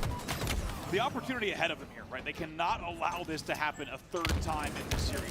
I wish an NA team would have picked up SLG, honestly. Well, yeah, the rumor in the offseason was that Wootum was supposed to go to an NA team. He was apparently being scouted by a bunch of teams. Like, there were rumors that he was going to go to Complexity and SSG and all kinds of shit in the offseason. He was probably one of, if not the most talked about names in the offseason. Now, SLG is a fucking demon. Have you thrown a brick? Trust me, I know. Have you seen it before? Search it on YouTube, it's awesome. I believe it. As Ease loves to mention, and I'm sure he's about to type. I think that's in my search history. That brother put me in a coffin on the main stage. 4 minutes into the game, it's still a Luminon 1-0 lead. 2 dead here for FaZe momentarily, and Luminon with a sneaky arm here. Oh, they've got the angles. Wait, he's fucking VIPing for him. Luminon are up 2 again. They are up 2 again. What happens next? Yeah. Holy fuck, bro. If we want to use history as an indicator of future results, always dangerous, by the way, not financial advice. It could be risky to say that Luminon has He the deadass, upper hand in this yeah. game. Stay down, Mr. 2v1 President, bro. comes in, that's going to flush out Snipe Drone, but as we Go for the sneaky arm and then fucking stand in front of your boy. Block all the bullets. Being told they are outslaying heavily. 11 and 6 for Wootum, now 7. Same stat line for Snipe Drone. And now they continue to apply their pressure. Everyone here on the other side is going to be negative in this game so far. Can they keep it up? All right, well, they are once again up 2-0 with 7.5 minutes left. Can they come back? If you're looking at the markets right now, it'll be the first time They were in this identical scenario not 10 minutes ago. Off that second arm. 2 dead for Luminon. Camo going over to the side of FaZe, and finally, what feels like the first time in about 3 or 4 minutes, FaZe have made an advance onto the Luminon side of the map. The An bomb is overshield going without in. overshield. They have camo. No, bro. Here's the push. They have 2 players here. He team killed? SLG goes for a hero toss, and he does get it. And he buys just a little bit of time for the team. 3 Wait, dead. SLG somebody go toss it back up. It needs to stay alive. Does so. Long enough for the Somebody rest toss of it back them to up. spawn on the map here. Lucid Where is FaZe at? Damn, everybody across the map. That was such an important toss out. Without that, this game is undoubtedly 2-1. Yeah, huge. That was a free ass arm. Great last-ditch effort. 2v2 on the map. I mean, Penguin still with camo. nobody's there, but that sucks for FaZe. That being said, hang on, they still have it here. They've lost a little bit of progress, but. And keep them pinned into either those gen spawns. Whoa, whoa, whoa, whoa, whoa, whoa! Finally, he's taken down. Good job from Luminon to flush him out finally. And I think if you're on the side of Luminon, they need, now that this is the first If time. Luminon loses this, it's worse than the Yankees losing with bases loaded, no outs. Not get panicked, look for map control, advance the bomb when it I think you might be right. But not find Up 2-0 in back-to-back games, and you were up like 8 or 9 in the Slayer. You just blow 3 games in a row. 6 minutes left of phase aggression. That would be tough. Of Luminon's life at the moment. 2 dead on either side. Snipe drone will fall though. That's 3 dead. It would absolutely be horrific. The only thing that would make it not that bad is the fact that this is in pool play. Because if you blow like. If you blow 3 games in a row to lose a series in pool play, and then whatever, like you still win your other series and make it out the pool, then like whatever. But if you lose 3 games in a row to lose a series in like loser's bracket to get knocked out the tournament, bro, that would actually be horrific. That might be catastrophic, bro. Penguin will find one in the back of the base. He'll find 2. And even though he's taking damage, Trippy is there trying to arm this bomb. SLG trying to be the hero. Whoa! He finds oh, but they don't get it! He actually found 2. They stop it! Huge.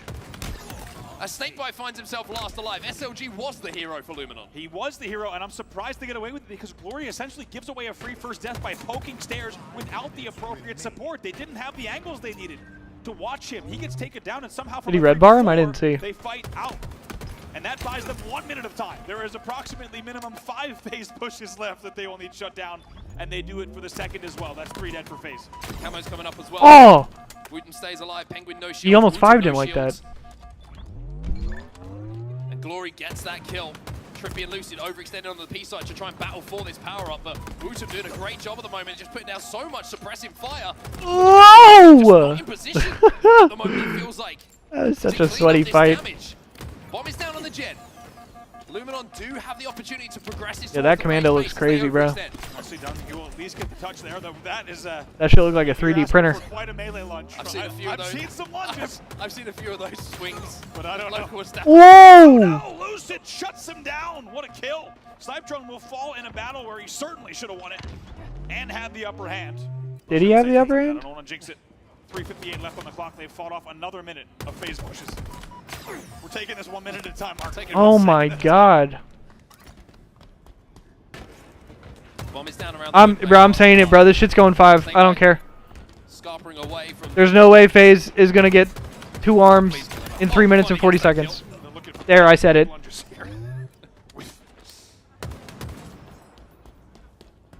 Snipe Drone progresses forward towards the gen.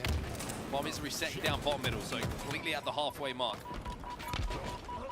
Snipe Drone flying forward, trying to capitalize on damage. The damage inside of the phase base is fine because it means that bomb is nowhere near theirs.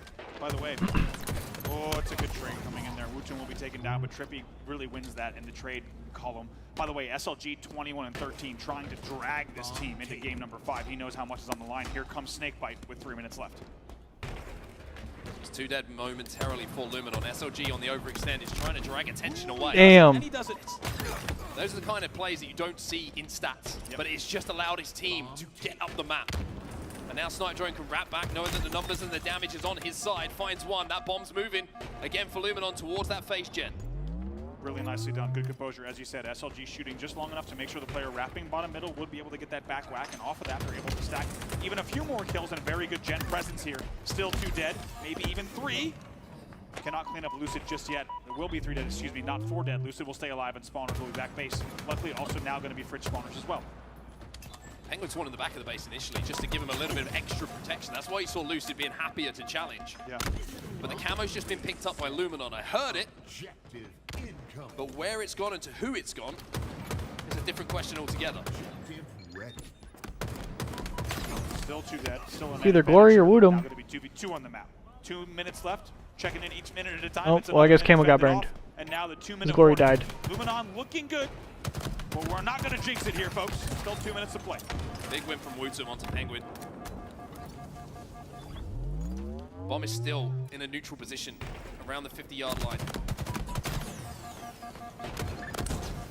Wutum outputting damage, helps his teammate out, continuing to output damage onto numerous good damage, though. of FaZe. As FaZe now start to be forced to move that bomb. Penguin gets a touch. 90 seconds, game clock. Drone collapses on the damage in from Glory. 2 dead for FaZe, numbers for Luminon. Might even think about just advancing this. I like the play. I like that play. Just buy a little bit of time when there's only 119 on the clock. Just a little bit of a toss is going to buy you a little bit of extra space. Just turns the heads around on FaZe, right? If they get past it, they get on your side of the map. FaZe have to keep an eye on that bomb. When it's down P1, it's very nadeable from spawners.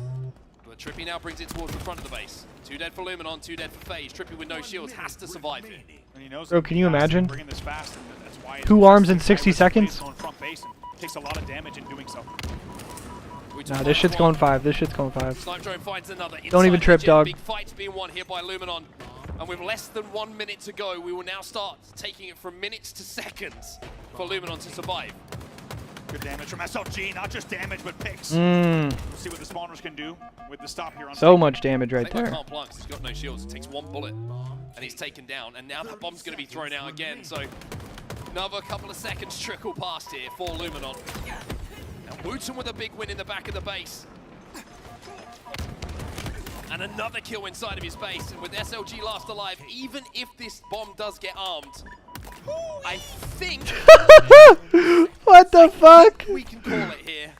Why did he make that noise, bro? You make the call. 3 seconds here on the clock. Bomb's going to be thrown out by Luminon. Time does elapse. The markets collapse. And Luminon will This brother said, hoo-wee!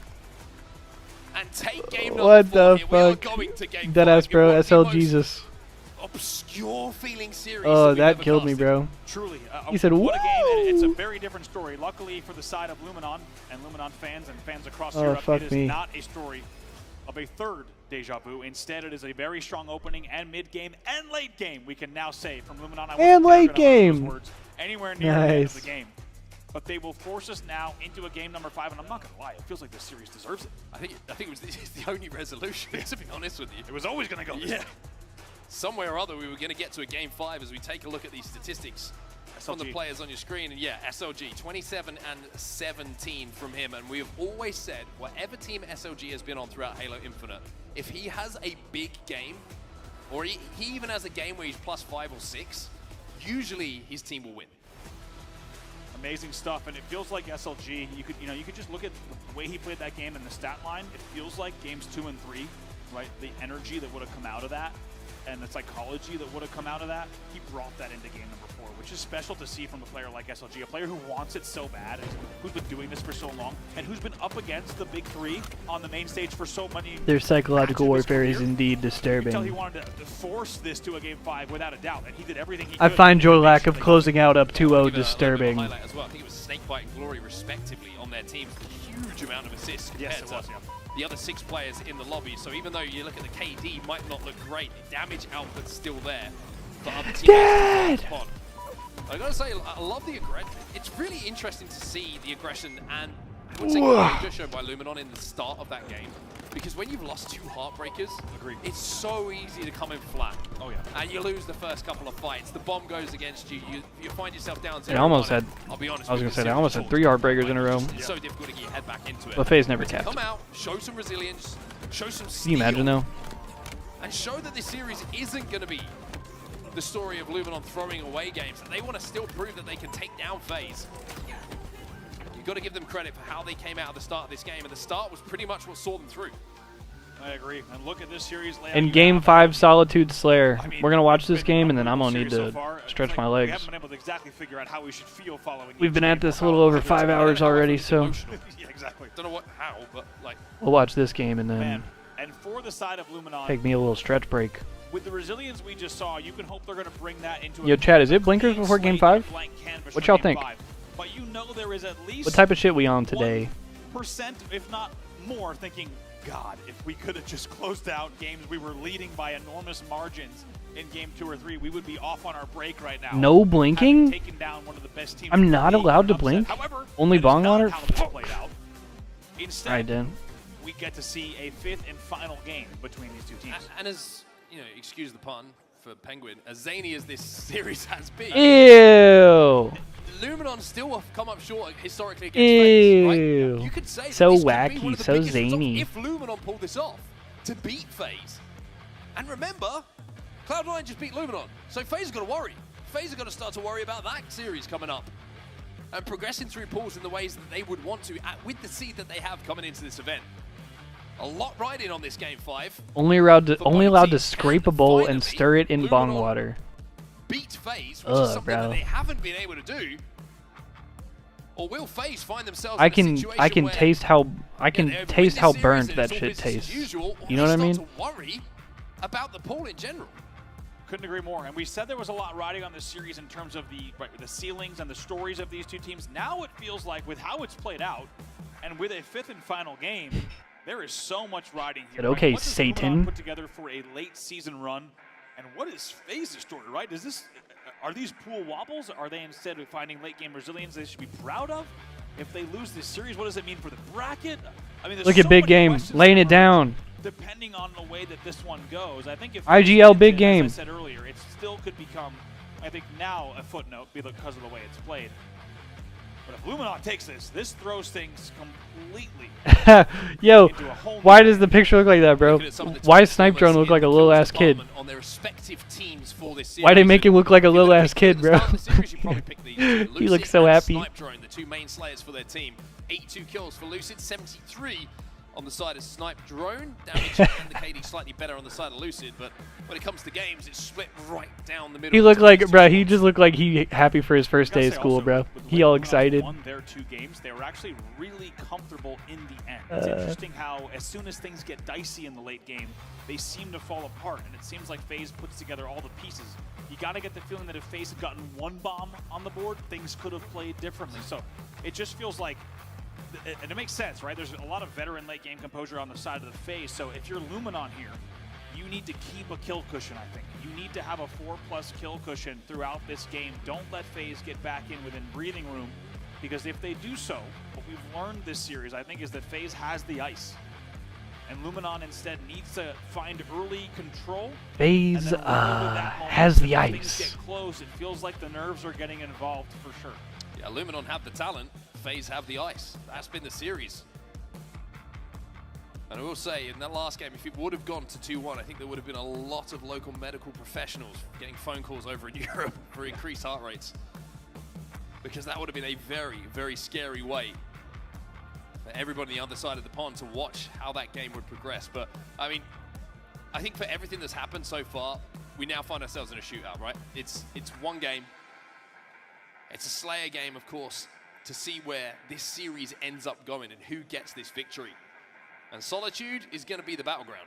And interestingly, we didn't get to talk about it beforehand because we didn't know if it was going to go here. But the first 4 game types, as we said, very fast-paced game types. They are just kind of non-stop action across those first 4. Solitude Slayer being game 5 is interesting because it is a different, in terms of a gameplay dynamic, it plays differently. There are going to be times where it has to slow down, and there are going to be times where you have to flush out and collapse on damage, which is going to be a bit different than what we have seen so far. If you think of the game types we've seen, kind of plays pretty similar to the way that CTF should play, right? You need to know when to push and know when to slow down. So Luminon going to have to make sure that they find that mix, that right gameplay to maintain, as we said, a lead here. And I think every single player on the main stage right now is just looking at their teammates and probably thinking, Yo, what's up, Snuggles Prime? win your ones. Yes. No Do not Eli let today, just me. yourself lose a battle that you should be winning. And you know that also that may be a little bit of a hot take, but that's okay. Get fired up like we are as we're heading into game number 5. This has been an incredible series for a number of reasons. Oh, what's good, Snuggles? And now it's time for it to get to its conclusion. I think one of the series All right, game 5, y'all lock it in. I don't think anyone knew that it would, actually I'm positive. Yes, that sir, no one knew Retrified. that it would go quite Time to lock back in, this brother. way. and the way that It's time to log back in. And it always needed a game number 5. We were always headed here based on the way that these games have gone. As we said, one of the most bizarre series in terms of back and forth we've ever seen in Halo Infinite, and how fitting to find it here at your last Locked in major. so We're deep, underway in bro. game number 5, FaZe Clan versus Luminon. There's 3-1 to Luminon, so they should have a free camo as well, and we know how All right, important good that break for camo is. Luminon. Shock rifle's still up. Nobody able to get their hands on it, but it's Snipe a drone now has fantastic camo for start 45 the minutes. Europeans here. Oh boy, look at And he's got a good flank. Oh my god, they don't know. So much opportunity here. Well, this is a target-rich environment. They don't know. They don't know. Oh my god. Such good discipline. Oh, they saw him! No! It's a brilliant play from Trippy. Oh my. No! Now it's 4-4 and Shock Rifle. Oh, and now the game's over and FaZe wins. You thought you saw it all in this series. Well, you haven't. I was going to say I'm going to need a minute, but I don't have that luxury. My job is to keep talking about what you're seeing on screen here. Why didn't he shoot? Well, he didn't shoot because there were like 3 people on his screen. If he shoots while they're all just in front of him, then they all just turn and he gets insta-killed. Instead, no trades come in. Trippy, Eagle Eyes, or maybe even probably gets a But the fact that he gets eagle-eyed right there is insane. and shuts it down. And there must have been amazing comms coming in from the FaZe side as well to be aware that camo was going to be around. And the question was, is the camo in the room with us right now? It was coming from inside the house. 7-7, unbelievable. I like that out of Bravo, bro. All of the players, only Trippy felt The so calls are coming from inside the house. Just moving his reticle a little bit, moving that Spartan around. We trace the calls. And what was a huge opportunity for Luminon is squandered in that moment. But once again, now they're showing some resilience. Snipe Drone has got himself the shock rifle, and Luminon have themselves a 3-kill advantage. It said, who wanted to Lucid? That bandit ugly as hell. Yeah, I don't know. I like the model. I don't know about the skin though. Wild series of events here. As you said, Luminon once again finding resilience to make sure they are still leading here at 10-7, 4v4 on the map. 15 seconds till camo coming up as well. That's why you're seeing the game slow down to a snail's pace. And Snakebite's going to get that first pick. Sandro wants to finish this kill off. They want to keep the pressure on. They want to make sure that they get their trades when they have to. Lucid's bottom middle, taking down no shields. Glory should get that kill. SLG will find one. It's 3 down. All right, Luminon. 4 FaZe. Lucid down to no shields, and SLG says, my turn with the camo. It's 2 in a row now for Luminon. I like this play from SLG. He doesn't go to finish Lucid. Instead, he just gets camo. He's happy to just come away with camo and now try to extend this lead. They're still up by 3.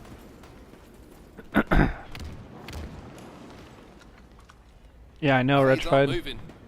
That shit's crazy. And SLG's anxiety will be going through the roof. They're trying to eagle eye his shit again, bro. Targets, knowing the FaZe are trying to hunt him down. He's trying to get FaZe to move to turn their attention. And by doing so, now can make himself a little bit of more of a difficult target. Snakebite takes damage, does have some support. Okay. That's going to be the shock rifle here. Penguin challenges as well. SLG being Checks behind him active real with quick. this camo. I like that. 14-12 the score. Yeah, really nicely done. 2 dead. Okay. Connects as well for additional damage in blue, and now they lead Whoa. by 4. It required patient play and very specific strategy there. Yeah, a little bit It required Retchfied. a lot of bravery as well to fire those shots in, to know that that's you what could they're be a talking target about. and give back yourself in your ability to escape from that situation. SOG, the vocal leader for this team, making the biggest play of the game we've seen so far. Player who put his team on his back in game number 4, as we said, unbelievable numbers to make sure that they sent this to a game 5, and they convert again. 18-13 now. SLG wants to move in and collapse on this damage, but now he's going to have to try and stay alive. Oh, Snakebite shit. with a brilliant prediction grenade. So FaZe, when all And even seems though FaZe lost, were trapped, even though FaZe felt like they were being squashed low-key, they're inside still the alright. blue, Oh, that was they questionable. managed to survive long enough to at least get these trades. 19-16 here, 20-16. It's a perfect point at the mid-game. It's Luminon in the lead. Let's get into a listen in here with Luminon Gaming. All right, turn me up. Yeah, LR still, and Yum. You gotta play for 2, we need to... I go on. Nice. It's 2 LR. He's gonna have free shot or shock. I spin. I'm gonna go sit up for this. Yeah, shock going LR, there's 2 LR. SLG is so vocal, bro. Weak penguin. They might play for me, I'm gonna go SK. Watch it drive away, penguin. Glory and Snipe Drown are so quiet. 2 gates weak. I mean, okay, volume-wise, SLG's mic is louder, but also Watch it, weak. he's talking so much. Look dead, look dead. Nice. Watch your yard, watch your yard. Come on. Help me for come on. That was sniping. Okay, I'm looking at LR, I'm looking at LR. I've come on. Flank I'm him, going flank LR, I'm him. going LR. LR was it? Watch LR. LR dead. Top goal, we go. S2 kill me, S2 kill me. Watch the buckets. S2 as well. Watch the buckets. Heavy posters. They're posters. Shots, posters weak. I spawn yard. I'm trying to kill LR, I'm looking at LR. Yeah, ult it. S2 LR. One's with Cindy 2 shot. Traded. One was the tail. Okay, I have no shock. I spawn yard. There could be a loop on me. Cross this drop Cine. Circle. Once the ult pushing. I can move benches. S2 twice, take by 2 S2. Yeah, one's bottom mid, one's point wall. One's stone. Whoa, chowing that is crazy. He's posters, 2 shots. I'm on blue chalk. Cine pushing loop. Okay. I'm going LR right now. Watch out loop. I have 2 loop. 2 loop. Okay. Yo, shocking. I'm out goal. Shocking 5. Watch your driveway, Penguin. 2 there, 3 there. Okay, I'm top goal right now. One's in yard. Let's face loop. In blue. I'm looking blue. Let's look blue. Chippy in blue. They saw me. And twice. I'm facing loop. Kill soda. Watch the soda for you. Big top goal. I'm gonna die. Alarm, Mike. Watch the goal. I'm gonna die. Hello, weak. Penguin. And blue, I'm resting snipe. Weak. Watch out blue check. Watch blue check. I'm going blue. Check by X. 2 blue check. One shot. He's one shot stun with check. He's going blue and blue check. Yeah, blue ramp. And 2 S2. He's big. Okay, he's weak and blue. Absolute blue ramp. Deep. 2 S2. I'm dead. I'm leading it. Let's leave him. Yeah. I'm backing out. I have blue. Yeah, 2 on me. Watch out, Cindy. 2 1-shots. Oh my god. 3 weak Cindy. I'm in blue. Yo, posters still weak. Watch out, posters. Cindy weak.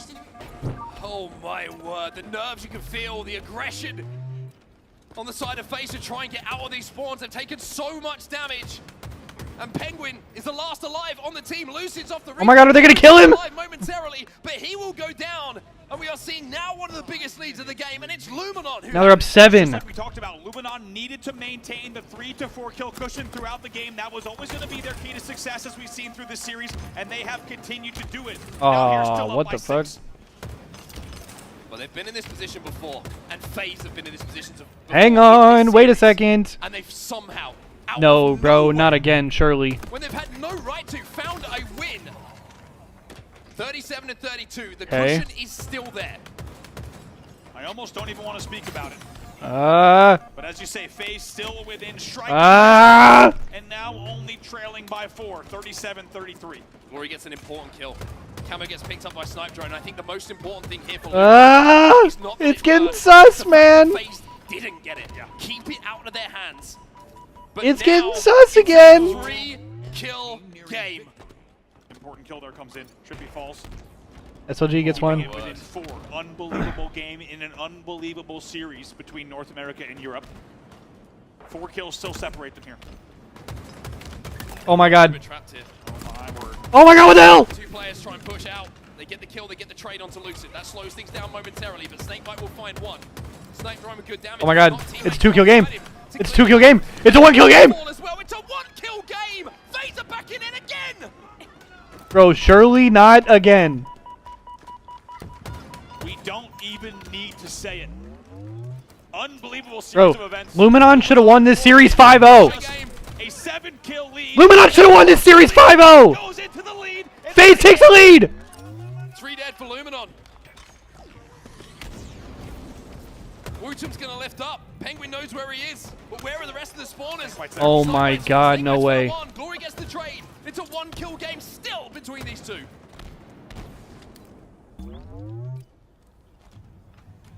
You thought it was nervy earlier. Now it is nervy. 44-33. What the With hell? So much riding on this series between these two teams, and Snakebite is the man with the shock. Snipe Drone gets clipped. 2 dead on either side at the moment. And a man who Still a 1-kill game. more than anyone on this main stage has the game in his hands. Why are we bottom middle? Snakebite. The confidence, the composure. It's another. Oh my god. Glory gets the kill somehow there. 48-46. 46, still shock rifle to play with here. Oh, thank you, baby. Not over just yet, but a very, very important. 48-47. 48-47, 1-kill game here. Snakebite is. Thank you, I love you. In a 1-kill game. Tags SLG twice, but not enough to secure the kill. Oh, 2 minutes on the game clock. Camo at 5. Snipe Drone's top middle. Snipe Drill just standing top middle on Camo? Bartley here, trying to take a different angle. Camo pops. No, okay, he's Soda now. Make sure Blue's clear. Oh my god! Glory gets one! Tie game! It's 48 to 48. And the shock rifle has just Luminon has numbers for Camo. What the hell? Oh my god! Killing Fuzzy for Snakebite! 49-48! one kill is all that FaZe need. Here he comes. To clear. Oh my god, Snakebite! The 2 kills at the end for Snakebite. What the fuck was that series? Has won world championships. And it's PJ just went on an 11 spree to win the game. Luminon should have won that series 5-0, bro. How the fuck did FaZe just win? Snakebite goes What the fuck? 3-10 in a 50 to 48. Absolutely. What happened? More than double positive in the Slayer. Nearly half the kills of his team. Captain Clutch strikes again. A 50 to 48 and walks in himself into yard and finds the kills to close out the series. And what I will say is one of the most unforgettable pool play series of Halo Infinite. Facts, Bravo. Have no notes. That was a series and a half, bro. There is What so the fuck? to talk about in those games, in that series, what it meant for both of those teams, what the Bro, result what a start to our fucking tournament. And the Desk is going to have a lot of Holy shit. That is right. Hey, Ed Tracy, tier 1 in it for 15 months. Welcome back, baby. Much better as always. On top of all of that, I love at you. the highest level, it was simply one of Thank the most you. fun and wild series of Halo I can remember in a long time. The whole series could be a video. Am I uploading it? They will win the series. But I think you could have heard the I'll upload that shit tomorrow morning. hitting desks over in Europe who were watching that series. I mean, again, that's 3 games in that Upload series it? that Luminon have. Heard. They felt like they've won. And somehow they find themselves losing the series in a game 5. Yo, peep the YouTube tomorrow morning, bro. Highlights of that series I mean, that was a journey, man. That was an absolute We've journey. all been on will this be on the You and I YouTube. together, everyone watching at home. Sorry, I lost my train of thought. bet You're just as happy as we Okay. are that we got to see that series. And it was the same story, Mark. You called it perfectly. It is a team with ice versus a team that didn't have. Yeah, I was gonna say there's the For FaZe there's to the be video down title by right 7 there. in that Slayer as well, and then bring it back. I mean, that is wild. I think it shouldn't require this from FaZe, but it is so special that they're able to pull that out. And I think a lot of momentum for them. There's a lot to look at, but they're going to be able to move on in pool play, realizing, okay, we got by this series.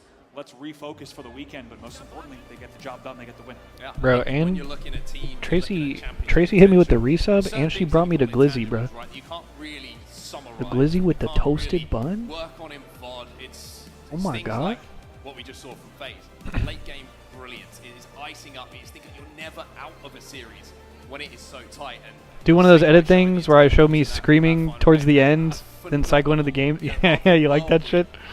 The little intro, it's just me screaming holy shit, and then the title card, and then it just goes into the beginning. That's like, it's so simple, but it's like my favorite thing to do. Alright, let's lock in for the Captain Clutch interview. Tap in. Gets it done in a crazy series. Let's go. We gotta hear from the Snakes Yes. He's. Because my guy, yo, the way they end that series, man, just how are you feeling? Your initial thoughts? You go 23-10, you pop off. You was the guy that the home team needed right now. Yeah, feeling good. I mean, a win's a win. They're a great team. We knew going into it, like, it's just a battle every time against them. So really happy with winning the Slayers. That's a big focus for us always. I think it really carried over from SLC, clutching up on the Slayer game. So just need to figure out a few things on the objective. Going down 2-0 and flag winning, it was big for us. But bomb game felt like we weren't really in it. So just small little things, a lot of power weapon control, and just, yeah, I think we'll be good. There you go. And That's you know the GOAT right there. On that one too as well, because the power weapon control in this series, man, you guys missed out on a few of them and put y'all in some difficult spots, because having to fight out that Slayer, having to fight out that flag, and fight out another Slayer in the fashion which y'all did, snipe at the end. We're watching your screen, man. You're looking at it back and forth. Did you want it? Did you not? You picked it up and you went off. What was going on through your head in that moment? Thought I wanted the snipe, but you know, they had glass control and top mid control, so He said I wanted to snipe. hear what my teammates were saying on where they were on the map. And people were saying You know, he was go for washed. it. I'm The last saying. thing you want to do in a close game like that is run at the snipe. And he got the ice on his kill you wrist. 'cause You're going for it because it's obvious, and then they're just gonna roll over and or they're gonna run you over. Yo, I think I got the same bracelet that Blaze has, by the way. Definitely want That shit he got on right there. Carefully go get it. Carefully got it and did, and that's a careful win by you guys. Now, lastly, what do you want to say to the home team? Because I know you guys are FaZe fans in here, right? Love you guys. Thank you for being here. Appreciate you. And, you know, we just can't thank you enough. Wait, chat, So, you guys fucking thank with the for being Batman here, Beyond? and, let's have a great weekend. You guys like that shit? Let's have a great weekend, but the day is not over yet. Bro, PJ Locke, might take be us my away. go-to. Thank you so much, Blaze. Sheesh. Sniper, that was disgusting. What a way to end that series. Epic stuff coming out of FaZe there. There is actually a lot I want to break down here in terms of... Lottie said, what this team sheesh, are that was right disgusting. now. I think just gameplay-wise, I think there's, on one hand here, Snipedown, we have the best European roster. Coming out of Europe, they are formidable. We've seen them take some of the best to not just the line, but beaten them in a series as well. We've seen that with Optic. Time and time again, they have Harry been McGinnis, right my there goat. and All right, chat. are Chill here to out. compete, and I Chill would out, say chat. that was incredible from them. FaZe often have been going up in series and then a little bit Nobody be in the weird. middle, and sometimes with Cole, especially at the LVT LAN, weren't able to pull that one out of the bag and get it done. And Oh, finish shit, in my that bad, slate. Wayne So Doodle. a big reverse sweep coming in from Cole there. I think what this series in particular told me is that they're able to now push everything aside, every emotion. The mental game is now really strong. It's looking pretty good considering. We're how good, we're good, difficult we're good. that Let's just series keep it was. classy. It was You know what I'm incredibly saying? close the entire way through. How are you feeling about FaZe Clan and how they handled that series?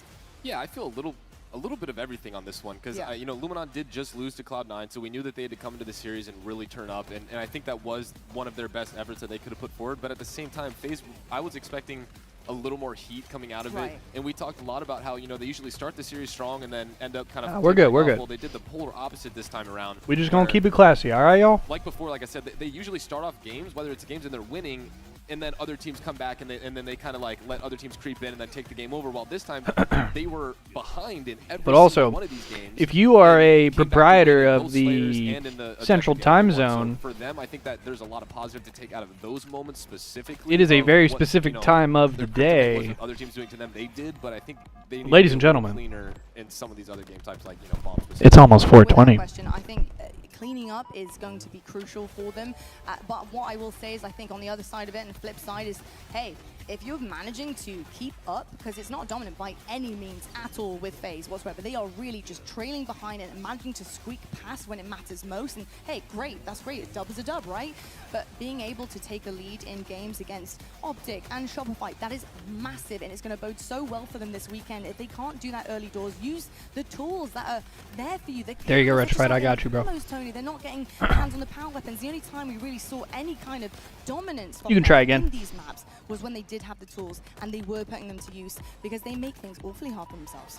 Yeah, I mean, But also, those last couple kills that PJ got were actually gross. Proud of the way that they played that. I mean, just showing mental resilience and being able to bounce back is huge. Hi, new on the here. other side of things, though, if I'm looking at it from Luminon's perspective, Oh, well, I think you probably can delete specific messages. I don't know. I just timed you out for 1 second. I just purged real quick. and one against the strongholds against FaZe. Yeah. That's huge right then and there. But to go into that game number 2 and be up 42-39 and not close it out. To go into that game number 3 and be up 2-0 and not close it out when this was a must-win series for you. Think about if Luminon win this. We could be looking at a 3-way tie in this pool, and then who knows what happens going out of pool play. Luminon needed this series, and it's really tough. It's very, very tough indeed. I will say just in terms of the stats here, just painting a little picture, looking at FaZe, Luminon, FaZe, you know, again, very even kind of statistics when you're looking at both teams here. So they were both really in it this series to win it, and it really did come down to that final kind of dominant performance from Snakebite to finish things out and squeak them through into that one. But when you're looking at the damage column, just to let you know, I love to see this. This is huge because you got Penguin with dropping a 0.7. Characteristically, that's not great. But the damage is definitely there as well. It's not lacking totally behind everyone else. He is putting in the work. I saw some epic decision-making coming out of Penguin, even though he wasn't having the craziest kind of performance and gameplay-wise. That really is what kind of sealed the deal for that CTF, to be perfectly honest. The kind of heads-up gameplay that Zane managed to get across the board, the patience, resilience, it's everything that you need in a teammate, especially if like they're not statting as much as you would want them to. Yeah, Zane, Penguin definitely had, you know, some tough games, but that Yeah, I was gonna say, now we're you know, they came we're back good. around It's 0-2, no I'm big pretty deal. sure, It's then not that they- serious. That last flag frag run. Penguin was chilling running here, it. man. He ended up staying alive. I was thinking, maybe he should continue. He ended up drawing so much attention towards himself that they ended up getting 3 of those picks. He ended up running the flag back into the base and getting that flag cap. And that just goes to show you the types of plays that you're still able to make regardless of the stats. I forgot my dropping. camera was A lot off. of My those bad. things go unnoticed. A lot of people only look at that scoreboard there, but it's those plays like that that can secure you the win and really make the difference for your team.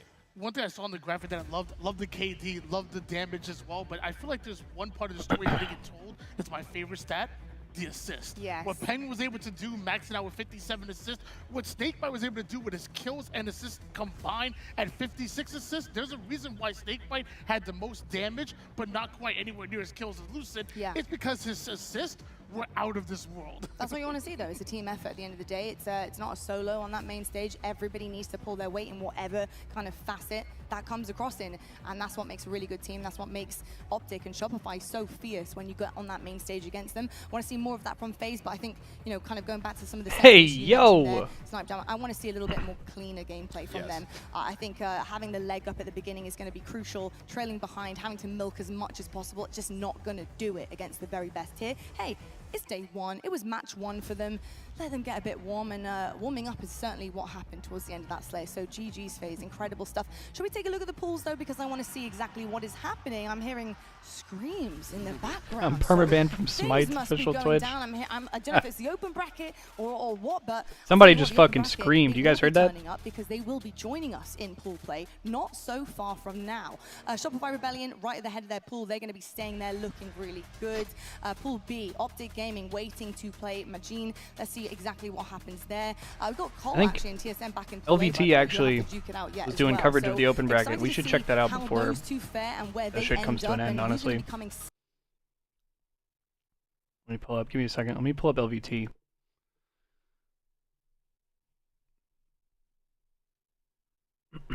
Okay. Where are we?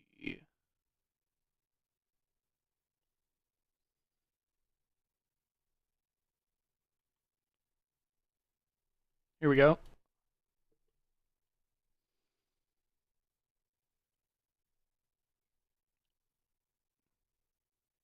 Oh wait, I think something just happened. I think we just missed something crazy. Hold up, let's back it up. I can actually scrub. Haha.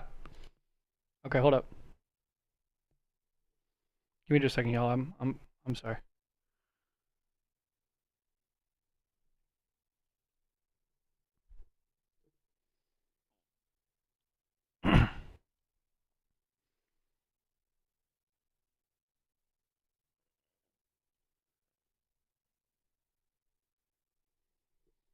Okay. So this is apparently what just happened. The map as Legion now have it in their hands, taking it back to the 50-yard line. 2 clutch kills in the feed, though. We're starting to see the I numbers believe advantage. This team might have won. Can they make the most This out red of it? team, You've this gotta Legion turn gaming these team. slays into OBJ. I believe that might have been what the reaction was. Up for grabs as well. If Legion can secure This this one and get away, Akave team I think it might be their is chance, but Acid shuts it down. Acid, the best or the second best he's team been in massive LATAM. for this team. 2 minutes on the clock. They got camo. They have position. Sure. This Let's is their peep this real chance to quick. get through. Akave, let's get into their comms as this is a premium opportunity. Me mató, bro. ¿Dónde? Ey, había uno había uno flanco, güey. No, muero. Y 2 en su base, lanza. Atrás de mí están pegando mi. Si ahí tengo que sacar la clavamos, aguanta. Me mató desde mi flag. Tres cartas. No hay nadie en flag. Dos puente. Conmigo. Su flag, güey. Siguen. Todos vivos. Hay uno para conector rojo ya. Conector rojo para K3. I know, right? He's... Lo saben, wow. Digo, 3 bits.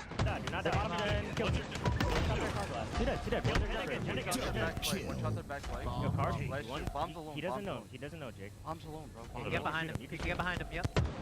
Yeah, I'm gonna Jake. Bro, they are going back and forth in the listening.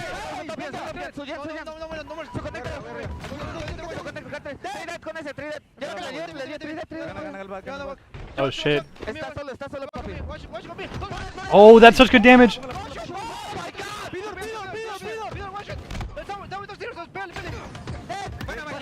Oh shit.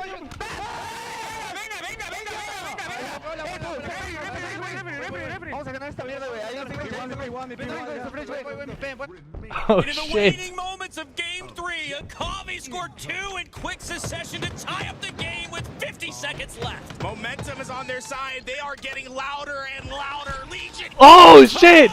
Down. Leor moving that bomb up with just under 40 seconds on the clock. They can end it now. This would be unprecedented. They were 6 feet deep in the grave, but they weren't buried just yet. Luor with the triple kill, advances the bomb back into the base. It looked like we were heading to OT, but this game might end in regulation. Here we go, Leor on the entry, trying to get the damage in. First kill through. Here comes the rest. Akave into the base of Legion Gaming. That bomb on the stairs. They're moments away. One last spot. They can push this one game further. 14 seconds left, but the clock is stopped while the bomb is arming Luor. Oh shit! And he tossed it out!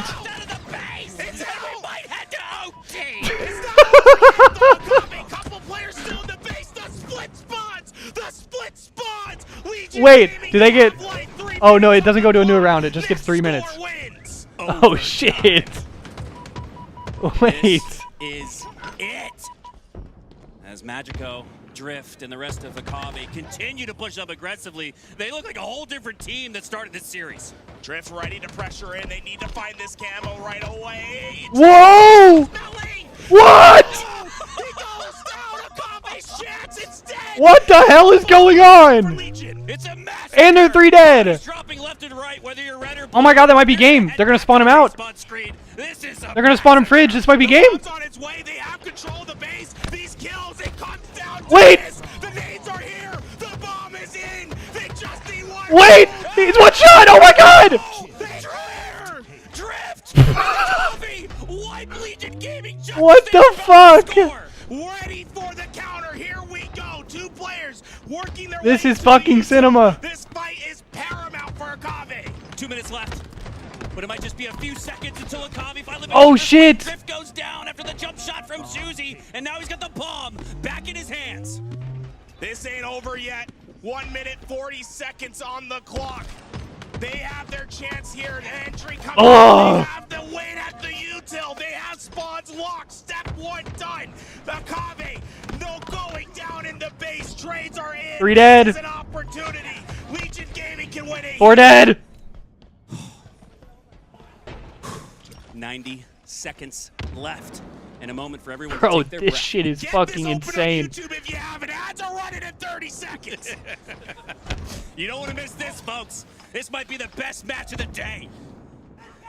It's ready. They're going. They're going. They're going. Acid, he has to hold on to. He gets the first. 3 dead. They're in the That's it. They're just seconds away. Oh, history! As good play. Oh shit. Suzy! After years of turmoil and disappointment, they What the finally fuck? done it. The journey. Tournament. They've accomplished it at their last chance. Did they make pools off of that? Opportunity. Legion Gaming, Gunplexion, Little Gators, the twins of Uzi and Suzy. They've done it. They've gone professional. Wow. What an electric and historic moment. I like that witnessed sportsmanship live here too. on That's good LVT, stuff. And it feels like the entire venue has walked over to our main stage as Garrett walks over. I think he's got a mic in his hands. We're looking for a winner view. Oh my God. Look at the pride. Look at the joy. This wasn't an overnight success story. It might feel like it, but these boys have put That's in fucking crazy, bro. thousands of hours, thousands of days. Just look at the joy. As Gunplexion, he's used to lifting at the gym, but now he's lifting up his teammates. Didn't drop a fucking mat. Let's toss it to Garrett for an interview. Stick to the playbook, baby. Stick to the playbook. Job's not done.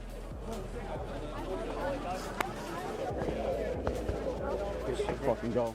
This feels like a NFL Super Bowl post-game interview. You can't even get to the quarterback because he's too hyped with his teammates. I don't know. Do we have Mike? Are we good? And they can hear you. They can hear me? What's going on? What's going Yes, on, we can. guys? How You guys doing? even drop a map. No, we haven't dropped the map, just like we went over in the playbook.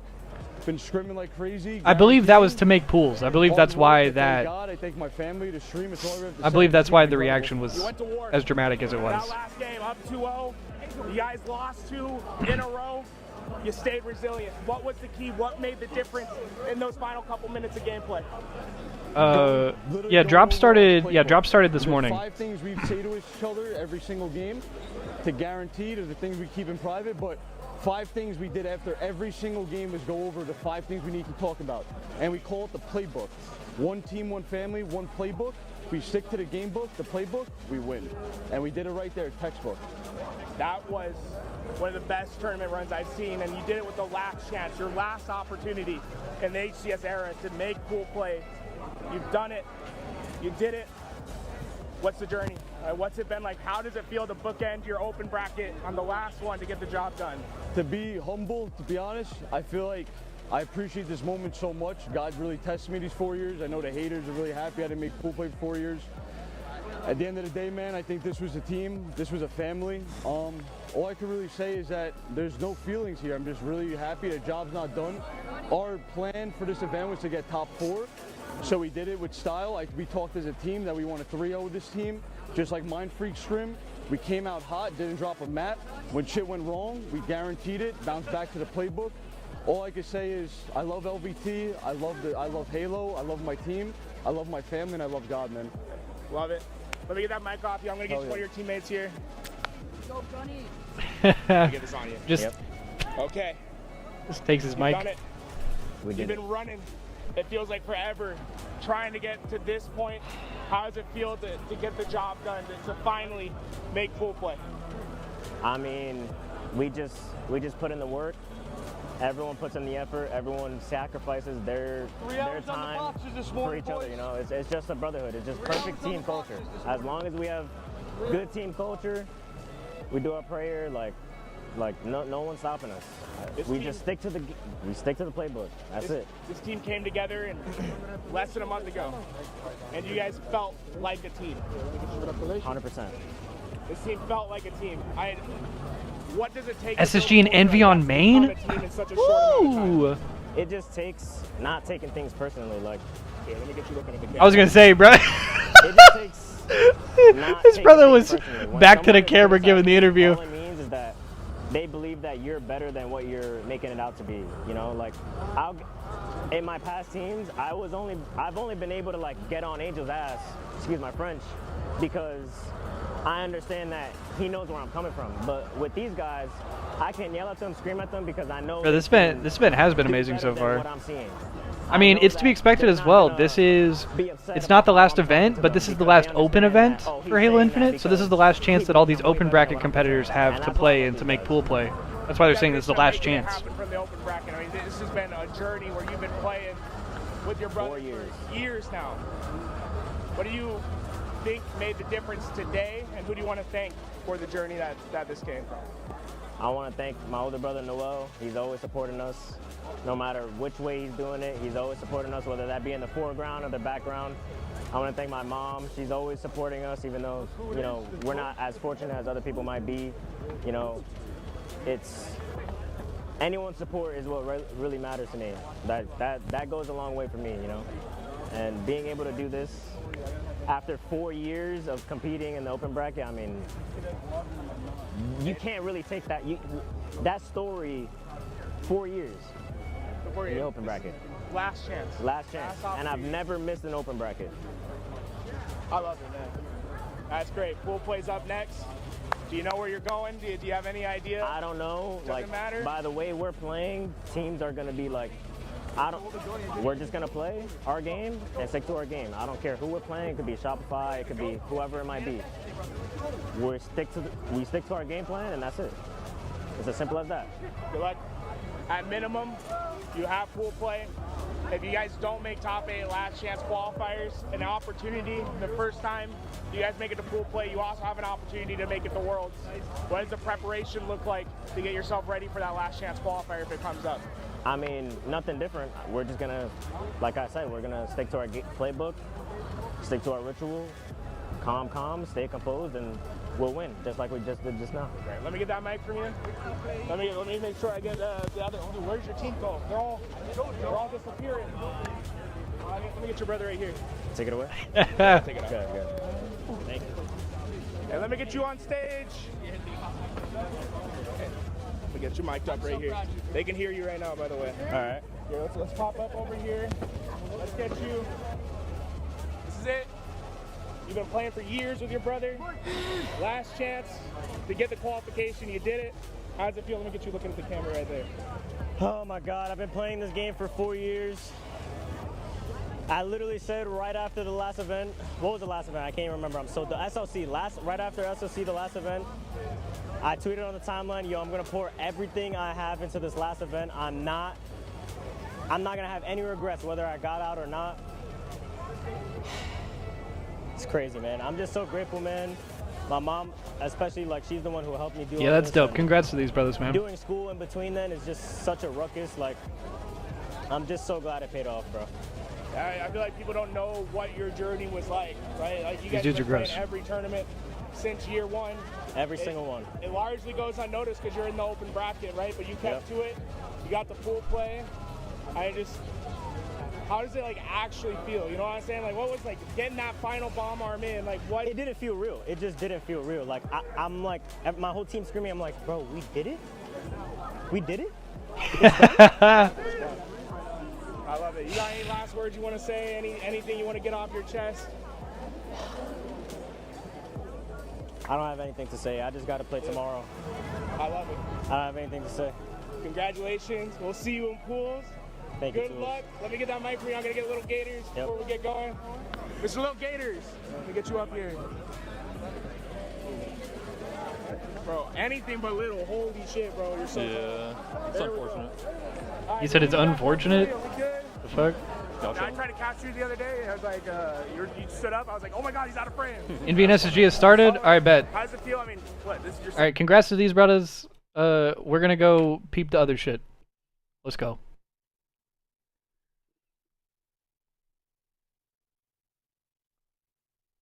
Map is dying.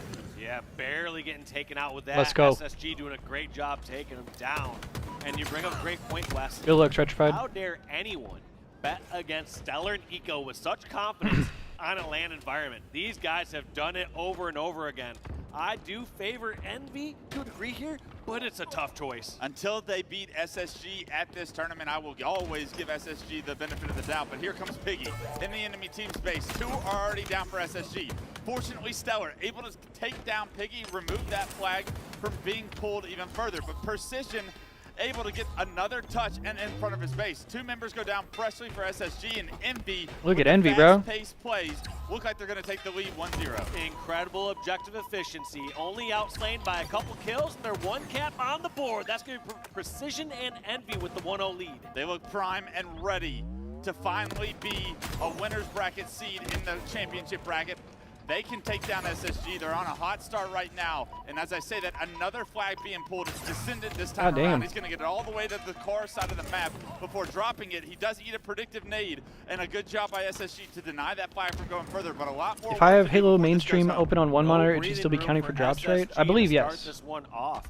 Any single slip up. No, bro, this Envy team is so good. They're legit, bro. That objective across the map. Now this is the man of the series right here for me. Precision. Can you live up to the firepower But that Stellar and Suppressor? It's your responsibility on this NBA roster to be that main slayer. He gets taken down with the trade. That's a win for SSG, but the flag is on the move. Oh yeah, I was just gonna say Retrified. I think if you're in 2 streams and you're getting drops on both of them, I think it might prioritize one, and then whenever that drop's done, it goes to the next one. I don't think it does 2 simultaneously.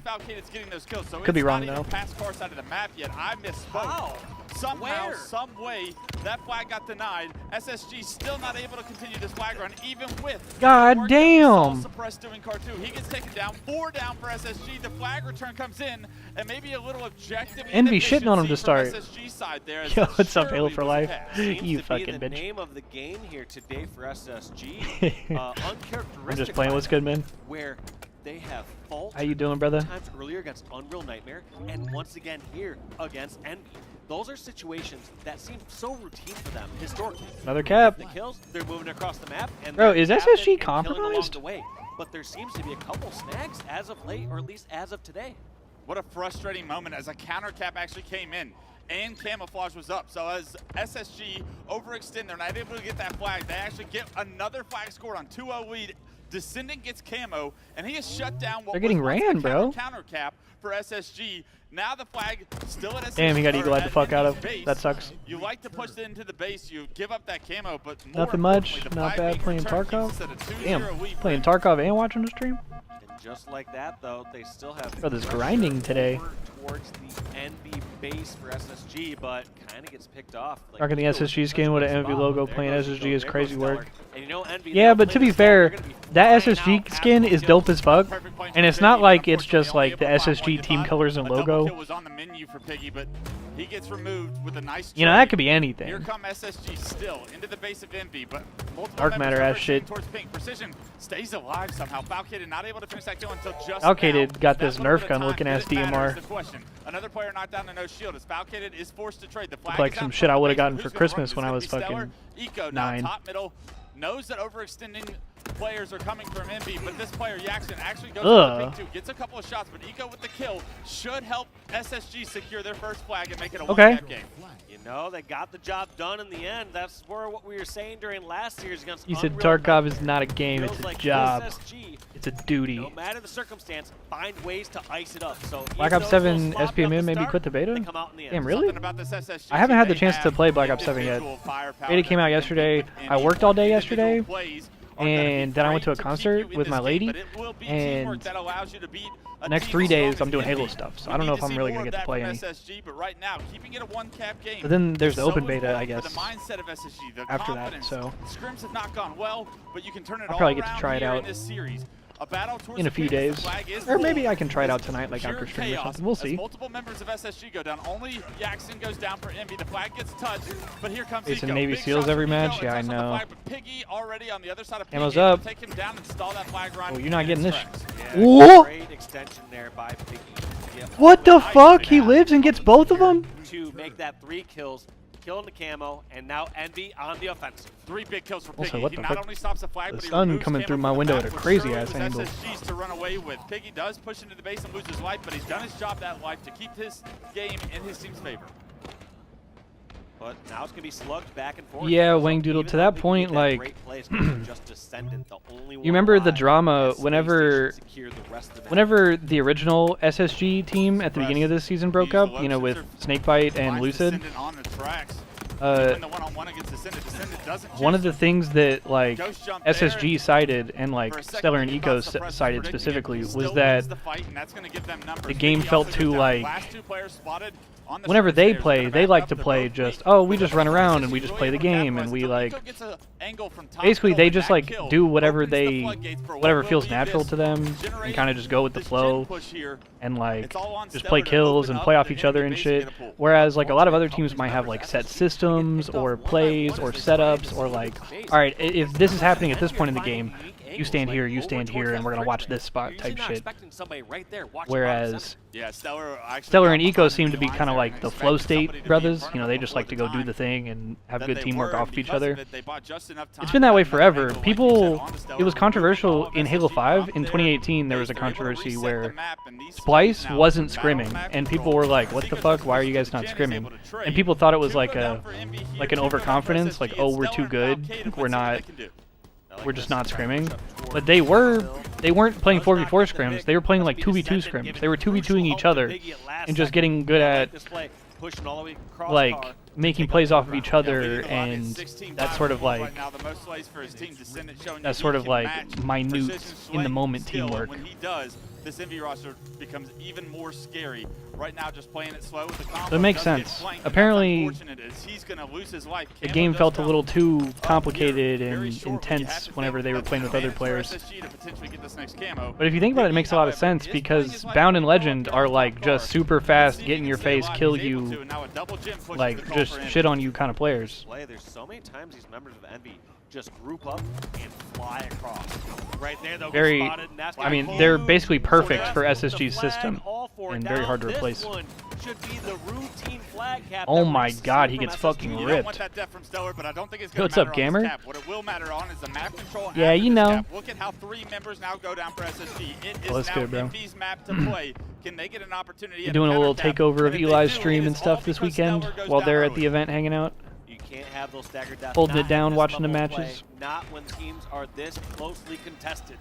Exactly, Wang Doodle. Stellar still just coming off respawn for the 2nd time after that challenge top middle. Falcon and suppress both. That's flank 3 kills. dead, though. Go They're down not for going to get Envy. that. Flag at the doorsteps of Envy gets eliminated. Can anyone get there? Falcated is in the base, blocking spawns. Players running up the pink stairs into Falcated's predictive nades. Falcated doing everything, but can't finish the one. Can you get the shot. touch? Coming through. More members of SSG are Oh, now in the no base. touch. They get the return, and what a stop. Men down, 4 down. Eco, the only player alive on the map for a second, throws the flag out. Piggy runs into his nade, and now Eco being a nuisance in the base. Somehow SSG find a way to stop that cat. They dig themselves in a hole and climb right out. Somehow SSG, the best at setting up incredible storylines. What a stop, too. Yeah, I appreciate the movie. I did say put on a show, but this wasn't really what I was talking about, SSG. All right, after this game, is I need to unbelievable. take a quick Flag break. now on the move from Eco's original throw out here. Remember, all of Envy still trying to gather themselves from coming off the respawn. It's going to be an overextension on the pink side. Suppress is stand going up to for a get this flag into second. his base, but he knows they need kills before he can punch this in. Precision and Piggy dead. Eye on that flag right now. He gets taken down, but here comes the big dog. Stellar from top mid. Do they get the returns is the question? They do, and unfortunately nobody can get a touch. And now multiple members Now nobody are can get a stuck cap. in the back of the base. They're not going to be able to get a touch. Stellar on the prowl. Stellar trying to hunt this player down. Finally does it. Flushes his base out, but the damage has been done, Dave. Envy got the return. Yeah, damage done. That's but goal line also, stops for like both you said, teams. Stellar having to push all the way back to the very back of his That's a base. bad You have to feeling. wonder, that's just such a long route. You almost have to argue, okay, would you rather have a 5-second spawn and a couple grenades as you spawn and be unpredictable where you're at, or be in Stellar's shoes where, yeah, you got the kill, but now he has to run all the way back. It just feels like they're playing Envy's game. It feels like they're trying to hunt them down and going wherever they're at instead of driving their own style of play. And the big issue there was where the flag was left, where it was able to be returned outside the sightlines of Stellar. But right now, let's hop on board with what's happening in the live action. That's Descendant picking up a camo, picking up a kill onto Stellar. Multiple members spotted back of the base. Envy on the prowl right now in full control. Descendant with this camouflage top middle is getting so much information that there's players back at the base. There's going to be 3. One's going to spawn out, and that's his priority focus. He's going to spawn kill Stellar in the fridge. Doesn't get the kill, but just leaves him no shield. Great discipline on his end to help his team get this flag on the move. Falcated needs to make a play. Oh, he missed the flag. Down in the fridge. Falcated was the last player alive, but he dies to the Oh, blast that grenade, sucks. And he gets a touch to throw it across the side of the map. Barely misses that the first time, but still gets the rally going along. This flag is not Wait, dead just still yet. okay. That Jackson, this Rogue's rotated going all in. the way back towards his base, and I feel like you're right. SSG got to let this one go. Instead, they have to tap one flag in the next minute to bring it to overtime. And that's got to be a shout out to Descendant, leaving Stellar in their fridge, no shield, focusing on the players, their window, able to get that kill while he gets a touch. And although he goes down, he gets it across their side of the map, which is all they needed for better reinforcement opportunity on that cap. They take the lead with less than a minute left. Let's see if SSG can respond. Yeah, suppressed Stellar. Bolt pushing into the back of the Envy base. Do they have the damage? I don't know. Descendant full shield gonna take that out. Now, normally, I am very against turtling.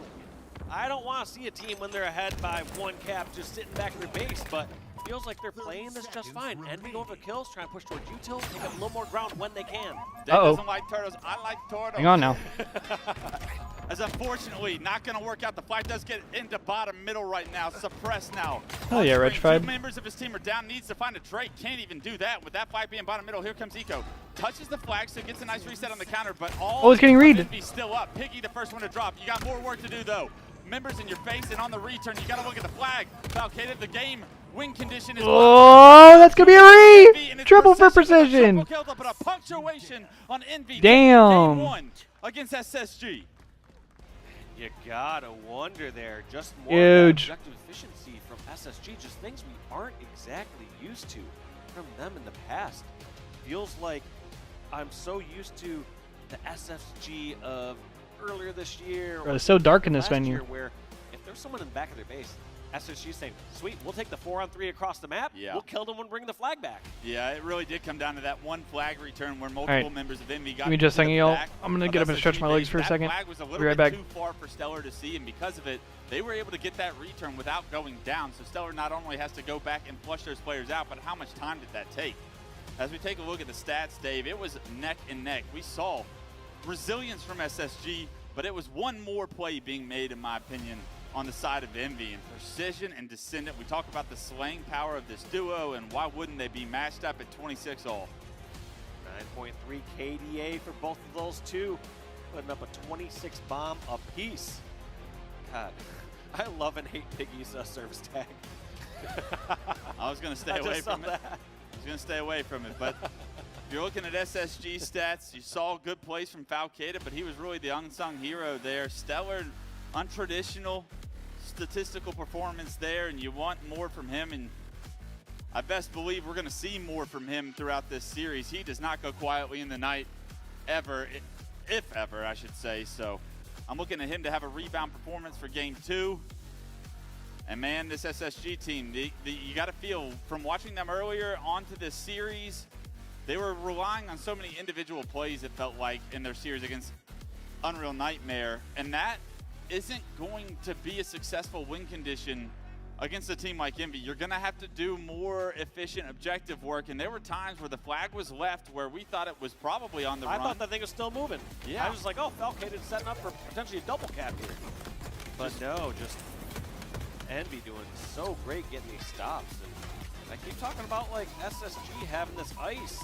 They do have that clutch factor. They have that ice, but you gotta wonder if being a little too close to that ice maybe make them a little cold at some points during the game. Yeah. You're not seeing them playing on fire, not playing so hot. I thought that last flag, there was maybe an opportunity, but the slays just didn't come through. Eco did find the kill bottom middle, get a touch, get another player weak, but whatever Precision was doing off screen ended it as a result of a triple kill, and Precision doing Precision things. That fight has got to be won.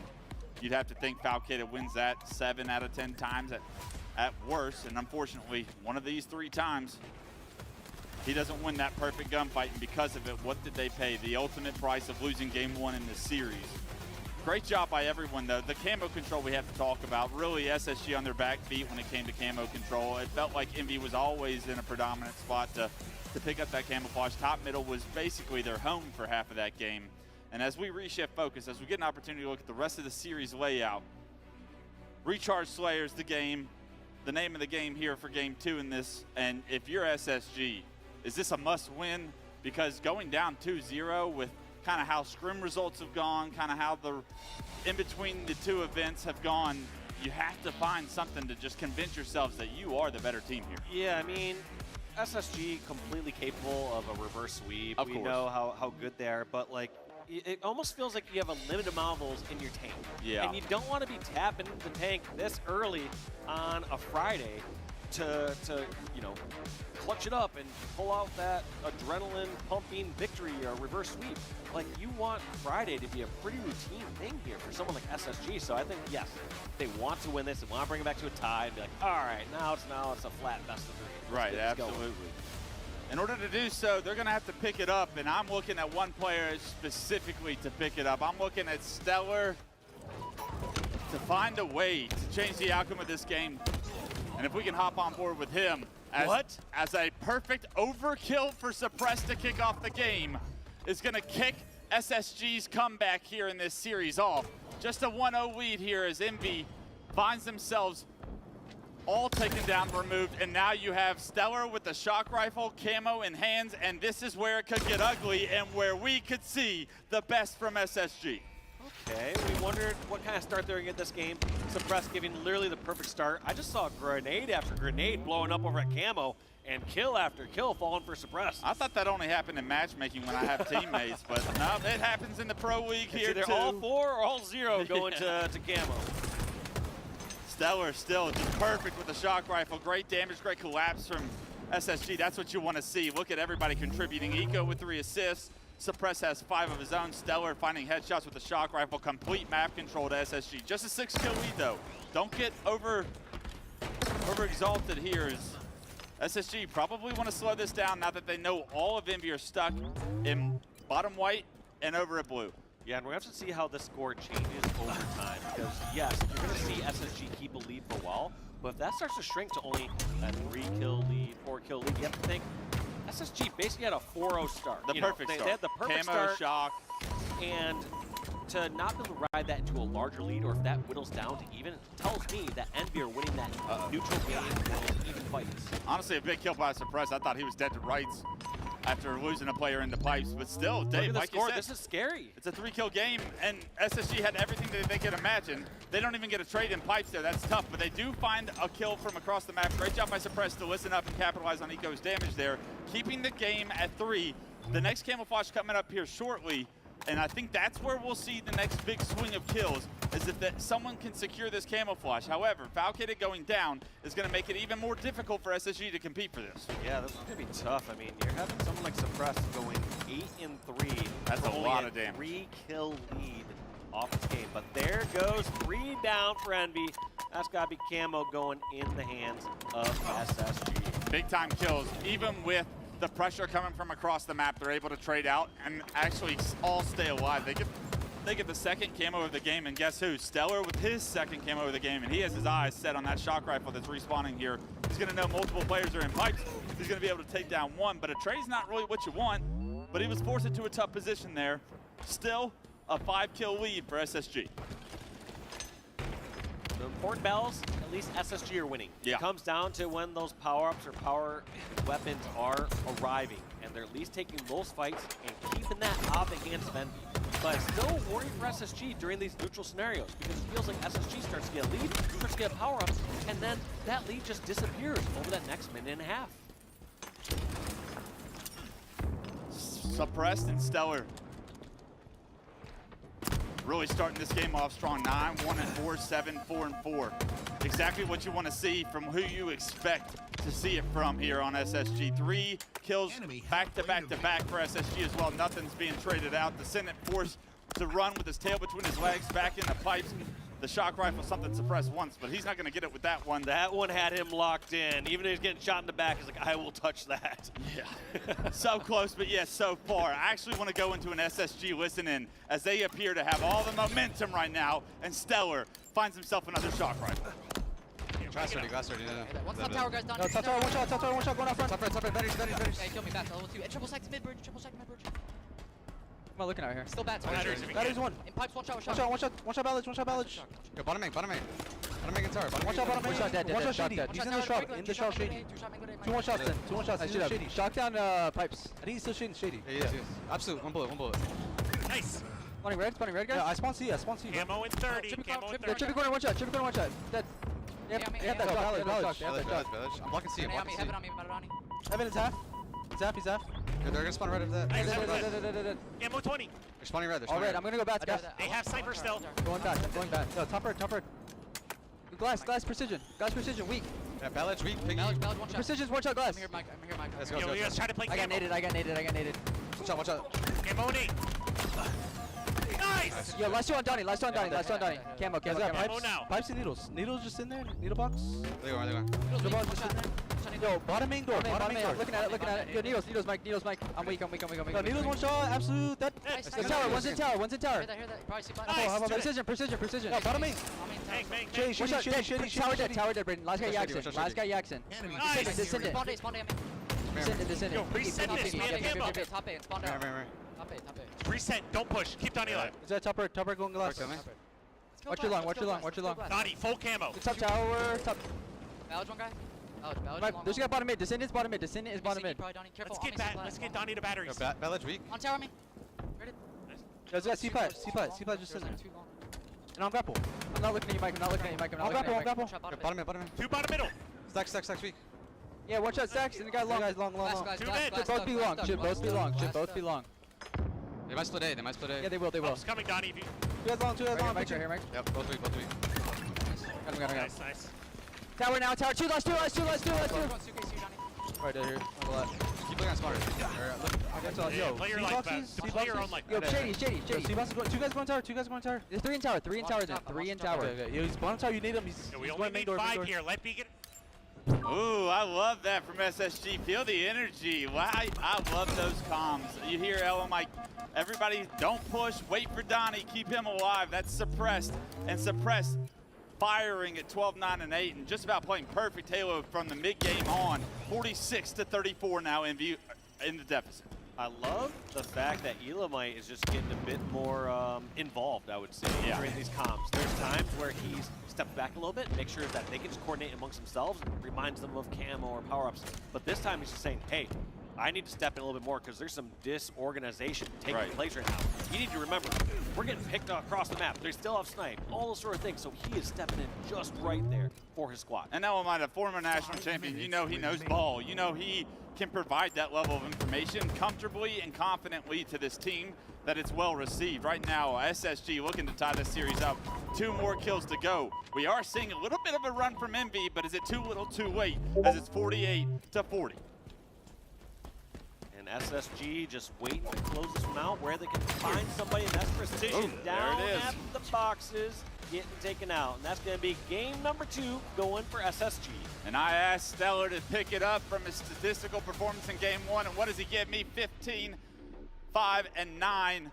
Asking you shall receive, SSG says, Jesus says, as he ties this series up. And that's the SSG I want to see this weekend. I want to see that level of dominance from power-up and power weapon control, and then putting it to use. Feels like it's the easy part when you're watching these guys shoot. That one looked good. I mean, there's nothing else I can really say. I felt like Envy were playing great, but so was playing better. SSG wins game 2, and motherfucker said there was an overkill? Where they were losing some in the neutral game. What did I miss? Win the major fights that were important. Getting the camos, making use of the camos, and just walking away with that victory. Yeah. And towards the end, too, I felt like they weren't just playing too conservative. They're like, all right, we're just going to mark. Suppress got one at the start. Damn, I'm sorry I missed it.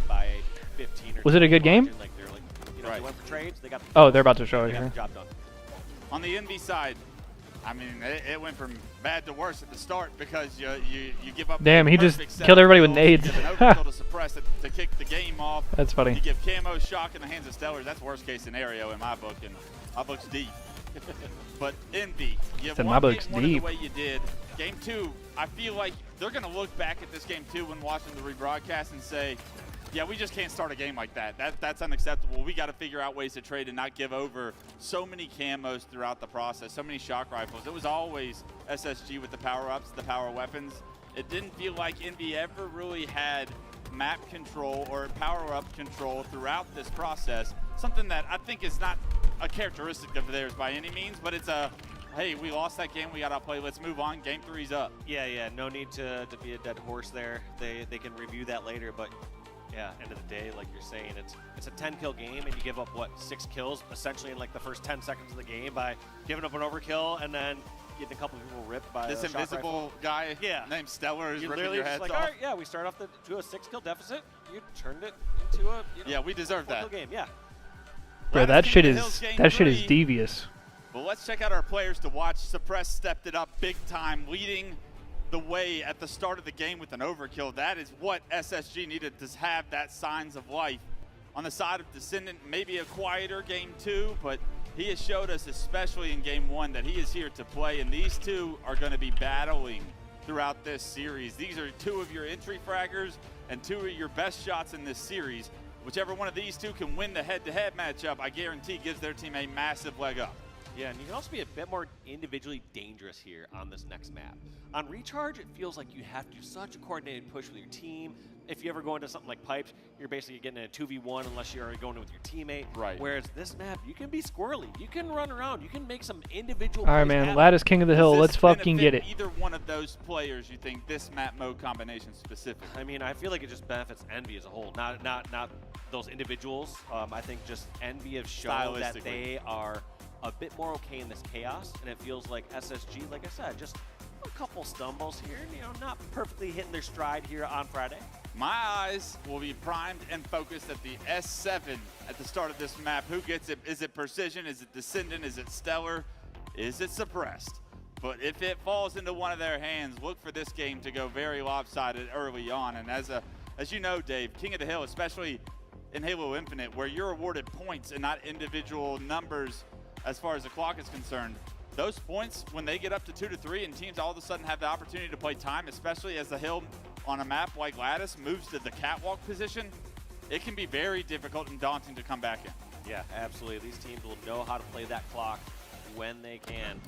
And we are going to have to see how this one kicks off. I have a feeling Envy won't go 4 down within 4 seconds, just like last time, but I could be wrong. Prediction correct so far. Stellar goes down, and at least Envy able to start off a little bit hotter. It's a 2-on-2 situation. Suppress and Eco versus Piggy and Descendant right now. Suppress under heavy fire from the crate, but he's going to relocate and opts to challenge Piggy here. He gets information that Piggy's no shield, but here comes backup. Precision respawns, gets involved, takes down Suppress, and here is where the S7 ended up. Descendant is a quick scope machine as he finds a body, and now Falcon what the fuck? To his demise. A body. A kill, and look, Descendant's blocking these slots. That, but he gets a guy right in front of him, not expecting Descendant to be here. 4 go down for SSG. Early say he finds a body. And this just makes it so difficult here for SSG because they have to traverse so far across the map just to get a chance at killing Descendant. And along that way, you can take a few pot shots at them. If they try to just go straight for the hill, he's sniping them in the sides or in the back. So this is just a very difficult spot to be for SSG. It looks like they try to ignore and not get sight lines over towards blue. And during that time, Descendant perfectly rotates, gets on over towards red, gets a pick. Damn. Don't let this kid get hot. Another quick scope for Descendant. He did lose his players in the hill, and that's a bit of a mistake you think as far as efficiency-wise. You don't want your hill guy being the first couple players dead, but Descendant's still going to wreak havoc on SSG right now. This S7 still in his hands. They got red ramp control, which is an easy place to deny hill time from. You see SSG forced out of the hill, and Descendant looking to get up close and personal with the S7. Oh my God, he hits the no-scope. The thrust forward makes him unkillable for that experience of time. And because of it, his teammates find the kill. He finally gets taken down, but not without doing a ton of work. This hill's still highly contested. 3 go down on the side of Envy and SSG. Even though Descendant did work with the snipe, have maintained control and have found themselves in the hill, and now will be all tied up before Envy can come off spawn. Yeah, and both these teams very committed on this hill. A lot of times you'll see one hill kind of pull far and lead for one team saying, all right, we're just going to commit towards the next one, set up for hill number 2. Both these teams committed on this one right now. You know Envy are going to try one more push towards it. Here comes Descendant from the red ramp. Can't he do anything? Doesn't have the angles. Yeah, Falcon has you locked down, Descendant. You're not getting out of this one. 1-0 SSG. Here comes Stellar on the side. They're able to pick up that kill, but more importantly, pick up that hill point. And even with Descendant popping off with snipe at the start of this game, SSG are the first ones to strike blood in the score line, 1-0. Here we go. Hill over at red. Nobody from SSG jumping in prematurely. They realize they don't have the slays. That's 2 down. Suppressed roundabout time over at the crates. Stellar goes down over at red. This is going to be Envy grabbing time. And Space Station now have to regroup and make a concentrated push together. Very aggressive push here by Piggy. Suppress finds a kill before that as well. So not only does Suppress get a kill onto his teammate as Piggy's kind of baiting the situation, Piggy actually forced a trade as well. So Suppress with 2 big kills opens up the map, and only about a quarter of this hill goes in Envy's favor before they lose full control. Now SSG sniping the hands of Stellar. He doesn't expect people to be at red already, and because of it, he gets taken down. SSG he was not expecting really that shit. Setup right now. Need to find some slays before they can stay in the hill, and Suppress looks like he knows that. Suppress trying to grab a little bit of time as God damn. Somehow hits the headshot. Double no-scope against Precision. Piggy Double last no-scope alive, headshot. Can't really force this across. In fact, they're getting caught in the middle of the map. They decide to revert back over towards blue pipes and do a new push. SSG saw Descendant ripping heads with snipe. They said, we got one of those kids too. Suppress rips the head off of that player up close and personal, and now he's starting to do work. Body, head, body. Tries to find this player, does so. Descendant gets put back in the death cam. Jackson, he's spotted out. He's the last player alive. Envy need to find a way to deny some of this hill time, because right now there are 3 on respawn, and SSG have once again taken the lead in the second hill. Taking the lead in the hill, but you got to question again the OBJ efficiency during this last spree.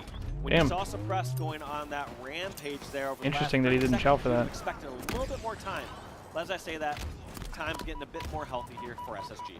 Yeah, they want to securely lock this down before actually stepping in this hill. It is out in the open. You said blue, white, or wet? Blue.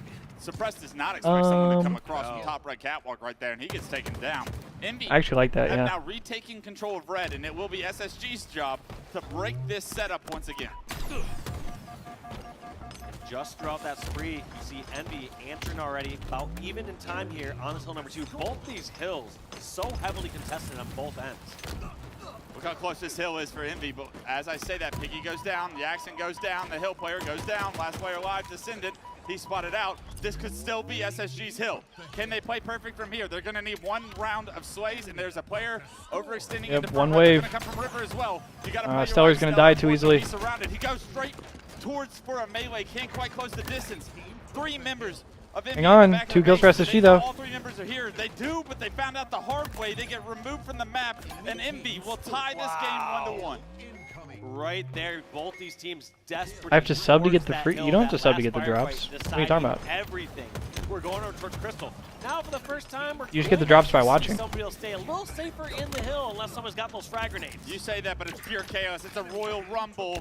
Dan Gaskin in the back is happy to see this. He loves wrestling, and they are wrestling for this hill right now. Everyone on the map was once involved in this square over at green, and unfortunately for Envy fans, it's SSG that comes out on top with the last man standing. Quantum coming up here shortly, but more importantly, SSG secure some early time on this green hill. Now we got Sniper though in the hands of Piggy. Whoever wins this fight is going to keep the control of blue side and blocking these spawns. So it's more than just a single kill. It determines the next round of spawns. Let's see what Piggy can do with the sniper. Player from River catches him sucks. off guard. He walks out the front with a little bit of no shield. He gets removed. Big mistake from Piggy there.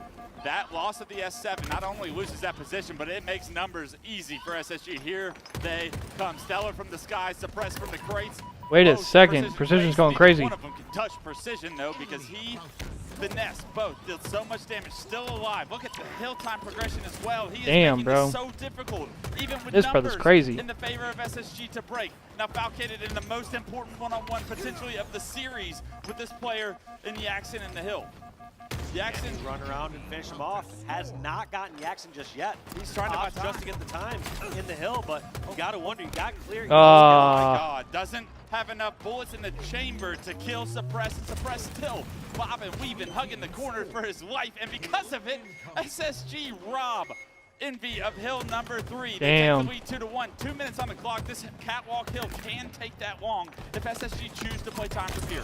Yeah, you got. It's good composure out of SSG right there. Over on the Crystal Hill, they had that snipe set up over at blue, overextended a little bit. I mean, Halo is a game of greed, don't get me wrong, but a couple trickle deaths led to SSG grabbing the hill. You give them a little error, you make a mistake, they will take advantage of that every single time. SSG opting to try and capture. What the fuck? I like that idea, especially with the slays you're getting from Suppress. Are we not calling out?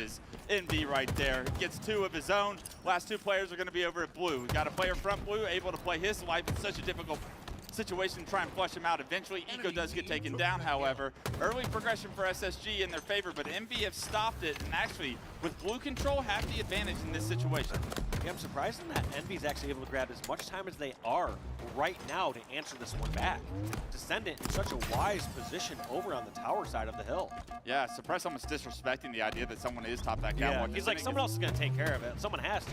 It's open. It's catwalk. Yeah, and eventually that player does get pushed off of the catwalk. He's forced to drop, but not without almost acquiring over half the time right now. Envy are going to get right back into this game if they're able to capture this catwalk hill, tie this thing up.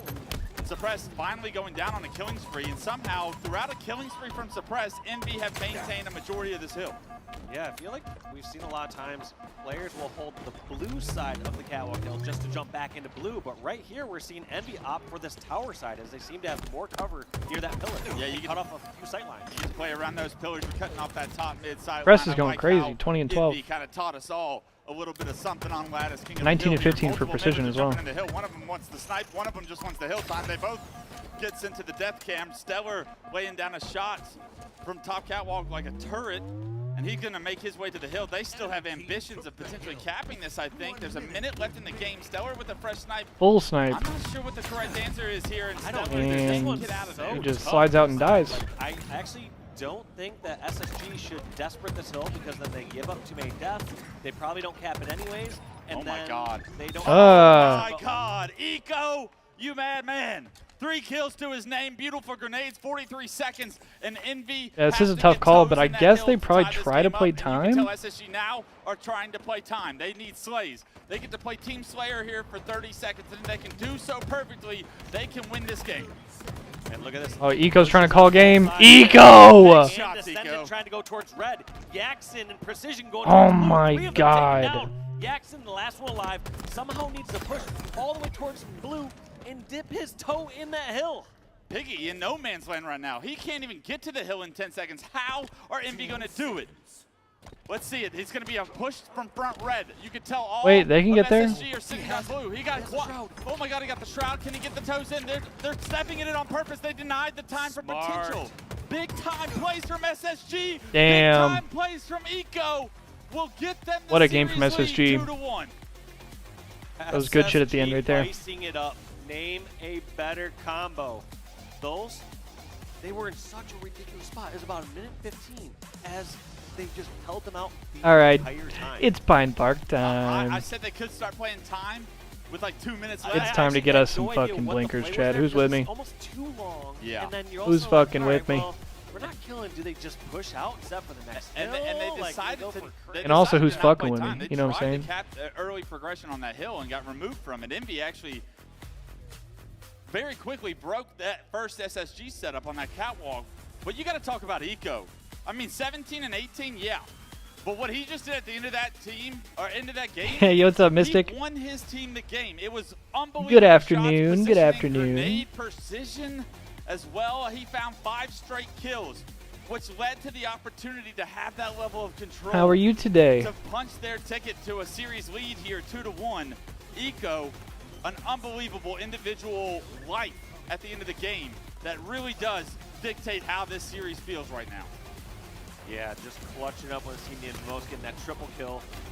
And that was kind of the dagger there for Envy. They kept spawning over towards ice. They didn't really have any great routes, and all the fights that they took, you know, they took their time. Don't get me wrong. Yeah. But they push in towards red, push towards blue, and lose those fights. As soon as you lose that first round, you saw that. A great day? Hell yeah. All right, I'm just We're doing running great over straight here into as the well. shroud, see what I can get here. Vibing, watching some Halo today. SSG, one step Enjoying ahead, stepping in ourselves. there. That's the part that blew Yeah, my it's been a mind great most day is of Halo those so far. We got a whole weekend ahead of us. Once they get in, maybe The I'll hill's get in. off limits. Yeah, you're like, oh, I don't want to extend the game. We want to win by the last second, but they just said, we have to get these kills anyways. Yes. Step in the hill, secure, make sure that no tomfoolery can take place. No on the tomfoolery. catwalk today. Unbelievable finish there from SSG, and now in the driver's seat of the series. What was once looking like Envy is here to create this upset. They're the top 4 seed. Everybody's talking about how strong Envy looks, and SSG all of a sudden saying, Did you forget about us? Yeah. not so fast. We've been doing this a long time, and we have ambitions of being a 1 seed in bracket play come tomorrow, and it's going to go through Envy if we're going to do that. So can they punch their ticket to that with another game win here in this series is the question. This series far from over. Envy showing you Will they try to keep HCS alive next year somehow? Yeah. There's not going to be like HCS majors and a world championship next year, but there's still probably going to be tournaments. You know, there's probably going to be LVT events. There's probably going to be similar to. Remember in 2019 we didn't have HCS events, but we had like the UGC events and we had grassroots stuff, and there was like the DreamHack events. Like, I'm sure there will be stuff. Absolutely. They just want to close out the night, and We're not just gonna have like nothing to do for like a year or two. Like that's not gonna happen. Before they're all Okay, smiles, hopefully. already, like, hey, just I didn't see a routine. smile on Piggy's face. I didn't see a smile this last break. They're starting to see the challenge in front of them, saying, all right, we were winning our individual fights. We were winning game 1. Things were looking on the up and up. And all of a sudden, not winning every individual fight. It's no fun. SSG aren't making the same mistakes that they were making earlier on. It's no fun when Eco's got the gun. And he had the gunny at the end of that game, secured his team a win. But here we go, live fire oddball. This is a true test of Live endurance. fire This oddball, ball. traditionally our longest game type here. And let's see who separates themselves throughout this game. This is truly Hey, yo, a Tripticon, test thank you of for the who I follow, think the bruh. better team is going to be. If it's an SSG that ends the series here, or can Envy push this to a game 5? Thank you. Game 5 on Friday night. Much Full love. play, that would be something special. Stellar. And for those of y'all that are watching over on Eli's stream, Puts it to work. Finds a snipe. Ooh. Um, Yeah, but you know, Stellar, We'll give you another chance here. All right, did enough work. He can take a little break, and that'd be cool all commentary. 4 down there for Envy. So a great start. Okay, sorry. This time Falcated scooping up 3 He said any friend of 420 is a friend of mine. There go 2 members from Thanks, bro. SSG. Just narrowly misses. So they rotate But I appreciate that, bro. But couple staggered deaths here. I was gonna say, for anybody watching on Eli's stream, for those of y'all that don't know me or don't know me too well, oh, what the fuck? Oh, no. It's a double for Stellar. Oh my God. Triple because his teammate killed him too fast. And last player alive, Precision forced to back up and try and not delay the respawn. Yeah. If you don't know me or don't know me that well, I'm holding it down for Eli this weekend on the stream. But I also stream pretty much every day, and also I upload YouTube videos and Halo stuff pretty much every day. So I'm another one of the grassroots creators. So now Stellar starting this game off 4-0. I think you can tell when a sniper's feeling themselves. definitely would appreciate when they repulse off any of y'all checking my shit out if anybody's interested as well. If you ain't hitting your snipes. Oh, I do that all the time, but it's kind of just a twitch. But the fact that he's going for But I appreciate y'all, man. And I appreciate all y'all rocking with us this weekend. Whether you chilling for me or for Eli or you just here for the drops, whatever, man. Hope everybody's doing well, having a good time. Looking forward to a good weekend of Halo. Not near as cool as Eli. That has been said. Good shots from Jackson there. It's mainly my chat that says it. Reset, but, I mean, Dave, look at the score. 50-1 right now. It is Envy trying to crawl back into this game, into this series, into this first round of oddball. It was great first set from SSG. Now let's see what Envy do if they have control of the ball on the map. It looks like we're not going to fully find out because they don't have control. That's going to be 2 down for Envy. Make it 3 down. Piggy goes down. Precision, the last one alive. What can he do? Bro, that's crazy ease. Don't even put that evil on me, bro. Deny that ball from getting any further because they do that. They remove any chance of a setup. Don't you put that evil on me. Envy, all coming off respawn, and it's going to be SSG with not only the ball, but a fresh camouflage. Descendant goes down. He's going to stagger the respawns and the opportunity that Envy have to break this setup. Untraditional to hold What's the up, ball J towards Spades? Cuts area, but Eco doing a phenomenal He's job. sweating. Head on a swivel, finds a player with his back turn. He's like, isn't there supposed to be a ball guy? No, he relocated. Eco 1 step ahead of Envy right now as the 58-point lead surely starts to climb with these kills coming in. We're going to have to see now what Stellar can do with his second camo. Oh, absolutely nothing. Either way, Stellar's got this camo, and it goes down real quick. So Holy shit. Much happening with all it right. this time. But it doesn't matter because Suppress going to clean up all those kills. And right now, they're kind of trading out slays, but we've been pretty quiet on the objective front for SSG. I don't hate that, though.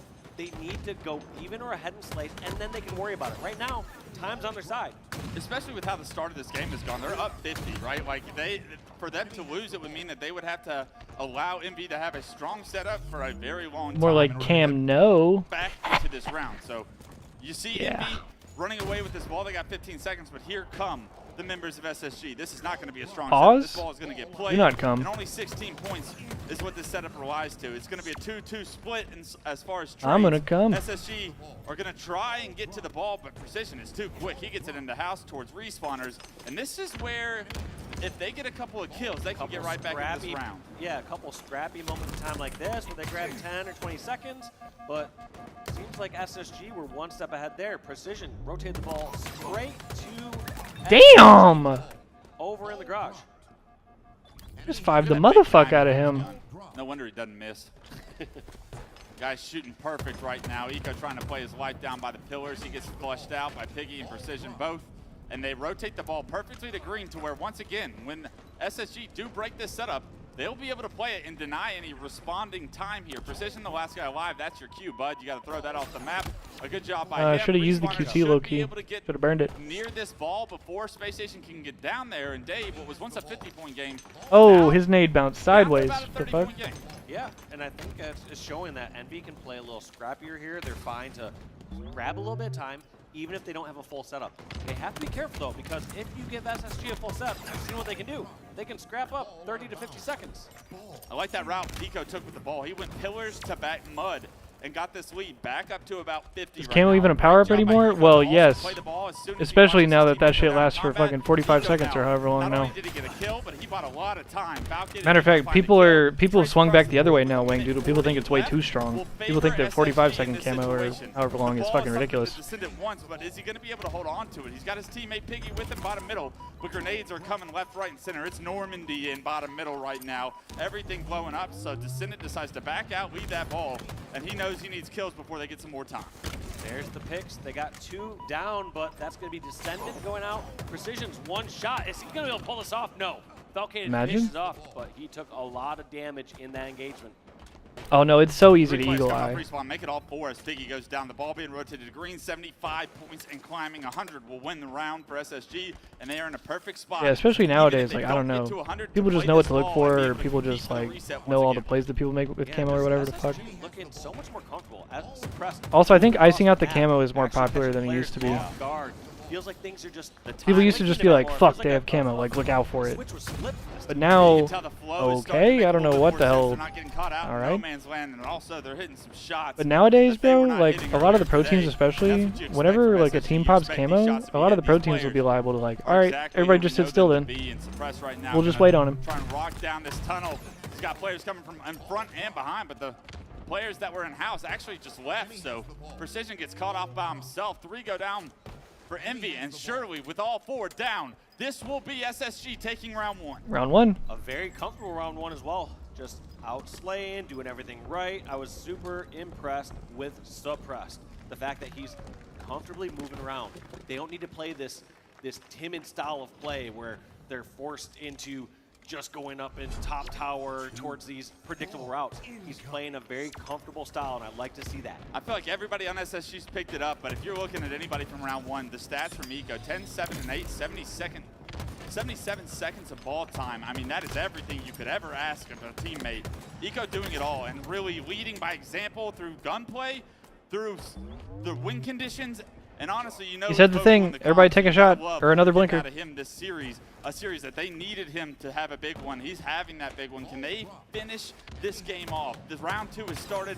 The battle for camo is what's going to be the priority focus here. The battle for camo. Trying to play his life, knowing that camo's coming up, but here comes Envy. Yep, Envy making their push all the way across. Only 6 points going for SSG there, so no real time acquired on that end. And we haven't yet really to see Envy get kind of a full setup. Even during round 1, there'd be a few times where they get 2 or 3 from SSG down, but 1 or 2 from Envy would continually get picked off. I'm pretty sure camo was on the ground that whole time. Yeah, Piggy gets away with it. I was wondering, I was like, Precision, I thought you were going to go for that, but no, he left it for Piggy. Maybe a good call because Precision was dead to rights. Multiple members of SSG closed in on him. What can he do with this camo? It's very close, contested second round here. The ball is going to be back tower, and Piggy, you need to get involved before your ball guy goes down. Unfortunately, you're already too late. I said it, and I was already too late. The Precision, Descendant go down. Piggy yet to shoot his gun, it feels like. And you got to get involved because now SSG have the ball. Yeah, it feels like just trying to find the perfect fight. Sometimes you just need to pick the first fight you can get. I feel like you had the perfect fight front tower. You just didn't shoot. What do I know, though? Well, it is still a 1-point game here in round number 2. Team slugging it out, but like you said, when there's a game this close, those extra kills, those extra shots, what's going to be the difference maker. And so I thought that was for the triple. It was because they were spectating the other one. Starts with time on the board, and we actually start to see this is probably the most comfortable setup for Envy so far. Yeah, absolutely. This isn't even a full setup, but this is the most comfortable one they've had, where they actually have some space in between SSG. There's 3 down again. Eco's the last one alive. Precision and Descendant both find perfect stars in the kill feed. That's going to allow Envy to be able to. Here, let's go check out the B stream real quick. First time in game 4, 35. Let's go check out the B stream real quick because I believe that is.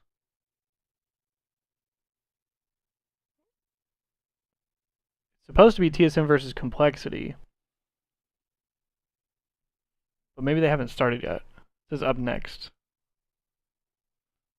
So never mind. We'll stick here until that starts. Go back and then jump back to live. There we go. Precision's going to play this ball as soon as he gets under too much fire. And now finally, Envy have woken up here in game 4, and they look like they're going to push this at least to a round 3. Yeah, they got a strong start here, and now we're starting to see them kind of hit their flow. They are the ones actually getting the flanks on SSG, getting them on their own spawn traps. They're the ones that are actually outslaying in this round number 2. Piggy with snipe. Let's see what he can do with it.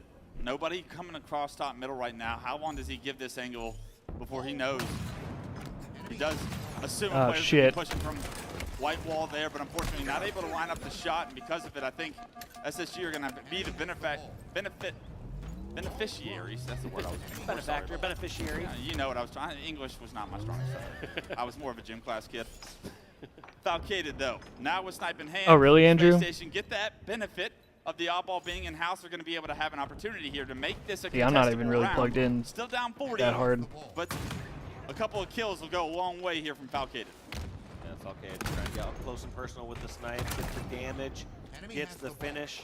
Well, that sucks. Now, Envy, though, still walking with this ball. This can be dangerous, though.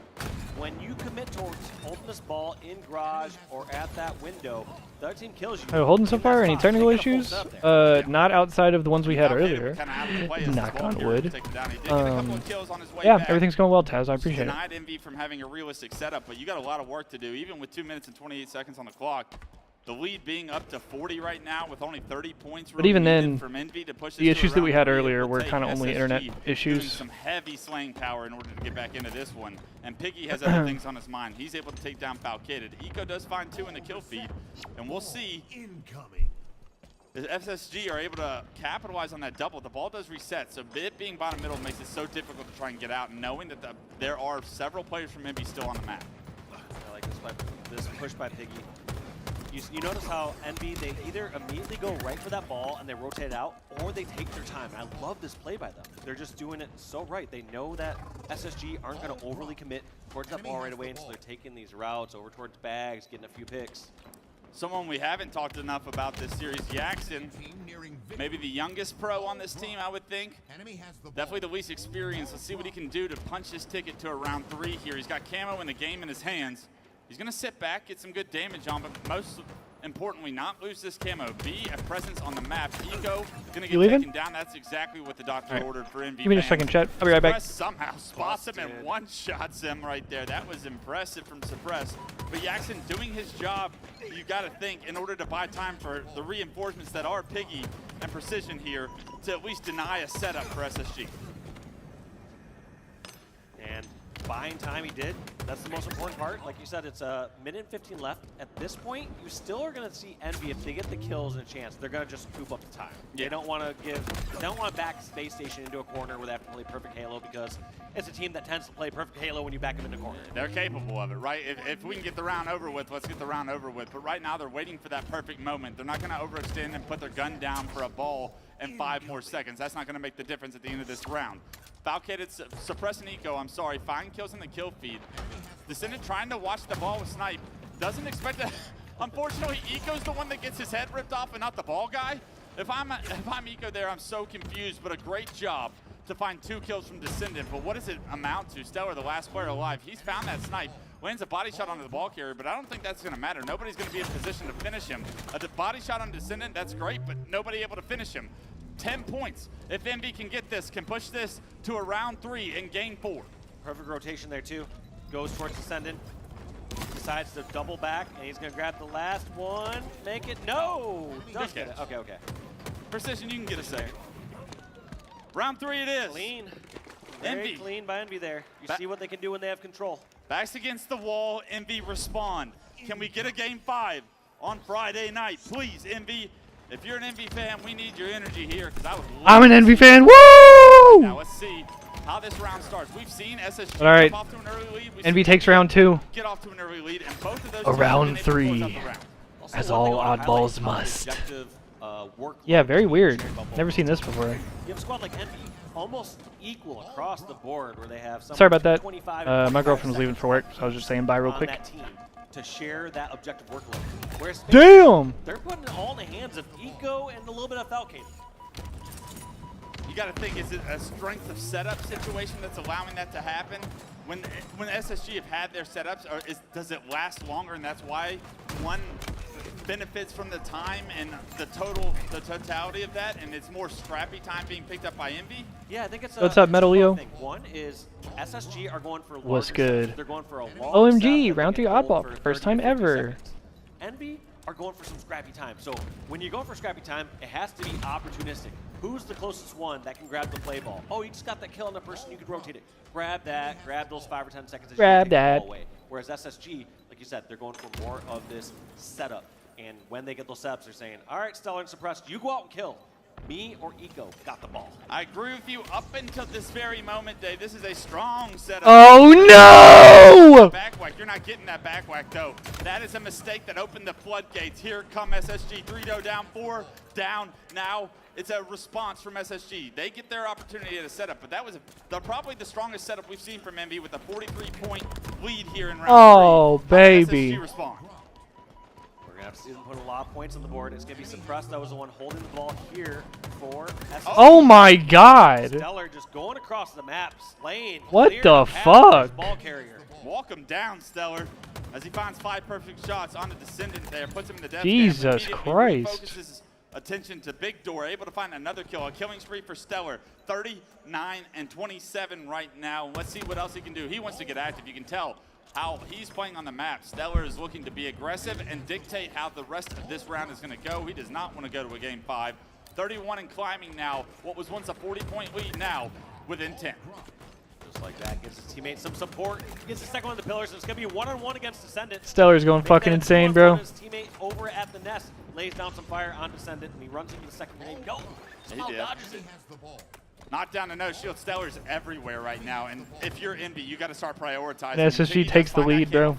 Though, so I think they were able to respawn over close. Bro, that misplay with their setup at fucking Big Door might literally be the end of the whole series. You know that snipe's coming up. Does he opt to try and go for that? They get the play ball. Precision's That might have low-key been the best chance they had. Ready to grab it, but Piggy trying to play defense here is going to have It's to not over yet. If his ball carrier starts to get shot. He needs to shoot immediately there. Yeah. As your ball carrier is given that distraction, I've just noticed a couple times, feels like from Piggy, just maybe being a little hesitant to shoot with the camo. And it feels like we're in 2025 Halo Infinite. You sometimes just take first shot when you can get first shot. Able to find Stellar, so still playing this camo pretty well, I'd say. If he can stay alive, unfortunately, he continues to go down cuts and finds Suppress. Suppress takes him out and gets camo removed from the strategy of Envy, but more importantly, Envy brought that ball towards dummies, and then SSG get to benefit from that ball being so close to tower that now they have a tower of themselves and they have the lead as well. 2 dead for Envy. And that 40. This is going to get real spooky real quick for Envy. The strongest start they've had so far this game. Diminished, deleted, it's Oh. gone. You now have Space Station only 25 points away from closing this game and closing the series. So Envy needs to break the setup. They need to do it now. On cue, Dave, Envy do break that setup, but 77 to 51.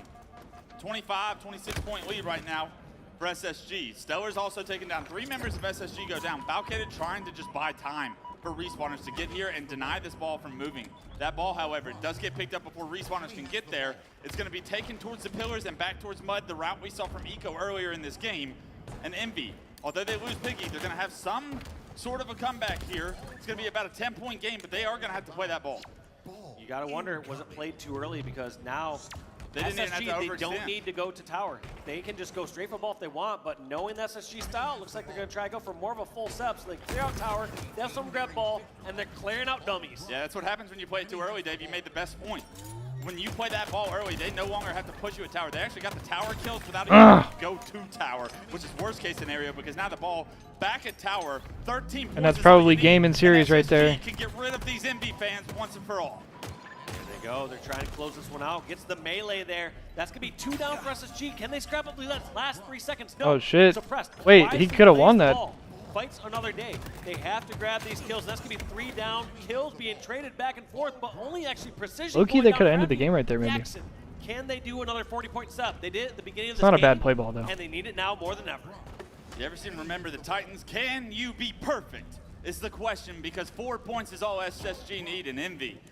Right on their trails. This is a round of slays to dictate who's going to win this game for. Whoa. Suppress hot on the balls. Trail, What the he's able to fuck? take down that ball carrier. He's going to have a player in his face. Precision able to get the kill. 2 go down on each side. Precision and Piggy, massive responsibility right now to try and compete for this ball. Eco's caught out by the box. He's not down to no shield. Big kill for Precision. He's bobbing, weaving, playing one above his you. life, but more importantly, making sure that ball doesn't reset, because that would be a big mistake. 2 go down for SSG. And now all of a sudden, 15 points away. Oh, in VR, Jesus. You get one quick push if you're SSG. Oh, You're Jesus. looking at a game 5. I like this play. Wait, Yes, I think that's game. I don't even think they have time. Massive push from SSG over at Green. I don't even think they have time. Oh Oh my god. Precision needs to stay alive. Oh my god. What the fuck? At the last moment, we're going to a game 5 West. We're going 5! Right hot on his trails, but as he turns the corner, he What the cuts fuck are these sideline games, son? off. And MV fans can take a deep breath. We're going to a game 5.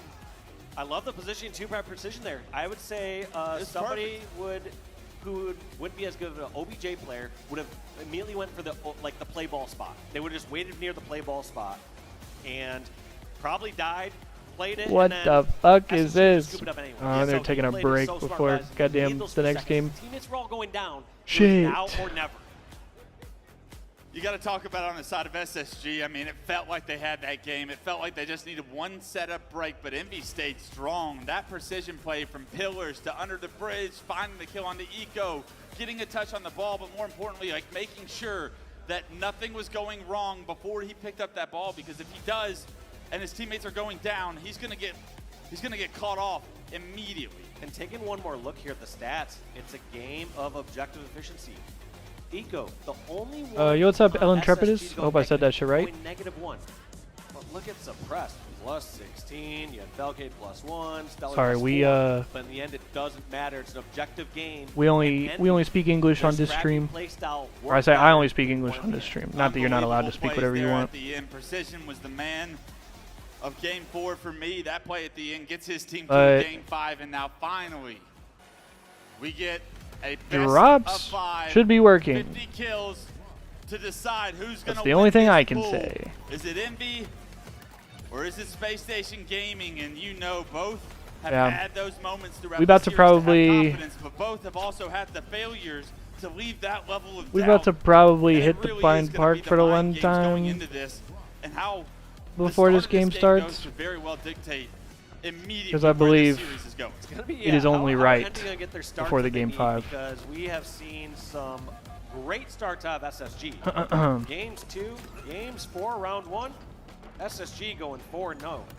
I can't believe Eco is the first one getting sniped. Well, let's go, I'd be y'all. so upset if I was him. I was like, how do you snipe me and not you? That doesn't seem very fair. But sometimes that's how it works. Great shots from just about everybody in the series. I mean, we have seen highlights from every single player. I mean, even Piggy in this moment, able to get that kill. And what he's doing is just buying so much time. And when a round comes down to the difference between 3 seconds, that play right there impacts the outcome of the game. Very similar to the There's conversation. 3 seconds for you. Yeah. Very similar to the conversation we had about Slayers, about how every single kill and death matters across the 50. Every single moment in these games, I mean, to separate these two teams, how close, how small the margin for error is to decide these series. And I mean, Dave, as we catch our breath here, getting ready for a game 5, this series, we knew it was going to be, and I mean, they gave us everything we wanted here. Let's get a banger of a game 5 to kick this one off. It's going to be Streets, Motherfucker said, all good, all good. Slayer, and how you feeling about this one? Man, I mean, this series has been just incredible all around. I feel like if you ever try to know what team you're favoring or where the momentum is, it's sort of like what team earned their way into that game 5. And I feel like Envy earned their way into that game 5. They clutched it up there, and they are ready. They were wishing for that chance. After the end of game 3, they're like, all right, guys, let's just bring it to game 5 and let's settle it there. Yeah. We just need to get this one, though. We have no room for error. On the side of SSG, do you think they're feeling like they let that game 4 kind of slip out of their fingers? Like they feel like they probably, there was a moment there where they had like a significant lead towards the end of that round 3 where you had to believe they thought it was probably over. They just had to close the door, and unfortunately Piggy comes in, kicks the door wide open with the help of the rest of the Envy boys, and now we're looking at first to 50 to decide who's going to be the 1 seed here in this pool. Yeah, SSG, they're pros. I mean, they're just going to bounce back from that, and they're going to say, all right, right now our focus is on Slayer Streets, but then they'll go back to the drawing board tonight. They're going to say, all right, a couple things aren't clicking exactly here. Where are we feeling uncomfortable? What are some of these issues that they just have to iron out? And those are some of the growing pains of players that play. Wait, what was the game 5? I wasn't looking. Sometimes going in with such high dependencies or expectations of your teammates, you play off that so much, and you start to say, wait, I pushed out here and I did this play because I thought you were going to do this. What's going on? And sometimes that can almost be a hindrance at different growth stages of a team's life cycle. From what you've seen so far throughout 4 games, Dave, are you leaning either way, or are you going to let the gods decide out here? As far as a prediction from you, I'm not asking for a winner, but is there a specific player you think of Street Slayer, when this map comes on, these two teams play in the game 5, who are you looking for on each side to really have that series dictating moment that pushes their team across the finish line? I mean, I think the two I'm looking at are the same two that we highlighted at the beginning of game number 3. That's going to be Descendant right over there from the Envy squad. He was the one that's their best power slayer when it came to King of the Hill games, and then also Suppressed. Suppressed dropping 43 kills, clearly feeling himself, taking comfortable flanks, doing well. I mean, if you're putting up those numbers, you can't, you have to set the expectation with your team saying, all right, if I'm playing well, play off me. Guys, I'm dominating. Yeah. And it can't just be like padded numbers. Like those, he got some hard-earned kills, so he has to do that again. You can't just have one hot game in game 4 and then go into game 5 and be like, all right, who's got it, guys? Who's picking this one up? Yeah, I mean, I tried to carry us. What do you guys have in the tank? I'm looking at that man right there. Stellar, when he has good games, this team usually wins. Stellar, there's not a snipe on the map, and you kind of hate that for those game 5 opportunities for the individuals to really showcase their skill. This is going to be a battle of teamwork. This is going to be a battle of aggression. How quickly can you get all 4 down? How quickly can you trap them in the back of PD, in the back of Tram, and sandwich them? I like Envy's opportunity on this map, but I've seen Envy lose some heartbreakers when it comes to Street Slayer. There's been several online tournaments where they were playing FaZe and they gave up a lead that I didn't think was give upable. If that's even a turn, I'm going to use that one, by the way. I know Shurzy and Dan have been the back laughing, but voice is going, brain's going, but I tell you who's locked in. It is this Envy squad to be able to push this series to a game 5. It looks like everybody's back in action. You saw Descendant's like, I'm getting my blinks in right now, and then not the rest of the game. Yo, speaking of getting your blinks in, everybody, woo! Thank you, Walshy. You got to stop and get something. Let's see who's got what it takes to really in this, and what a series this is. How important is this? Because the winner of this no blinking through 8 seed winners bracket round 1. The loser of this is going to play. Yeah, I mean, basically you're looking Shopify at the difference Rebellion. of, you're playing a Shopify, Optic, or FaZe, essentially. It's going to be a Shopify Rebellion. Yep. Because this is Pool D. The last place in this pool is going to play the #1 seed in this tournament, and that is not a team I want to play at all early in a bracket, or really, if ever, somebody else can knock them out. Let someone else, take a few stabs at it before you have to take them out first round. All right, ladies and gentlemen, here we go. It's Friday night. I want to hear the crowd start. Let's fucking go! The players play for. This moment means everything to these two teams. SSG versus Envy, Game 5, Street Slayer, first to 50 kills. Let's come on, baby. Here we go. Game 5 record, Envy. No luck thus far here in 2025. SSG, about even Stevens with a 3-2 record. We're going to find out which one of these teams is closing it out right here on the streets. And this one, Wes, there might be some moments where it slows down. But I have a feeling these teams aren't going to be playing too slow. I feel like they're ready to fight. They're ready for some action. Yeah, I think that was. We aren't going to the time limit here. That was something I heard from an Envy list or interview post their big choke against FaZe in one of the online tournaments. They said we turtled up. We started to play safe when I knew I should have pushed. Jackson was saying this. Look for Envy to take advantages of opportunities and maybe get reckless with it if they feel that. We're off, ladies and gentlemen. Precision's going to be the first one to fall. Falcated with the nade, able to take him down. He's going to have the red gun in his I'm hands. finna get a little reckless with it. Stuck into tires. Doesn't spot that player pushing B, and that player spots him. Stellar punches up on the kill feed. All 4 go down. It's a perfect start no, once bro. again for SSG. SSG ended up having one player fall at the end there. Stellar get killed off the spawn, but damage has been done. They got the start they wanted. Now can they hold on to this? Yeah, camo's up. That's the big priority focus for everyone on this map right now. Suppress is going to let Stellar pick it up. Suppress with that red gun going to have someone in his face, but Stellar has his back. That's beautiful shots from Stellar. Stellar has to trade, however. 4-0-2. Stellar starts this game 6-4. SSG still in the lead. Oh, good live. Stay Wow. alive. Dodges the nades that time. Didn't do it the very first time against Stalkated. Now, how does he decide to maneuver across this map? They know a couple players over at Neon. I like that pre-nade onto the benches, helping his teammates on that lane. But overextends a little bit there. That's going to be precision picked off. Feels like some of these flanks that were working early on in the series, early on in the games, getting cut off this time. Space Station, learning, adapting, changing. Starting to figure out the MV play style, right? Starting to understand who these players are, what routes they're more likely to take, and that is so important when you're playing deep into a series, being able to adapt and evolve and play around maybe the mistakes that they can potentially get caught. Start to learn those tendencies. Start to see who's over challenging. Who do you just Sick. throw a grenade at right away after they duck away behind the pillar? Do you start to notice those patterns and that little recognition is those differences in those individual fights? Stellar able to take down Yax, and the rest of Envy is going to be pushing towards the cafe. Piggy going to be able to take him down with the help of precision. And actually, Dave, I want to go into a listen-in and hear the comms of Envy and see how they're faring early in this game 5. Yeah, show me some, bro. He's trying to get damage on me. He's gonna run at me. The B guy's gonna run at me. Are they in arcade? Ice cream Eco. So I'm pretty sure. Ice cream Eco. I'm looking at your pink. I'm gonna have it for a second. Hey guys, camo 10. Do we have Shroud? Ice cream Eco to arcade. Alright, they have Stalker. They have Stalker driveway. Stalker driveway. Arcade as well. Arcade as well. Camo 5. Shrouds is not up. Shroud arcade once. I got Shrouds up. Watch out. It's not up. It's not up. Yo, we're weak. The middle. B stairs. B stairs. One B stairs down. Yeah, they're raping. Everything on one shot. I'm looking over here. Just sit down. Just sit down. Yo, bottom B stairs. He said, fuck. One shot. Cafe as well. To back A. One shot side stairs. One shot side stairs. One shot top A. One shot top A. Never died. Ammo's down. Ammo's down. You got me. Yo, back A one shot. Look at B stairs for you. I'm looking B stairs for you. S1B. S1B. Look at B stairs. Yeah, Hero's weak. Hero's weak. I need help. We need help. Ethan. We need help. I can't.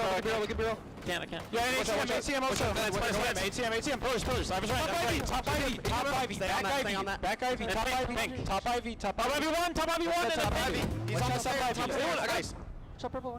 No, purple. Two purple. Give me a second. Top A. Flying pink. Pink street cellar. I'm playing for back A. Pink cellar. I'm living. I have to live. Is there a guy back A? Top A. He's top A stairs. He's going. Three cafe right now. Holy shit. One spawn PD. PD. I hear that. Caution. Behind the corner. One guy could be behind you. Caution weak. One. He's PD. I'm stalking it. Close the back. Where? On the left. Back left. We need trade. Don't trade. Other guys front A or some shit. Tires, I need help. Yeah, tires. Tires. Front A weak. And then PD. Tires. Yeah, front A. Tires. Scissors. Yo, I'm sliding in your door. Side door. Spawn B. Running at B. I got it. Nice. Good fucking trade, yeah. I spawned Ivy. Nice. I've seen repulse combo. Looking purple. Yeah. Yo, Stalker might be. Yeah. Yo, spike sighting, bro. Sweet. Picks also. We gotta go A. Go. Behind you, Jason. Heaven, Jason. That's not a good play. Top C killed me. My gun's in deep. Yo, Tracy, held him. Benches. Hey, he's front C. Watch out, planner. I'm playing B. Eco. Yo, MB. Arcade, one shot arcade. Ice cream, one shot arcade. I got him. Nice. Yo, B stairs. Front A. Bottom B stairs. Watch out, front A. Bottom B running out. I hear you. High game, 25-25. One shot. Spawn B-roll. B stairs on me. Yeah, B-roll. Tires one shot. We're gonna get tires. Bouncy. ATM. Come in. He's front C killed me. Watch out, front C. Nice, guys. Top C. He's bottom C, driveway, half health. Nice. And B-roll's They're weak. Envy takes the lead. Envy with the momentum and the tones of their voice. You can feel the energy, how bad they want this one, Dave. What did you hear that specifically stuck out from the young guns? I mean, you felt like they were setting up certain traps. They were saying, hey, we got this person in, I got your help on purple. Let's worry about arcade. But it felt like I really like to play to save Precision as well. It was just Whenever he had camo, no one's saying that. somebody in the comms was saying like, we have to look at B-Rail, we have to help him. Or if they're running away. They want him dead, or if they're just calling him out to get I like that a lot. information. Exactly. Eco and Suppress finding some kills here now to tie this one up. It was Envy with a narrow lead as we got back from the listening, but right now, the game slows down just a little bit.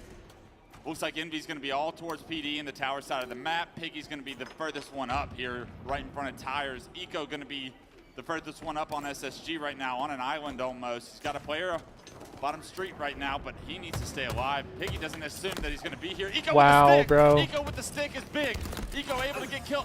Damage on the Piggy, doesn't get help though, and he gets taken down from Precision. That Shroud saves Piggy's life, and now they're able to trade it out in VR in a 2-kill fashion in their lead. It's a 3-kill lead for Envy. Oh my God. Suppress can't find one either. Make it a 4-kill lead as Envy. Descendant is 19 and 8. Control here and stop the momentum that SSG were cooking. Desperate plasma grenades. Precision gets them both. Of this battle back and forth. You've seen it over at PD. You now see it from over on the red side, over at Rails. Just every single time you're seeing these players so good at quickly turning, throwing that sticky grenade, and getting a traded kill. Look at the kills right now. Descendant 19-2 and 9, doing his best snakebite impression here in Game 5. Stellar with 12 leading the way over on SSG, but a lot of work to do for SSG to get back into this one. 41-37. You're down 4, but only 9 kills needed on the side of Envy. Trading is going to be such an important process for Envy to close the door on this Game 5. What can SSG do to try and create some kills? Ooh. That's a good Big start kill. without trading one right back to Envy. One first opening, that's on Precision too. That's a big kill. Camo's Now what up. they turn it into. Looks like Suppress. Suppress gets 5. That from Piggy's perfect shots. Camo fight on the bottom center. Nobody grabbing it 2-kill yet. game. Go down for Envy though. SSG only lose 1. 3 dead for Envy, and they smoke it for him. Oh no. Whoever on Envy just smoked that is low-key counter-faded.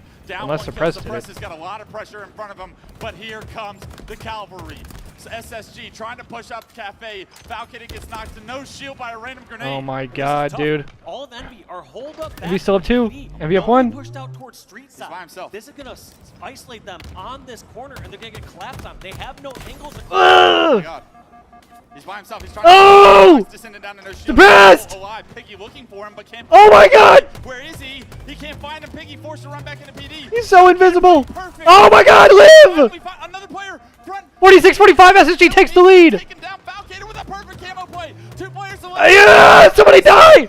Jackson running for their lives. Still, SSG up by 2. 46. Falcated has done it. He has given SSG the lead. What the fuck? Precision Piggy hopefully pushing out driveway or street and taking up some more ground, but once again it seems like all of Envy stuck on one spot on the map. They're all stuck at Tramp and they're scared to push out. They do get the first Precision pick gets Stellar, 1. but do they get the ground? 48-47. 49-47. Behind enemy line. Can he get one pick? They're getting pitched. Oh my God. The damage comes through.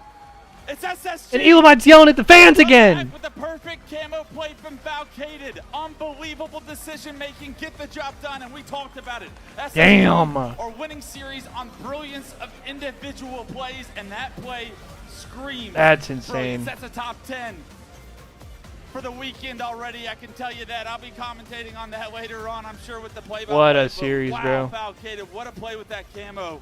To stay alive and be such a nuisance. You could tell they were looking for him, but they could not find him. And Envy once again fall just narrowly short of creating what would be an upset. What a for their series, ticket bro. To a top 4 seed going into bracket play. And it's just a couple of kills that once again separate them from what their goal is this year. Yeah, it's Yeah, a surprise a little bit there from Envy at the end. Not playing exactly like themselves. Normal Envy. They're not holed up back towards PD, not just trying to hold a tower, not desperately trying to find or fight one person instead. 50-47, 21-12 from Descendant, bro. Jackson 6-13, Piggy 6-10. Precision did his thing. And you know what's crazy? Once you look at the stats, Damn, bro. The assists, they favor Envy. You got Descendant. That's insane. All right, let's check out the B stream.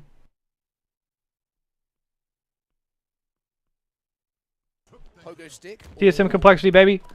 Space hopper. Another option. I think pogo stick. Yeah, I think space hopper doesn't get that much air. Yeah. Let's fucking go. They're kind of dangerous, man. Let's fucking go! One of those things that can come back. Yeah, Like invest heavily in Pogo Sticks after this. It's going to be 1-1 to TSM as they do manage to close out that second hill. It does feel like there's a better version of the Pogo Stick, like without a doubt, right? Because if you just hit that thing on the wrong angle, like heaven forbid you hit kind of an uneven part of pavement, you were going like to the right pretty far. And then into the ground. Maybe if we combine modern advances in AI I think and quantum computing. Pogo Stick Yo, is what's up, definitely Petey? ripe for AI innovation. Yeah. 2 minutes 45 left on the Alright, game clock. well they're only in map 1. I figured they'd be like kind of close to the end of the series. They're only in map 1, so we will come back to that. Let's watch interview, and then I believe we will be getting a little tour of the venue from Eli. These guys are championship caliber players. They understand that online is just online. When we get to a tournament, these are the What's results good, we Petey? provide, but there's got to be something Charlotte's in the back of fucking their lit head so that says, far, bro. if we can get through Friday 2-0, We're about to find out what it's looking like on the ground, we'll too. get our confidence and our swagger back going into bracket play, and they've done just that.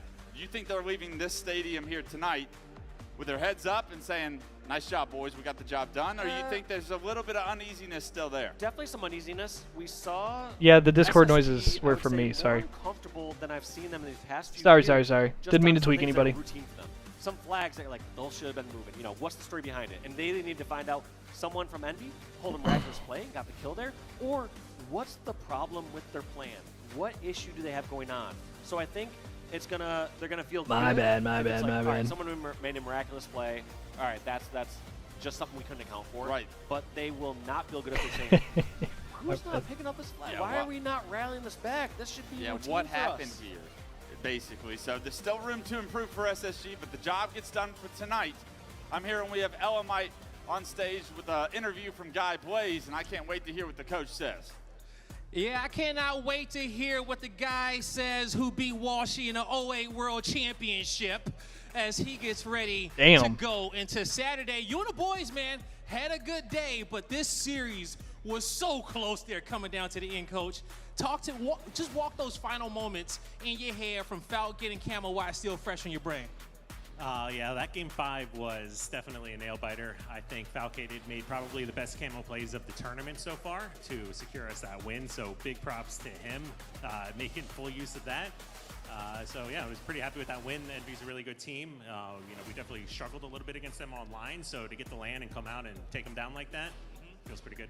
It does feel pretty good, okay? You know, Falk making big plays right there. I tried to get him for an interview, but it's the only thing harder than winning that series is getting Falk up here for an interview.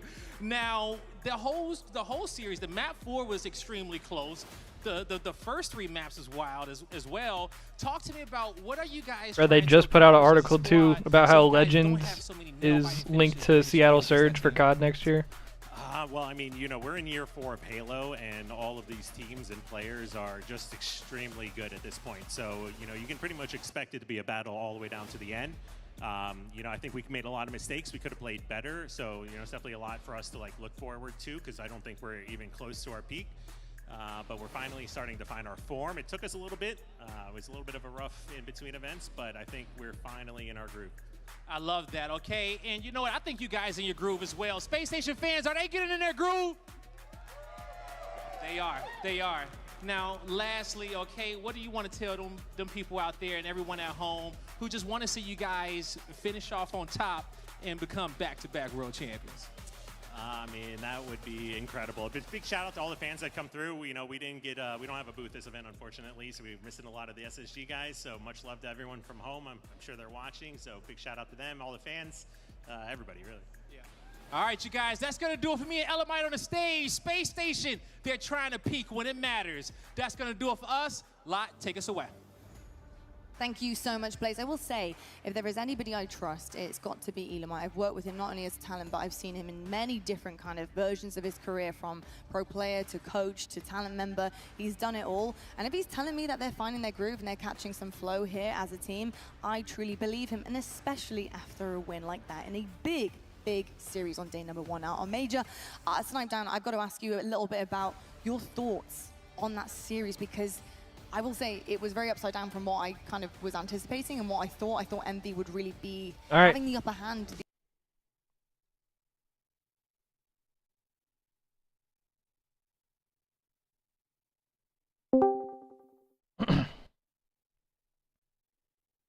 Envy did battle back and showed exactly what they can do, but it felt like Space Station just had some type of control on that series basically the majority of the way. Yeah, I think what we just watched wasn't necessarily either team's best, but it was a very big battle. And for me, this SSG team, this is the best practice they've had since the last LAN. And every single game that they get is only going to benefit them. So the longer the series go, as long as they get the win, I think they can take that as a, hey, we're getting better every series, and we're going to take that forward. And I think this is a huge momentum builder for them themselves. And for Envy, I mean, we're going to take a look at some of these games and some of the stats. And it just, everything you see online, this is going to start to raise the question of, are they an online team? Their performances are very good, and this is one of those series where everything had been leading up to this. They had smoked them in scrims, and to come out down calling them onliners after the first 3-0 they had against a team that, honestly, Space Station struggled with, and to lose in this fashion where it really felt like they had it, we'll see how they bounce back, because we have talked about their experience as a team as well. You're posing perfect questions there, and I'm desperate for the answers to those. I think it's very difficult having Yo! a really tight. Can you hear me, brother? Yeah, can you hear me? And just kind of like yes, sir. What's good? All right, I got my AirPods in so that hopefully it's not too bad with all the background noise and everything. Yeah. I'm about to get my cam going. Let's see. Let me know when it shows up, okay? Yeah, hold on one time. I think you should be good. Good? All right, cool. Let me give you a little walkthrough of the venue. So, entrance is down here. Oh, or do you need a second to get it up on stream? Nah, you good. This is good quality too. Okay, good. Tournament operations. You walk in. This is right when you walk in the venue. Yeah. All sorts of side tournaments and stuff going on right now.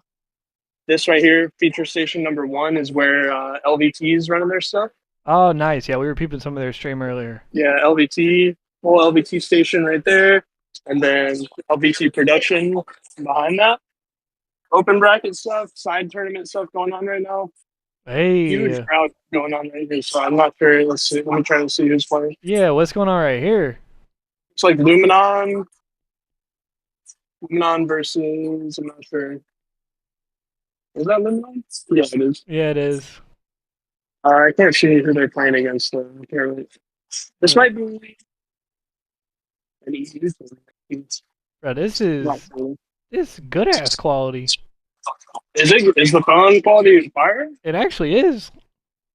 Oh yeah, love that. So main stage right here. Yeah. There's all sorts of there's rows hidden behind that pillar there as well. Here's like a feature side station. Let me see who's playing over here real quick. I think TSM and Complexity. Yeah, TSM Complexity. Yeah, TSM Complexity. This is probably on the B stream right now. Yep. A little crowd action going on here. Grudge match. Yes, sir. And then they were just doing like the Halo 2 side tournaments and stuff over here a little bit ago. Got some Halo 5 action down here. Bro, the pit is popping. Show a little Halo 5. Yeah, Halo 5 there. Yeah. Oh, shit. Someone's going crazy over there. Yeah. Here, I'll go in the pit. So, yeah, this is that good content. Yes, sir. See what's going on here. Eli, our man on the street, bro. I don't know if I can zoom. Oh, I can zoom. Can you see this POV? Yeah, I can. Wait, I can't. I can't see if you're zooming it, but. Okay. Oh, it must be. It must be the other EU team. Yeah. I'm not 100% sure. Yeah, I'm not sure. I'm not sure what their team name is, but. Luminon just won. Yeah. I don't know if they won the whole series or not, but. It looked like it, bro. They look pissed. Looks like it. All right. Let me show you around some other parts of the venue real quick. So there's not a whole lot of booths. There are 3, but it's not as stacked as Worlds is going to be, of course. Yeah. Let me go around. I'm going to go around the main stage, so I'm not walking right through the front here. But yeah, it's a different hall than the one Charlotte 2023, but same convention center. Oh, so nice. It's but also really cool nice that they did like an event hall. Yeah. Like LBT especially given setup. last year we played out of half a basketball arena. Yeah, that's a good point. Yeah. You're talking about the London event? That and Atlanta. Both of them. Oh yeah, true. Legendary Dave Walsh. Hey, look at the goat. It's the analyst desk, which is probably on the screen right now. And the other goats. This is where the casters are. You may have actually seen the back of my head on the screen earlier. Yeah, no, we did. I peeped. I also saw Nick and Luke sitting down there too. I'm walking right behind the camera right now, so weeds the goat. Yeah. Production stuff right here. Hell yeah. And then okay, so the booths we got phase. Of course, there's got to be a phase booth. Yes, sir. Of course, it's a phase event, so you got that. And then the other two booths that they have here are, let's see, Rebellion. Oh, nice. Fire Rebellion. And they got some cool merch and stuff. And is that then Luminon? Actually, Luminon Gaming, yeah. Damn. Really cool. Luminon booth, which is really dope. That's dope. And of course, all the backstage stuff back there. Yeah. Main stage. This is just a little side angle from the main stage. Got the homies Hell yeah. setting up for the next match. Looks like I can't tell if people are still packing up or if there's a new team up there. I believe Phase is up there? Yeah, I think it's Phase C9. Yeah. And I believe that's the last main stage match of the day. Okay. I'm actually glad you said that because I had people asking me if there were more matches after this. I believe this is supposed to be the last set of matches. I think there's one more on main and one more on side. On B section. Yeah. They're about to do like some sort of crowd giveaway. Oh yeah, yeah. See if you can catch that shit for the stream. Yeah, I'll watch it right now. Need you to catch a T-shirt. We need a POV or some shit. No, they're bringing people on stage to do some sort of competition, but I'll circle back once I have the people picked out. Hell yeah. But yeah, so what the food looking like? What the food choices? the legend Swifty Panda right here. Yeah, the goat. It plays in my AirPods right now. Yeah, just to tell you what up. What's up? That's Play the said goat. what up. Yeah. I'm just showing them the venue right now, so I'm just roaming. But yeah, that was Panda. There's Phase booth, like I said. They got bean bags with a gaming setup. Food options. There's no Bojangles in this one like there was in 2023, but come on. They got banger food options still. They literally have a whole basket of 10 honey mustard. You know what I'm talking about? The little circular yellow packets, bro. Yeah. You know. There's SSG walking off stage. They just got a Game 5 dub. Yeah, we saw that, bro. That shit was crazy. Sure. I was watching from the crowd, so. That shit was nutso. See if I can get a shot of those three guys.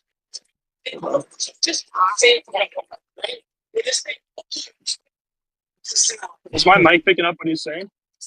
Nah, I can hear that somebody's like talking, but nah. I can't pick it So up. essentially, let's name that sound.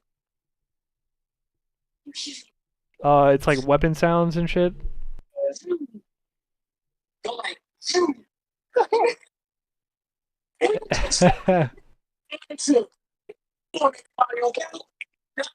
A nice little main stage stuff they got going on. Yeah, that's good crowd work. Yes, sir. And then, let's see. Where's our group? They had a group of people all sitting. Oh, yeah, right here. There's, this is where we were sitting. We got Nutty, Madison, and Tyra, Thrifty Panda. Hell yeah, all the homies. Yes, sir. I've already met a bunch of awesome people here so far, too. So Awesome. literally, I'm within the sad. first, I'm sad I'm missing out, bro. Yeah, but you're gonna be at Worlds, bro. So True. You're not missing out on much. Yeah, like I said, a little behind the scenes of the feature station, and Unreal Nightmare right here. Nice. Awesome. It's good, Envoy. Yeah. How you doing, man? Yeah, doing good, bro. Just showing my friend around the venue who's watching from home. But Yeah. when's your guys next? Are you guys done for the day? So okay, sweet. Dark inside the mile. Peep the shoes. Best of luck, man. You guys keep crushing it, bro. Sorry about the bad angles. Nah, you good? I was saying peep the shoes. Yeah, he's got some fresh kicks on for sure. But yeah, man. I mean, essentially, that's like a big circle of the venue. Obviously, they got a bunch of, here's just a random public notice that they got put in for people. just know you're going to be on camera and all that. Yeah, warning, brothers. There's fog and cameras and strobe lights. Yes, yes. Cool little phase major kind of sign that they Take got out pictures here. and stuff. This is right at the front. Yeah, exactly. If you want to take photos here, got some nice lighting for you. And yeah, man. I mean, there's not a whole lot other than that. It's kind of like little, not bare bones, but a little bit less action going on than like Worlds, for example. Yeah, but that's a dope little setup. I was expecting a little small deal, kind of similar to like Atlanta last year. Mm-hmm. But this is cool. Now the Charlotte Convention Center is big, that's for sure. I mean, here's like a perspective. Yeah, I walked around, but here's a perspective from where you walk in. Like the entrance is right down there. Yeah. You turn. Here's basically the whole venue. Like obviously open brackets over that way. More pro stuff on that side. Merch, food, analysts, all that. I mean, that's fire. Look, dude, Jersey's getting makeup done right now, bro. Right Can there. I zoom? I don't think you see that? I don't think you can. It doesn't zoom for me. All right, I don't want to like walk up in his face while he's getting ready. Yeah, bro, run up on him. Yeah. Let me see if I can like slowly walk by and be slick about it, you know? Yeah. Oh, they getting all done up for the next series? Yes, sir. Jersey and Gaston go to duo. Yeah. You know. Some of the Forsaken crew, Walmart, Shades, Rhythm. I'm sure you probably know a lot of them. Hell yeah. And then there's Lottie Snipe Down, Tony. And, the goats. Yeah, man. That pretty much covers most of the venue, bro. Hell yeah. Yo, round of applause everybody for our man on the street, Eli, putting in the fucking groundwork, bro. Trying to show you guys a little behind the scenes. Yeah. And, for anyone who wasn't able to make it out here in person, this is what it's like here. Hell We're yeah. just live, right? We're back on stream now, so let me step out of the way so we're on camera. Yeah. Yeah. I'll see. Can I turn this to the, how do you turn around the camera? That's a good question. Oh. Yo. There we go. Yeah, that's everything, man. So hell yeah. Definitely I'll continue popping in and showing you guys around tomorrow. I was gonna say we gotta get we gotta get like a shot of the crowd whenever it fills out a little bit more tomorrow and Sunday. 100%. Yeah, I won't lie, it's not great right now, but it's also it's the end of the day Friday. Everyone's up in the bathroom, all that. But I can promise you, tomorrow and Sunday it's going to be packed. Last chance qualifier matches are going to be happening over. Oh yeah, I forgot about that. And that's tomorrow. I think that's tomorrow. So yeah, we might have to get street POV of that shit. Yeah, so the gameplay POV is going to be casted on LVT, I think. Yeah. With it's on HCS Red and Blue, but I think LVT is going to have casters, so I'll be here to show the crowd and if you guys like get a little crowd reaction. Yeah, man. So, hell yeah.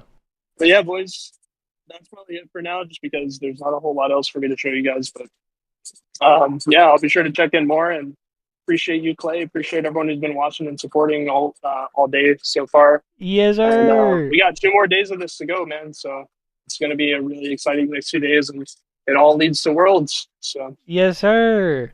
Much love, chat. Peace out, guys. Appreciate y'all. Much love, bro. Clay, I'll check in again with you. If I don't check in with you again tonight, I'll definitely check in with you tomorrow. So. Well, yeah, sounds thanks good, for brother. the patience. I wanted to make sure I did it during a good time where I could actually show everything. So. Yeah, 100%. Well, yeah, I appreciate you, bro. Much love. You have fun. Appreciate you, man. You have a good rest of your night, all right, bro? Yeah, you too. Later, Andy. Later, bro. Shout out to the fucking GOAT. But shout out Eli, the GOAT. We ended the night with a little phase C9, I believe. So while we're waiting on this match to start, let's check out, I believe it should still be TSM Complexity. And TSM just went up 2-0. To 46 win. Fuck! We missed it. Alright, depending on what game 3 is, we'll probably peep that game 3. And then, yeah. See how we're looking after that. Matchup that they could have right now. Yeah, shout out to Eli, man on the street, bro. That was dope. And then Cloud9 beat the team that they struggle. Love getting to see the venue. Definitely sad that I'm not there, but also dope to get to see it. And glad we at least get to do a dope-ass watch party. Much love, Eli, much love. Need to really dig deep, but Cloud9, have they got what it takes? That is the question. Let's take a look. He said, just a little bigger than my house. Respect.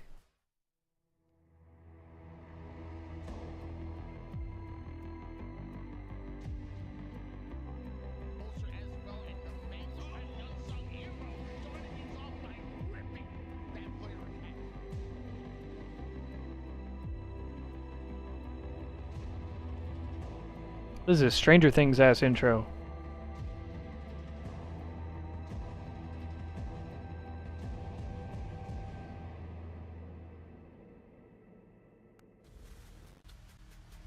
Tony, we know that with FaZe, there are holes in the gameplay. There are holes in the structure. Do you think Cloud9 are capable of capitalizing on those efficiently to get this dub on the main stage? Because this is gonna be a big match. Yeah, I think they do. I think it'll lean on players like Collected Sad, who, by the way, were also the standout players when going up against Luminon Gaming earlier in pools. Those are the players that are going to be able to disrupt FaZe's timing, disrupt their rhythm. So those are the ones that I'm leaning on.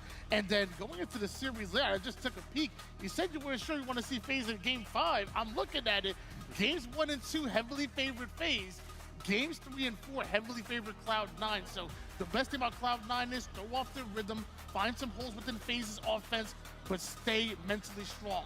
You can get to a Game 5, and then from there, who knows what happens. So what you're telling me, Tony, is that potentially for this final one of the night, we could have an absolute banger on our hands. That's what I'm hearing, for sure. Well, let's get into it, shall we?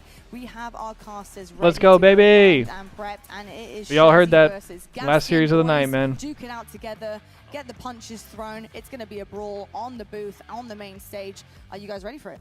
You're billing it as a Game 5 banger. I think we're ready for it. Everybody else is ready for it as well, Dan. It's going to be an absolute pleasure to cast over two teams that are looking to top their pool in night number 1. Yeah, I didn't know if it was going to end up this way. Looking at this pool, I mean, the expectation was that we would have seen Luminon perhaps taking down Cloud9 because, you know, they put themselves in this pool. They wanted to play these two teams, and a very close series against FaZe Clan means they now are really battling to try and finish third, if anything. Whereas these two teams, it's about who can top the pool tonight and hope to beat the open team to confirm their spot as number 1. Well, quite the series layout we have. Now, one thing that is going in favor of FaZe Clan has been the Slayers as of late, shows. Yeah, and with Slayers, more often than not, we'll always bill it as, hey, these are a bit of a coin flip. Any team can win. The lower seed has a chance. But FaZe, likes of FaZe and Shopify Rebellion, they're starting to prove that Slayers are more than a coin flip. They're all seeming to tip in their favor more than not. Yeah, I mean, if you look at the statistics for FaZe, it's incredible what they've been able to achieve so far as this team of 4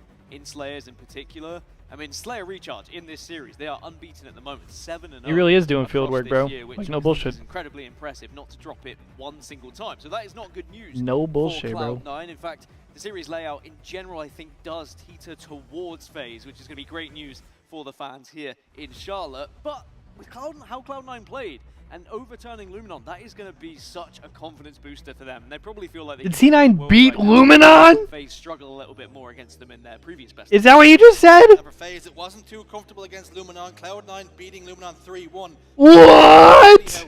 Luminon made that gamble of they wanted this pool. The gamble didn't pay off for them, but for FaZe Clan here in Cloud9, this series is a big one because for FaZe, it didn't look comfortable against Luminon, and for Cloud9. So Luminon went 1 and 2 in their pool, and they're going to come out in losers. I prefer bananas, but FaZe Clan, they were playing a little bit bananas in the previous series. They were really Holy struggling in the early fuck! game, but then they provided the banana peel, and they made Luminon slip over and over again. I would prefer So C9's going to get second in the pool, assuming they fucking beat the open team, to ensure they don't have to try and make those miraculous comebacks time and time again. which I think was that One European thing team. for sure is FaZe Clan series are never boring. It might make for some uncomfortable viewing if you're a FaZe Clan fan, having to watch them go through the gauntlet, head towards a Game 5, and eke out and squeak out victory. Yeah, But they FaZe found a way to do C9. it However, time and time again. FaZe has looked a little shakier than what their on paper form would probably suggest.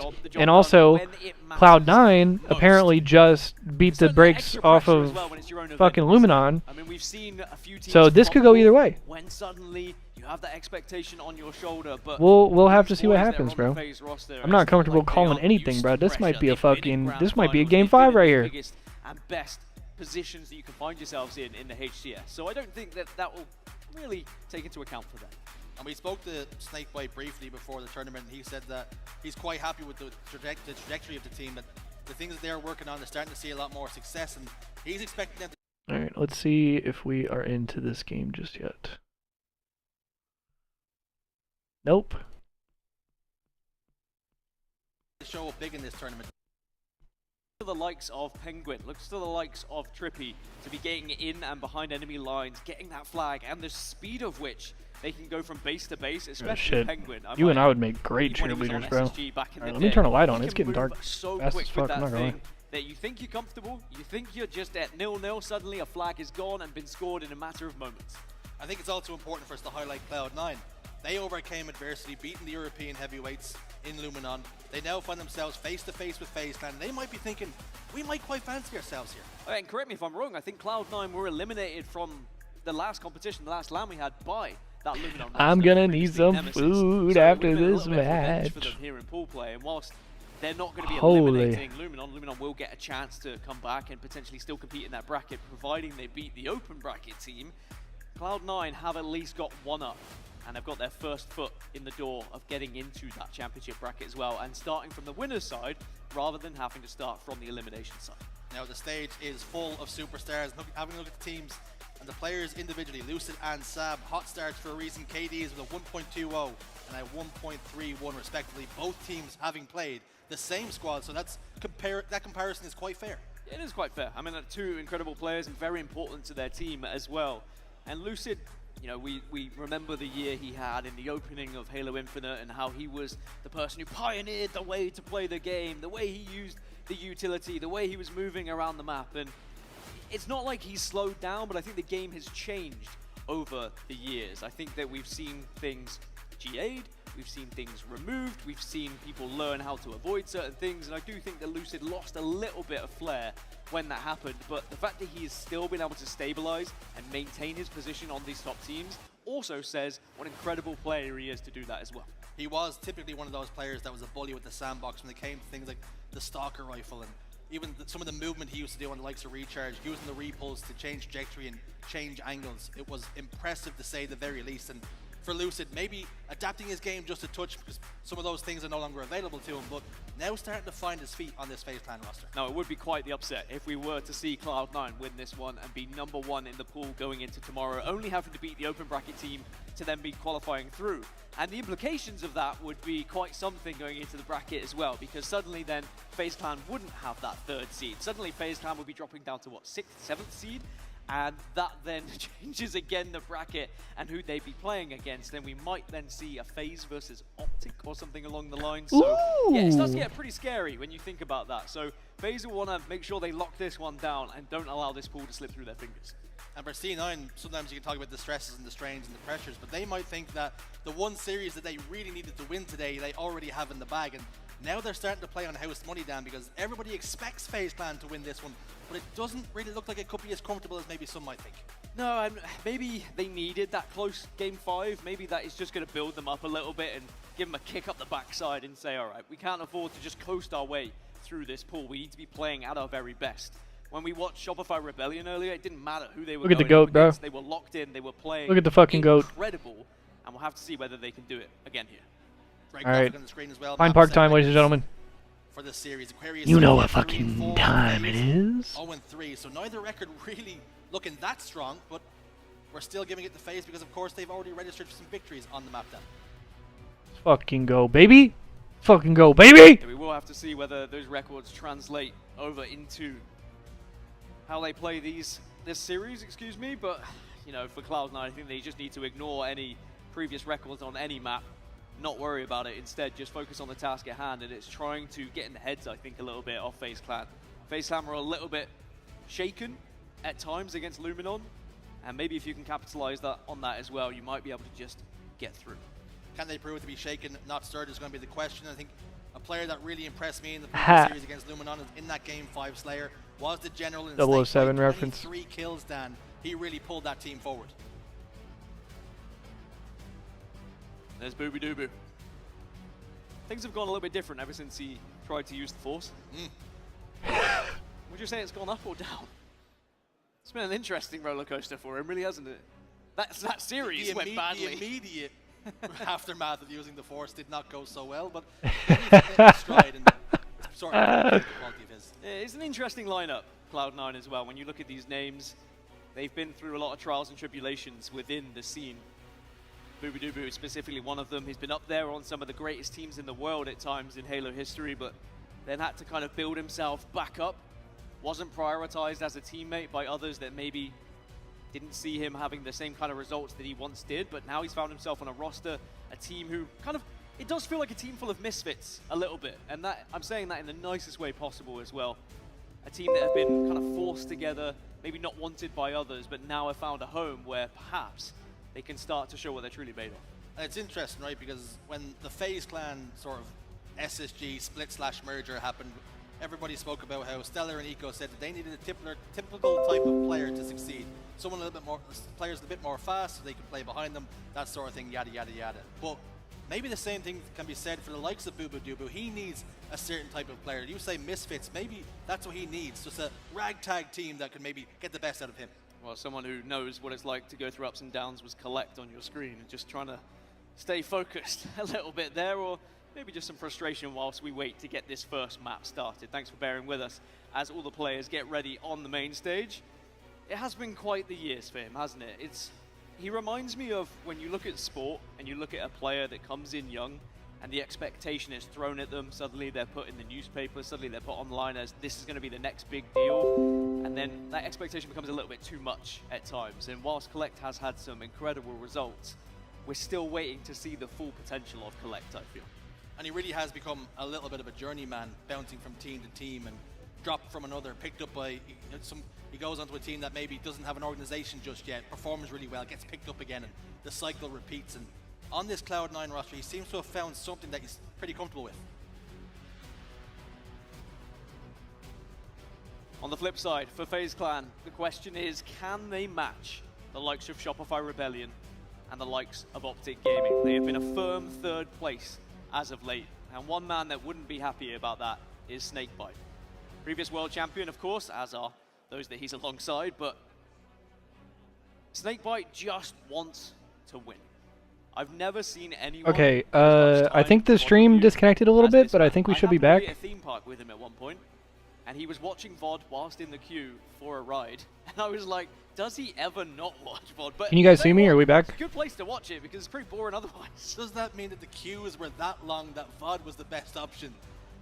Or maybe the fact that he's that committed and that dedicated that he was trying to find any single thing along the way. But for Snakebite, you know he wants to win, wants it desperately, and anything other than that... Yo, what's good, Knuckles? Trying to keep the triggers... Is this live? Yes. What's good, Dr. Death? Or would you rather keep warmer? Thumbs or your finger? Gotta be your thumb. Yeah, sorry, the stream was lagging super hard for a second there, and I think my OBS disconnected for a second, but I think we should be okay now. But your finger's still too cold to hit melee if you're on bumper jumper. What sort of button scheme Ooh, good point. Yeah, what if you hammer it with your elbow? Yeah, what's good, Swell? What's good, Knuckles? What's good, Dr. Death? What's up, everybody? There is a way. How y'all doing, man? There is a trippy, though. How y'all doing? Y'all enjoying some good Halo today? Predictions from like Guy Blaze, for example, who has said that Eli X, hey, fucking nutty. I was tripping out. Oh, that scared the shit out of me. That's Eli's follow alert. There was a birthday around, and suddenly now Trippy's going to be the best player around. And you know what? This brother's alerts are so goddamn loud. Trippy will happily have that happen as well. I would ask the question, is Guy Blaze having cheese before he goes to sleep? Because that is of course prone to giving you some hallucinations and some wild dreams. But one thing is for sure is Trippy will be absolutely okay with that coming to fruition. But there's a long way to go yet. We are still in Friday, and even though this is the last and final match on the main stage, I think, unless we see any other matches just being added on a little bit later, Saturday and Sunday certainly can be running the gauntlet at times. Yeah. Early for the pool For those of you that are just joining us, if any of y'all are checking in late, I was gonna say my name's Clay. I'm Reclaimer. I'm holding it down for Eli this weekend. Oh my God, we're fucking lagging again. What a great appetizer day one has been. We've seen a lot of great series, potential upsets, and some game fives along the way as well. And maybe that's on the cards here again. With this FaZe Clan Cloud9 roster, it promises to be a banger. and we've built it for long enough. It's time to get into some gameplay, Dan. Yeah, I appreciate everyone bearing with us. The players are now loading in, and we are about ready to get into CTF Aquarius. It is a good map and mode for FaZe Clan. They know how to play it, but so do Cloud. Eli X8, like fucking nutty. I was tripping out. Keep an eye on the likes of Boo Boo Doo though. I do like how Boo Boo approaches this map. He is a nuisance to play against, and FaZe Clan need to keep tabs on him and don't allow him to play with such freedom. FaZe Clan, Cloud9 to close the night. Shields up, weapons hot. We're rocking and rolling, folks. Are you going to rock and roll into an early lead, or are we going to see a little bit of stalemate to begin with? Starting strategy is always very important on Aquarius. Capture the flag. If you can get in, get out, and get an early flag, it can sometimes be the perfect recipe to getting your foothold into this game. But it does look like Trippy's teammates have gone down. And sadly, we're back, and now the event stream is gone. We'll have to see and check in with what's happening over there. There we go. We found another observer, so absolutely fine. We're back underway. And now there's no sound. With Lucid as Is everything breaking? Don't worry, the black screen wasn't long enough that we've missed any flag captures, although we have missed a few people hitting the respawn screen. As a matter of fact, 3 members. Wait, bro, I think everything's breaking. Alright, bro, also fuck me, bro. The last time I ever tried to talk about myself, It has to. I start to try to introduce myself and the stream fucking crashes. That's sick. That you are the last point of defense, and you have to hold the fort. Cloud9, they weren't really able to capitalize on the early damage and the early kills. And I think that bodes well for FaZe, that even when they have lost a couple of members, they are doing well to just hold off the brute force that Cloud9 are trying to shove in. Also, there's just no sound now. They are still marching forward here. Sometimes that could be the difference between the top teams, is that when you get the advantages, you capitalize on them. And Cloud9 just playing a little bit patient, maybe too patient. Baiting FaZe Clan out of the base, but they're not interested in biting onto that bait. Cloud9 laying siege. Kleck's going to run the flag bottom middle. He gets picked, though. That's the opener that FaZe Clan so desperately needed. Lucid will slide forward over towards the front base, and engagement's going down over towards the fridge. If Uzi's gotten one, Sab another. Penguin will answer back. Big fight goes down the front base, and Lucid comes out on top. Had to come out on top as well. Yeah, I guess that should do kind of like the H4 BR. Shots, but Lucid does just lock in, ensures he gets the kill, and now FaZe can start to push out and gain some control of this map, although that was blindsided. Oh my god, audio! Lucid did not expect Collect to be coming out of it. We have audio! Let's go, we're so back. Alright. My stream's back, their stream is back. I think we're okay for the moment. Chased down by Avusi. General gets the next one. Collect will back away. Just stalling for as long as he can, waiting for his teammates to spawn back up, waiting for a full complement of players before venturing out here. Collect. Oh! You can already tell, just the opening couple of minutes here, that this is going to be a series that could just be defined by a couple of magical moments. We've casted a few games today where it has been a little bit one-sided in the opening stages, and you kind of know really where that series is going to be heading just off of what you've seen, but I think Cloud9 are going to be well up for this fight here, and FaZe Clan need to be prepared. Clan need to be prepared for that. The start's been a little bit tense. It's okay, we're still here. Boo Boo's head glitching is monitored. Any announcements? No, not yet. Unless we've also missed it. But nah, no announcements until Worlds, I don't think. First flag cap on the board. Boo Boo Doo Boo breaks the deadlock. 1-0 now to Cloud9. You always have to keep tabs on the Doobu. I fucking wish, bro. Just walk into your base for free because he's in, he's out. It's a heist. Any announcements? Any new? Rest of the team, but now you have to turn offense into defense here. You need to ensure that you don't allow an easy walk in and an easy counter cap for FaZe. Penguin and Snakebite going down is good news, but Booba needs to make sure that this flag is covered, and it looks like he's done his job. Flag cap solidified. Boo was the last man alive for the moment.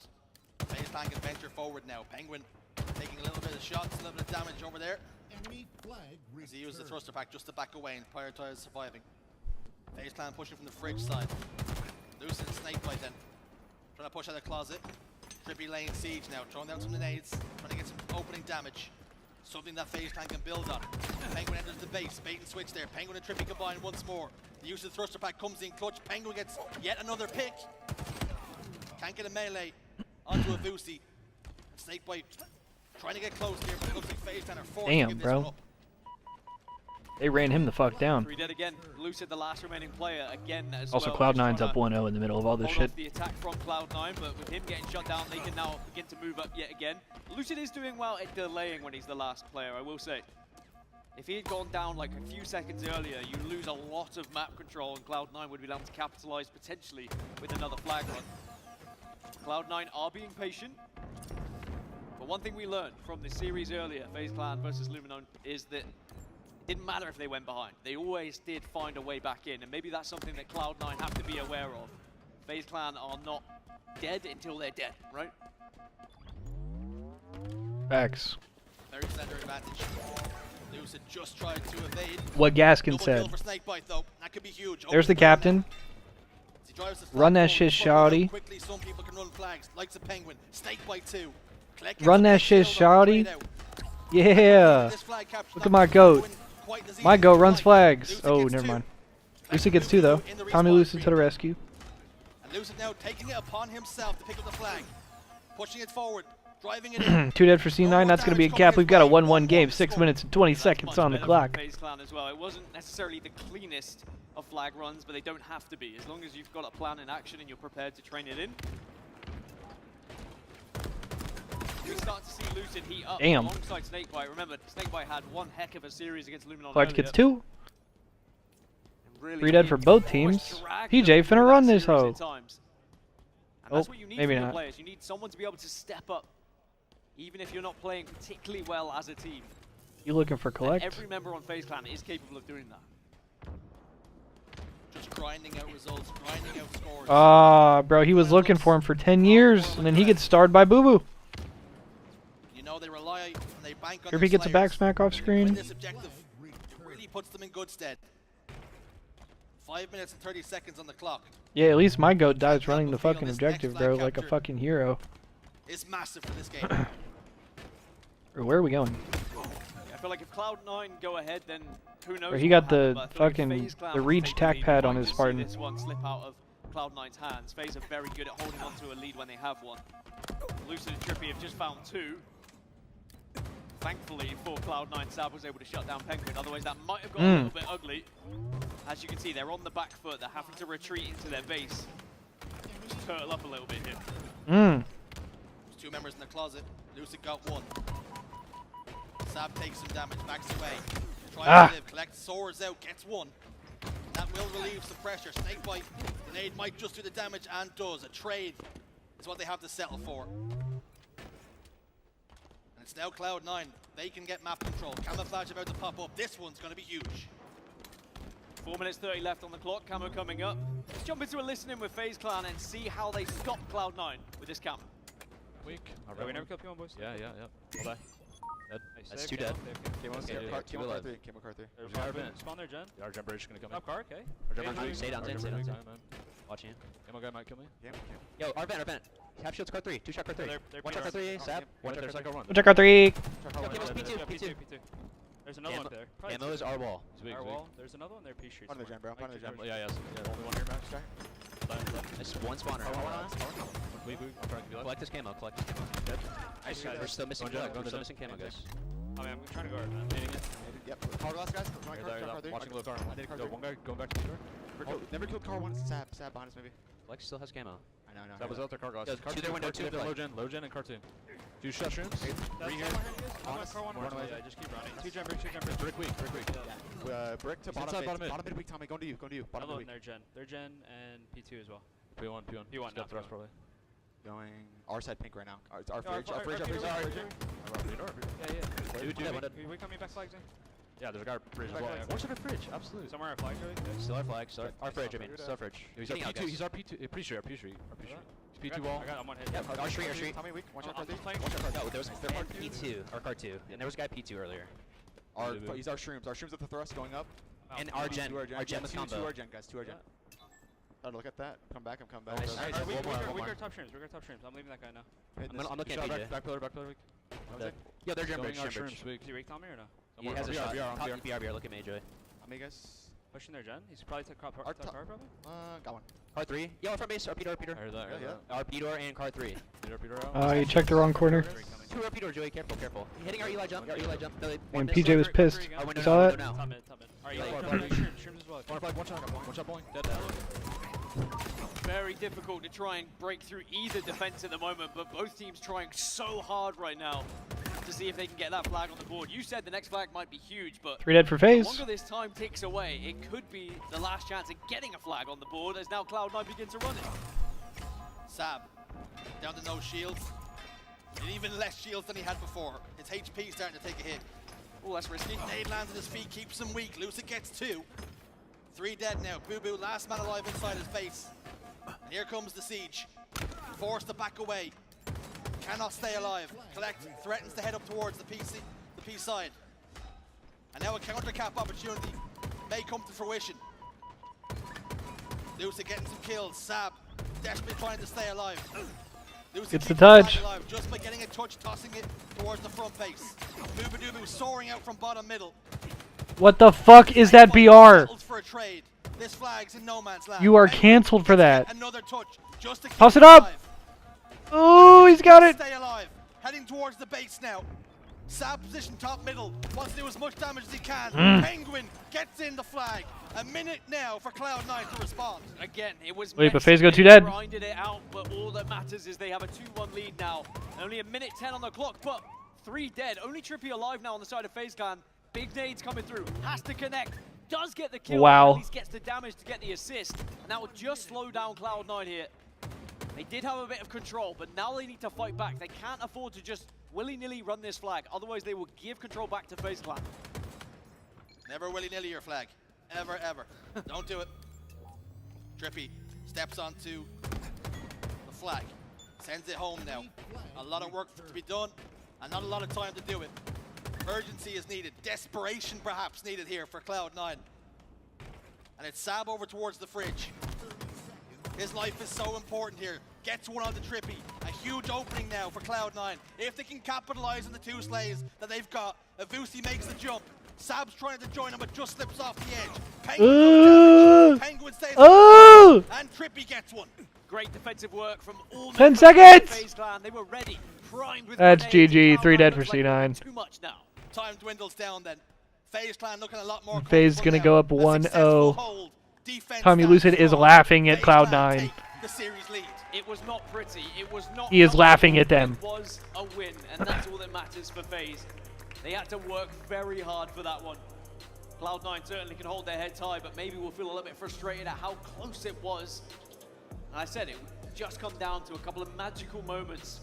Just these very fine lines that separate these 2 teams at the moment. And when 2 members were down, I think it was Penguin and Lucid, last 2 alive there, just waiting to bank some nades onto that flag so that no flag could be pulled.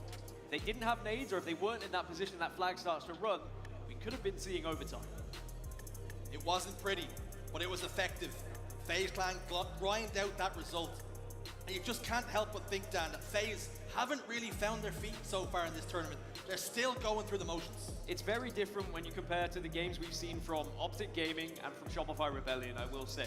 Those 2 teams look like a different class. And even though FaZe, I don't feel like they are too far behind, you can definitely see the differences. But you could also argue that maybe this is a more competitive game than what we saw from Shopify Rebellion and Optic Gaming as well in terms of the seeds that they've played.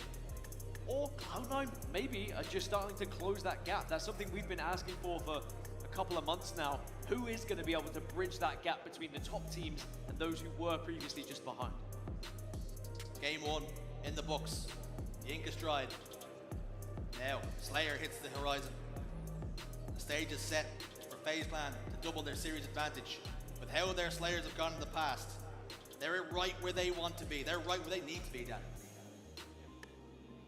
So game 2, heading into Slayer Recharge, and yeah, Slayer is Slayer for FaZe Clan. It's their home, it's where they're comfortable, and they'll be expecting to take a 2-0 lead here and really push Cloud9 to the brink. But when we look back at some of these highlights, I mean, Cloud9, they took the lead, but it didn't really worry FaZe Clan. And you can see from the caps that they got as well, it wasn't like they just walked it in and they had complete control of the map. They had to well and truly throw their bodies at that flag to ensure they could get it back to the base. Cloud9 were definitely trying to build something, but the foundation just wasn't strong enough. And we speak about FaZe Clan grinding out the result, it not being pretty, it being pretty ugly. In large part, you have to give Cloud9 credit for making the game that kind of way, making the pace slow and methodical. Cloud9 were good off spawn to be able to kind of catch up with FaZe when they were running those flags and make sure that they weren't easy. Grenades were being put in the right position as well to take that initial chunk of health off, get rid of those shields. But it's all forgotten now as we move on to game 2. Maybe will be a distant memory for Cloud9 as they look back later, but Slayer Recharge, as I've said, is a pretty good game type for FaZe Clan. They've always looked comfortable on it. I would like to think they can show a little bit more control. But at the same time with Cloud9, how they're shooting at the moment, I have that feeling that we could be looking at some more really close, tight games, which is going to come down to one big moment or a couple of big moments from these teams. When you look back at how FaZe played against Luminon, Snakebite, he's stepped up to the plate. Will someone else maybe be the next one to do so? I was going to ask the question, you speak about what we're likely to see. Who is it for Cloud9 you're looking at? You're speaking about how well they're shooting. Who do you look at here to be the difference maker? You speak about the game being separated by moments. Who do you think is going to deliver on those moments? I'd like to see Sab, if I'm honest. I think that Sab had a couple of opportunities in that last game where he provided what he needed to. He got the kill, he got his one, but then he saw players fall around him and they didn't get that opportunity to maybe be off the back of it. A Slayer is different. Sab can step up, he can become that guy, he can get 20 kills and suddenly win the game for Cloud9. And we have seen him do that historically in Slayer games as well, so I think that he has more than what it takes to be the difference maker here for C9. And it feels almost weird to say that performances usually follow results, but results also follow performances sometimes. And with FaZe coming so close, playing so close to the sun, do you fear it's only a matter of time before they start to get burned? Especially if you get further into that bracket and you start to play more and more teams who might be able to punish you for said mistakes. Well, someone who's had a deadly bite is the General. Map 2, 14 kills. Map 5, 23 kills. This was against Luminon earlier today, and he was the difference maker. And he's been that for his teams historically throughout HCS for many a year, a decade or plus. And he's doing that just for FaZe today. You can see the 4 stars above their logo, which I assume recognizes how many trophies FaZe has won over the years in Halo. No, it's not in Halo. It's across all esports. How many has Snakebite? It's all their different world championships. A lot. And how he would love to add yet another star to that jersey. It was like the World Cup stars on a football jersey or a soccer jersey. You Americans? Will Cloud9? Yeah, because it's their Halo World Championship from 23. It's their COD World Championship from 21. It's their CS Major from 22, right? Antwerp? And then they won something else in another game. No, it is. It's COD, Halo CS, and one other. They have like a World Championship and one other thing. Cloud9 recognizes the types of players they needed. They brought in a Vusi. But that's what it is, because that jersey's called, like, whenever they released that rebrand in those jerseys, it's called, like, the Champions jersey or whatever the fuck. And they initially released it right before the Blast Major in Austin. Why not do it here? Because it was, they released it, like, right before a World Championship, basically. But I remember everybody in CS was talking about it at the time. Because, like, it was a meme in CS because somebody in CS was like, oh, what do the 4 stars mean? And they were like, oh, it's their, like, COD and Halo World Championships. And CS people were like, ugh. You know. You know how that shit goes. Sadly, Luminon got kind of beaten down today by both of these teams. And even but yeah. Does anybody know what that was, by the way? Does anybody know what FaZe has their World Championships in? Because it should be COD, Halo, the CS Major, and then I don't know what the 4th trophy is.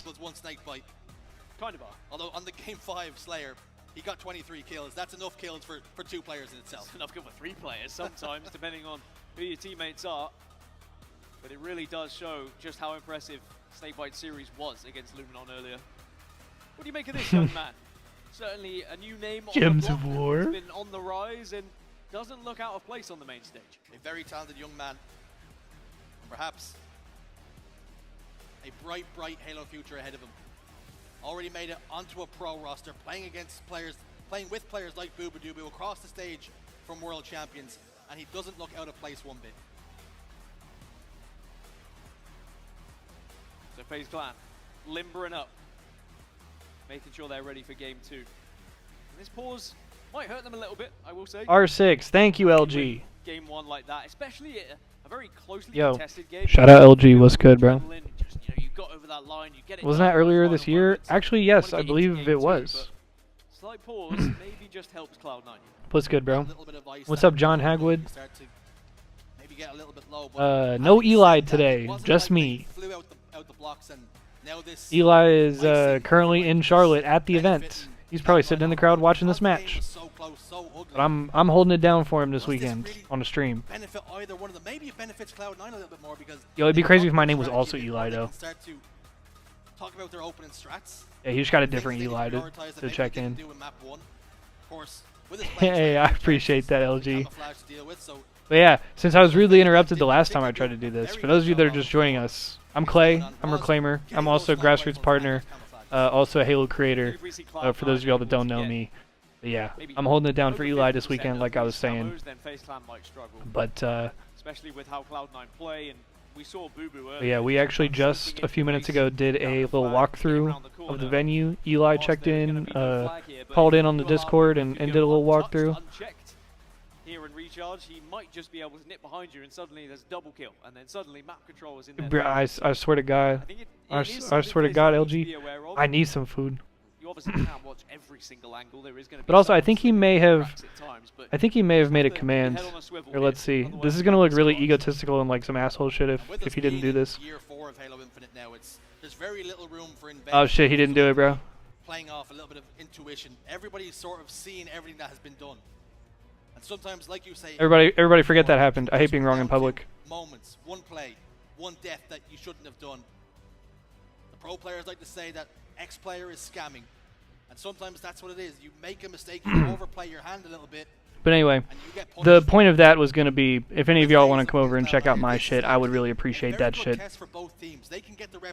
If any of y'all want to come check out the Twitch over here, or we also do YouTube, I'll be uploading and streaming, doing Halo content just about every single day. I think this is a more important series than just this pool, especially for FaZe Clan. My Twitch should just be Reclaimer with an X instead of an A. But actually, I was gonna say LG just tagged me, but also we're streaming together, so I think my name is like linked in Eli's stream title. All right, finally get into game 2 here. A little bit of a recharge TS. Yeah, it should also be a shared chat. Yeah. And you never know. Sometimes I have seen some of the I don't know. I'm always a little awkward about plugging myself. I don't really like to do it too much. 6 to 8 because they do things a little bit differently. You speak about trying to be innovative and come up with something new. I would appreciate if anybody wants to come over here and say what's up. Sometimes is gone against the grain by some of these. Like I said, I'd be chilling and playing Halo and uploading stuff, doing stuff pretty much every single day. Me and Eli do a lot of stuff together. We usually do a lot of grassroots events together, play Halo together, do watch parties and stuff like that. So yeah, much love, y'all. Let's get locked in for this game 2. I believe this is our last series for the night. Well, it's our last series on main for the night. I don't know if it's exactly our last series. So, you know, my dumbass probably should have checked in with the B stream while we were waiting on this match, but we'll see. Because I'm curious what happened with Complexity TSM. I believe TSM was up 2-0 last time I checked. They haven't spotted out the second player in Penguin down there. Alex, Spidey senses were tingling. He doubles back, desperately trying to find help from his teammates. It's not going to come on time. As a matter of fact, he's I like that shock rifle though. Over the shock rifle here. And Cloud9 forced to back away to pipes. In terms of managing some plays, Dan, yeah, we will check side station after this, just to be sure that we're not missing out on anything. Really, I mean, you get the one and you think, okay, there was one rat trying to hide away, but 2 of them is always going to be a surprise. And I almost wonder if the play call was, when Snakebite, with the way he was standing there, was it almost shoot me and keep going? Was there an element of, if I can just keep my teammate alive? It's all theory craft. It probably wasn't that case. Snakebite probably angry Penguin didn't help him. Waving the white. He's like, why didn't you peek with me? We could have killed that guy. But now Penguin's the last one laughing. He has the shock rifle in hand, but FaZe Clan still down 6-5 here. But things have slowed down. As I mentioned earlier. Damn, with the stream crash, we're coming up on about 8.5 hours live today. hesitant to poke out. So just day one of this event already has been a marathon. And tomorrow's going to be even longer. Lucy's forced to back away. Lucy's lost his shield, so Cloud9 Can't wait though. Can't wait. Pushing forward there. The information was passed along that Penguin was also in the fight. There's two members of FaZe Clan in full retreat here. Both players down to no shield. The collapse comes. Snake gets one. Sab another. Big kill by Tommy Lucid. Vusi puts Lucid away as well. Snake bite down to no shield. Beautiful movement. Peter Parker looking ass. Such a brilliant play from Cloud9 right from the get-go. Penguin had Turbine, was controlling so much space. And Or he got Cat's helmet as a weapon charm on his shit. That's crazy. 3 different angles to focus on Turbine and force Penguin to retreat. And then as soon as they got him out of Turbine, they were able to collapse onto FaZe Clan and force them back into Elevator. And now find themselves with a 4-kill lead and another camo. And it's in the hands of Boobadooboo. He's a sneaky one. Time to play with. Reconnaissance work underway. Boo Boo will just reveal himself by shooting that battle rifle. Penguin will get the audio cue that he knows exactly where that player's positioned now. And as he steps I don't know if that was the best choice with camo. down to no shield, gets taken care of. I don't know about all that one. 3 go down for Cloud9. And they've really let FaZe Clan away with one there. I will say I don't really like the play from Boo Boo. I don't either. Whilst he's giving a lot of information, he perhaps could have done a little bit more with the camouflage. Kind of just dies for free. Discipline isn't the easiest thing. You feel like those couple of shots might just be able to help your teammates push up. Regardless, they are still 4 kills ahead, Cloud9, so it's not the biggest detriment that he went down. New shock rifles up though, that's why we're seeing a big fight happen in the moment as both teams trying to take control. 2 members of C9 positioned towards the tower. Vusi in blue. Connection to spawn up there as well. So all 4 players in this corner of the map, and they're trying to take space here by keeping control of white. Grippy goes down, as does Boobadooboo, so trades all away. Penguin's quite a while away from this fight here. Connect gets one to snake bite, but answer back with a stick. The shock rifle just not been able to have the influence that perhaps Penguin would want right now. Cloud9 are able to just keep a 4-kill lead at the moment. Whoa. It's a nice amount to be ahead by because it requires a full squad wipe if you What's up, Slifer? How's it going, bruh? back into this game, and Cloud9 have done very well at trading out. Even when FaZe look like they're in the ascendancy and have a lot of control, Cloud9 just seem to be able to pick off a couple of them. And that might frustrate FaZe a little bit because they'll want to be controlling this game. They want to be ahead so that they can dictate the pace, not allow Cloud9 to do so. Damage towards Elevator. Boobadooboo gets taken care of. Vusi's looking to seek refuge and sanctuary over towards the tower. Penguin hasn't cleared him. Good reason, because Snakebite already got him. Boo Boo and Pipes. Camouflage scooped up by Lucid. Camo for Tommy Lucid. FaZe Clan doing a much better job of prioritizing those power-ups now. Plasma pistol in the hands of Lucid, but he's forced to back away here. Very disciplined. Also didn't chase the kill. Oh! Whoa! Never mind. Not an easy watch, that one. And Collect's gonna take full advantage. Not an easy watch, that one. Indeed. Eventually Gaskin. get shut down by Penguin, but Cloud9 getting maybe a couple of kills that they shouldn't have. And again, it's just those fine margins. There's those little moments, a couple of shots missed here or there.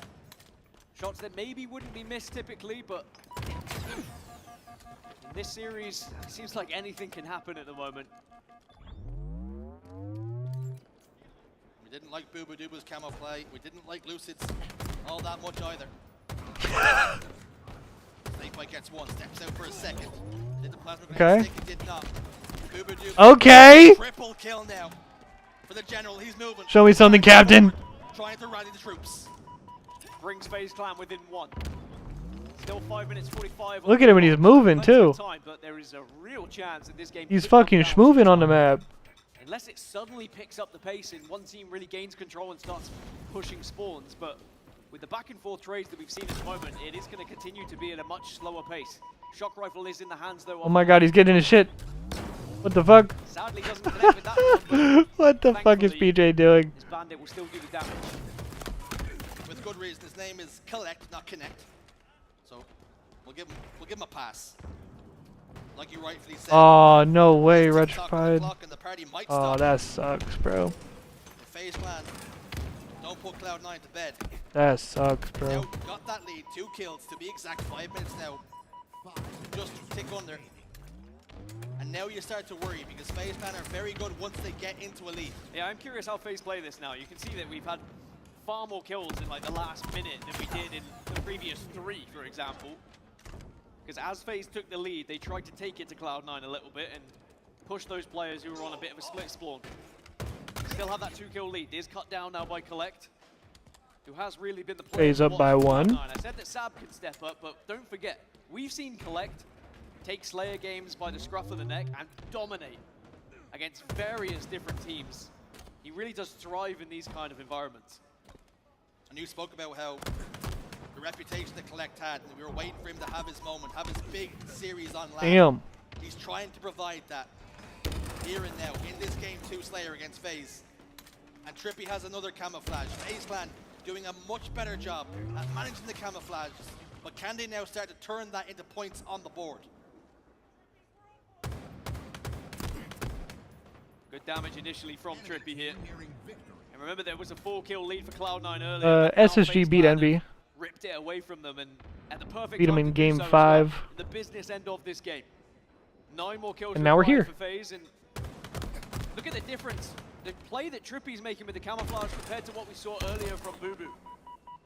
Waited for his moment, didn't give up his position, dipped in, took a couple of shots, realized he's not going to connect and get any kills, backs away and waits for the rest of the team. And now the likes of Snakebite capitalizes on said damage and gets a kill. They're going to go off of that. FaZe up by 4 now. What a nade. Oh, I thought that was going to hit. A 3-kill game it remains. But we know how quickly this can turn on its head. Oh shit! He gets 1. And maybe 1's good enough. I don't love it, but at the same time, when you get in the call that damage is being done, there is a world you come out with. Bro, they are just pinned. Oh my god. Cloud9 in now. They are trying to force the narrative. 46-42. 4 more kills are left. Penguin probably Yo, dies customizable grenades would be cool, actually. It'd be tight. doing well to respond. This They one's do it in not COD guaranteed. now. In COD, you can customize like all your kill streaks and your nades and your tacticals and everything, bro. Thusi in gold. Backing away. You know damage has been done. You can hear it being fired from across the map from Trippy. Bottom tower. They have little skins for it and shit. And our FaZe Clan happy just to bait this shock rifle. Imagine how different it could have been if Trippy hadn't have just barreled his way into there. Maybe had bided his time a little bit, then grappled that shock rifle and backed away. Would have been a very different game, but alas, hindsight is 2020. Oh, damn. Wait a second. Cloud9 gets 2 kills. Cloud9 gets 3 kills. As Collect connects. This one's getting 48-48. all tied up now. Camel's up. Flash on the horizon. We're challenging to the death across the map. Sab thinks the better of taking any more engagements, does not want any more damage on his shields, backs away, puts it in reverse. And now Penguin looks at that camouflage and it stares at him like the Precious does. Oh no. 49-49. 49. No, run. Tell me Wizard gets it. Oh my god, phase 2-0. Do it again. And they close Oh, wow. Dicey. Penguin was on a slither of health and literally did the age-old strong side, head down. Holy shit, son. You don't die and trust your teammates can do the job. And sadly, Robin Zesty, or Robin Zesty. Thank you for the follow. FaZe actually has been clutching repeatedly today. It's actually unbelievable. You could argue that Demelli, thank you for the follow as well. You could argue that FaZe looks a little shaky because they're dropping games and going to game 5s and doing all this to like with different teams. But like also they're clutching up when they need to. They are icing up and coming back and all kinds of shit, bro. I mean, you said earlier, you know, sometimes these Slayers, they feel like a coin flip. And when you look at 50-49s, you might think, well, you know, they got a little About to be done with the even the 9-hour drops. Damn. Hey, you've been grinding out with us for a minute today, Retrified. I appreciate you, bro. There's some cardiac cats, bro. Doesn't matter how you win, as long as you win. You are absolutely correct. You are absolutely correct. Only thing that matter is the screen at the end and whether that should say victory or defeat. It's almost like you flip a coin and 3 times it's hit Oh, you heads. know I know what it The is, fourth time, LG. there's no way it hits heads again. Is the coin rigged? And he's something like a pick-me-up of some kind? Who are you talking about, Metal? You talking about me? Perhaps some of the other teams haven't. They always seem to ice up at these big moments. Even when this play from Trippy looked like a blunder, they made it work.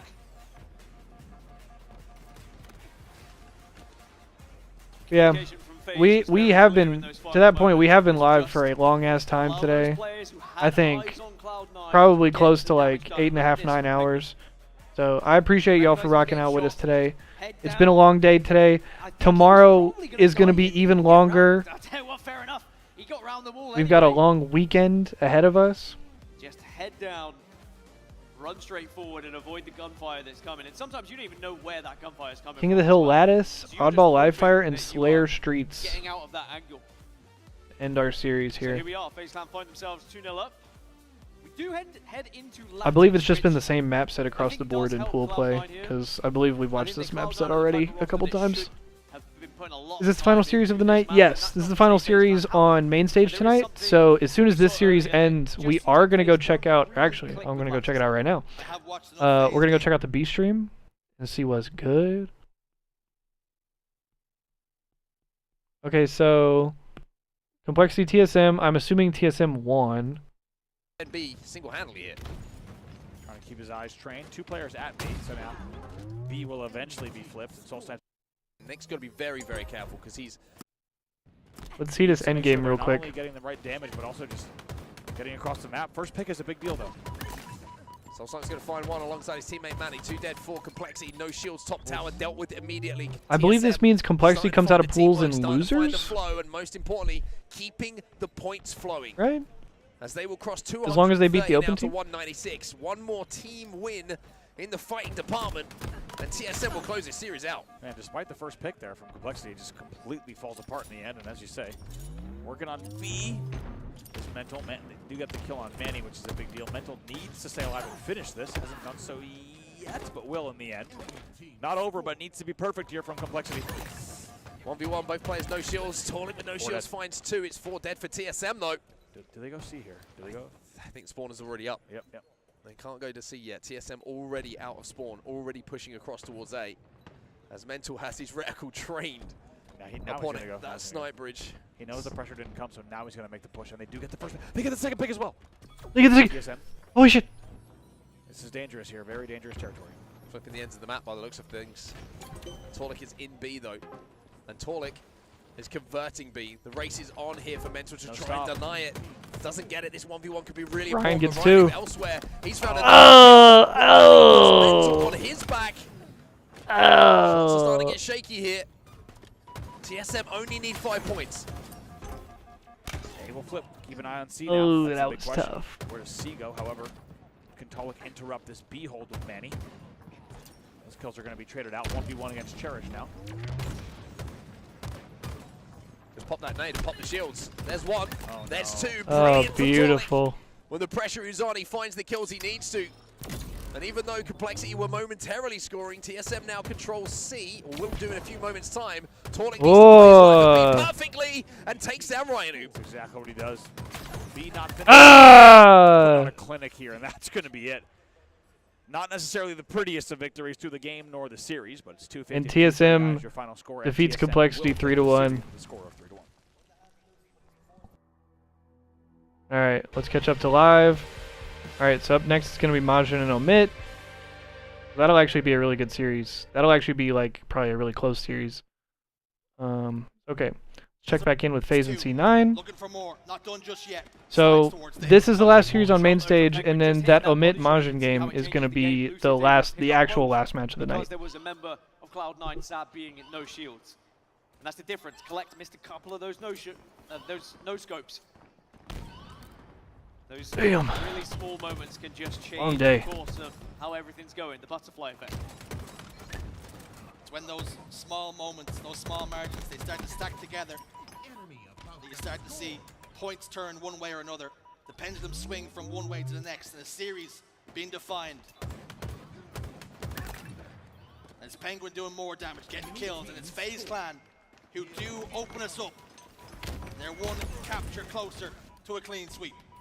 So FaZe Clan strike first. The real question is, how do Cloud9 respond as Snakebite is bouncing around the map with the QT? Sadly, H goes up Cloud9 1-0. had tabs on him, and he wasn't able to create any more magic. Next hill yet to be taken by either team at the moment. It's been a scrap just for a little bit of control before you can start to head towards it. Once you do gain control of this hill, you can set up around it quite comfortably. Put someone over towards the snipe bridge perhaps, especially with a sniper coming up. And it makes it a very difficult one to break, but no one's really been able to get that kind of setup so far. Kribby backs away. Communication coming from his team. Whoa, bro! Holy shit! You've seen the light flash right The fucking sniper bullet whizzes past his face. Oh my god, that is terrifying. You see the fucking bullet trail? Lucy with the sniper rifle. Trains his attention towards the vent, sees nothing. Lucy just Jesus, bro. Don't get connected with any of the pixels on his body there. Lucy's in trouble though. Sab doing damage from across the map, and it's now Cloud9 who can step inside that hill. And even though Lucid does eventually go Wait. down, notice the positions he was taking. Abacy's 0-7. Wasn't putting himself in areas where he was too exposed. What are we doing, Was baby? trying to find some sort of coverage. If he does go down to no shields, sure, he had to take a panic moment and jump down in the end, but we would have seen so many players just run out with that sniper rifle, try and get the whirlwind shot, but then you give away that sniper rifle if it goes wrong. So it's all mapped out here by Lucid. Even though it may not have worked this time, in the future, it could be very different. Damn! I've just seen Sab drift over to the same place a couple of times now. As difficult as this series has been so far, we get a brief look at the POV of Avusi. Looking at the stat line there, at the moment he has a donut, 0, 4, and 8. Been involved in those 4 gunfights, maybe some gunfights along the way that maybe haven't resulted in some kills, but he has got to start to perform now, or this series is going to get out of hand. You're gonna die again. Bro's 0-9. Bro, you can't goose. You can't goose in a King of the Hill game, bro. That's not allowed. 5 assists. That's actually disgusting. Saying that. Penguin gets a perfect just to keep Cloud9 out of that hill. Very important. Oh, and they know where he is, bro. Oh my god, he's 0-10. Here we're making it 2-0. You are not allowed to goose in a King of the Hill game. You don't want to keep highlighting it. 0, 5, and You are not. And you know I don't care how many assists you have. not to bring any great shame to him is because you know he's going to be influenced by that stat line. He's going to start You gotta to play a trade. little bit differently. You gotta trade. Finally You gotta breaks melee that trade. block and gets that kill. He's on the board now. It's So going he to can help a lot. He can start to worry about different things, start to play his game. Because this one is still close, it's still in the balance. And it's actually Cloud9 who hold the advantage in the hill. Yeah, this is a big hill. FaZe Clan have done well to wrestle it back, and a lot of it's been down to Penguin. He's just been kind of marching around this space and forcing any member of Cloud9 away from him. Finally is shut down, but he has allowed his teammates now to take that space as well and start to take some hill time. 1 in 12 is if wicked, FaZe Clan bro. win this hill and they go 2-0 up, the majority of it is going to be down to Penguin. I love how patient FaZe Clan are here. They have control of the map, they have control of the hill. And they're quite happy to just get a point or two or tick or two here and there. Step out, prioritize getting your shields back. FaZe Clan now, double their lead. 2 up in the series, 2 up in the What happened to game. Lucid? Is he still considered one of the best? Yeah. He's not quite as effective as he was in year 1. Difficult road to come back for.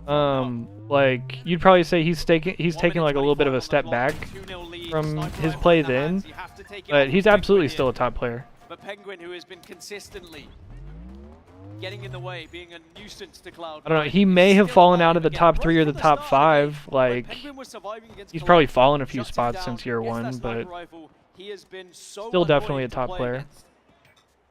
And this is something, if you've ever played against Penguin, you know full well this is what he's capable of. Pubudubu staying crouched. Perhaps predicting Penguin was waiting for him just to step up and maneuver that headshot, that hitbox up a little bit. But time dwindling away now, and the call has been put through. We are no longer playing for hills. We're playing. Yeah, keep them out of it. 1 in Let's play 14 from here on out. is diabolical. No matter how many assists, The anchor of this with a this sniper is rifle. diabolical. A body shot or 2 here would do wonders for FaZe, but that's great grenades and a fantastic. You got push another from one. Cloud9. He's got 2. Their last ditch attempt to try and get hold of this hill. 3 dead for FaZe Clan now. You need a perfect hold here to give you a chance. 30 odd seconds to try and get that next. You get the one to drops tie so you it up. attend the event live or not? Yeah, you do. They give you a little like business card thing that has a code, and you just put in the code on Waypoint, and it just gives you all the drops from the event. A lot of work to be done. The old cliche rings out again. But they started handing those out to people at events because in year 1 they didn't do that, and people had to like watch the event on their phone. Like people were walking around the event in the venue with the stream pulled up on their phone, just to get the drops. Setting up to try and get ready for next at the same time, and it's difficult when FaZe Clan have got this much control and they are just watching spawns. They know the ice spawns happened, and now they're not allowing Cloud9 to even get close to this hill. Into the final knockings. 10 seconds. Shroud screens go down. 2 and 16 is absolutely wicked. But it doesn't matter. Sab desperately tries to go in. Lucid holds the line. FaZe Clan hold the line. Absolutely Victory wicked. Here. Clean sweep against C9. And FaZe wins 3-0. Better performance from FaZe Oh Clan. my Maybe God. a much needed one in the grand scheme of things. If they're to go on, if they are to take down the likes of Optic Gaming and Shopify Rebellion, they needed that performance. If not to prove to the fans that they are capable of it, but to prove to themselves that they are not going to be matched up by these teams that they consider, and we consider, a little bit lower on the spectrum. And when you check the scores, nobody will care in the end how pool play went in map 1 and map 2, or series 1 and 2, excuse me. Because this one was a 3-0, that's what it'll read when you check the scores. It'll look dominant for FaZe Clan, and sometimes perception is reality. It will hurt Cloud9, but they have to remember they were able to overturn Luminon, so they Yeah, it's will a tough still one. be second in the pool as it stands. But remember, there is an open tough one, bracket man. team that will still arrive in this pool and could cause a little bit of a ruckus and maybe change things how the seeds currently sit. But all we do know is FaZe have been able to get the job done in their hometown, in their home turf, and they currently find themselves top of the pool. All looking I mean, good yeah, for that's FaZe tough, Clan. All man. looking good for all of our top-seeded teams so far in the tournament. Space Station getting the job done. I don't bring that up And to Rebellion as well. So far, everything seems to be like going we're not praying on anybody's downfall over here or anything. We've been here before when you think everything That's just moves tough, in man. and then someone somewhere just slips up a little bit and it changes everything. 22 kills from Trippy, even though I was highlighting Penguin, who I do think was very key in that win. Slowly and quietly about I mean, his that's business just was Trippy a in that's the a kill tough feed, scoreboard, man. kill after kill, and I think almost feeding off the energy that Penguin was Yeah, you gotta feel for the brother. That sucks. himself in was just allowing the rest of 2 the team kills in a so 9-minute much freedom. game. I think it's important to note, you say it right. Keep your eye on this thing, because you take your eye off it for a second and there will be some shenanigans done. Definitely some shenanigans could happen. Well, one person who doesn't like shenanigans happening all the time is Blaze, but I think he's on the stage with someone who is good with their shenanigans, Lucid. Yeah, Dan, he's out here with all the shenanigans, with his knees out in a 3-0 victory. With his knees out, what is he wearing, shorts? FaZe getting it done, a nice way to kick off pool play for you guys. Yeah, and you know, because C9 they said beat Luminon, so C9's still gonna get second in their pool. Like C9 is not done at this tournament by any stretch of the imagination. So like, for us, especially after that first series. yeah, you gotta like, I'm going to GameStop and getting a new controller before tomorrow, bro. Like, we're not doing this shit. I think we did a pretty good job that series of making sure we maintained most of that. Just kept the game in our control, kept the communications calm, and just kept on moving forward. It wasn't necessarily who we played. I gotta come in fresh tomorrow, you know. Okay. Did it look easy on the main stage, you guys? It definitely did, okay? And I agree with you. You know, from the last series to watch you guys play to this one, the power weapon control looked a lot better, and I definitely equate it to a Yeah, can I overnight prime a Scuff or like a Battle Beaver? You know, you guys got to keep on going, okay? I don't want you to give Actually, up what the all fuck? What's that controller that everybody's using now? What do you want to tell these guys so they can stay hyped as they get ready to come here on Sunday and support you guys? Yeah, you get a new cable too. You know, you don't want no Sparty situation happening. You know. You heard it here from Yeah, isn't it like a Razer thing? We'll see y'all tomorrow, but we got to close the show out first, and we got a lot to do that. Shout out Tommy Lucid. Thank you so much, Blaze. Love having you on the mic, as always, this season. I will say FaZe, though, they are looking really, really good as they end their day number 1 here in Charlotte, 3-0 across the board. It was a great sweep from them. And I think, you know, based on what Lucid even said in the interview, he put it perfectly. I don't even need to be here if we're having explanations like that from our players. But, you know, they are pretty happy with kind of what they needed to work on after that first series against Luminon. And it's Let's check out the B stream. Power weapons.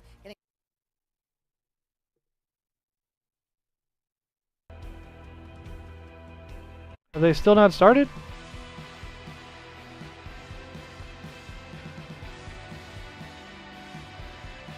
They still have not started. Okay.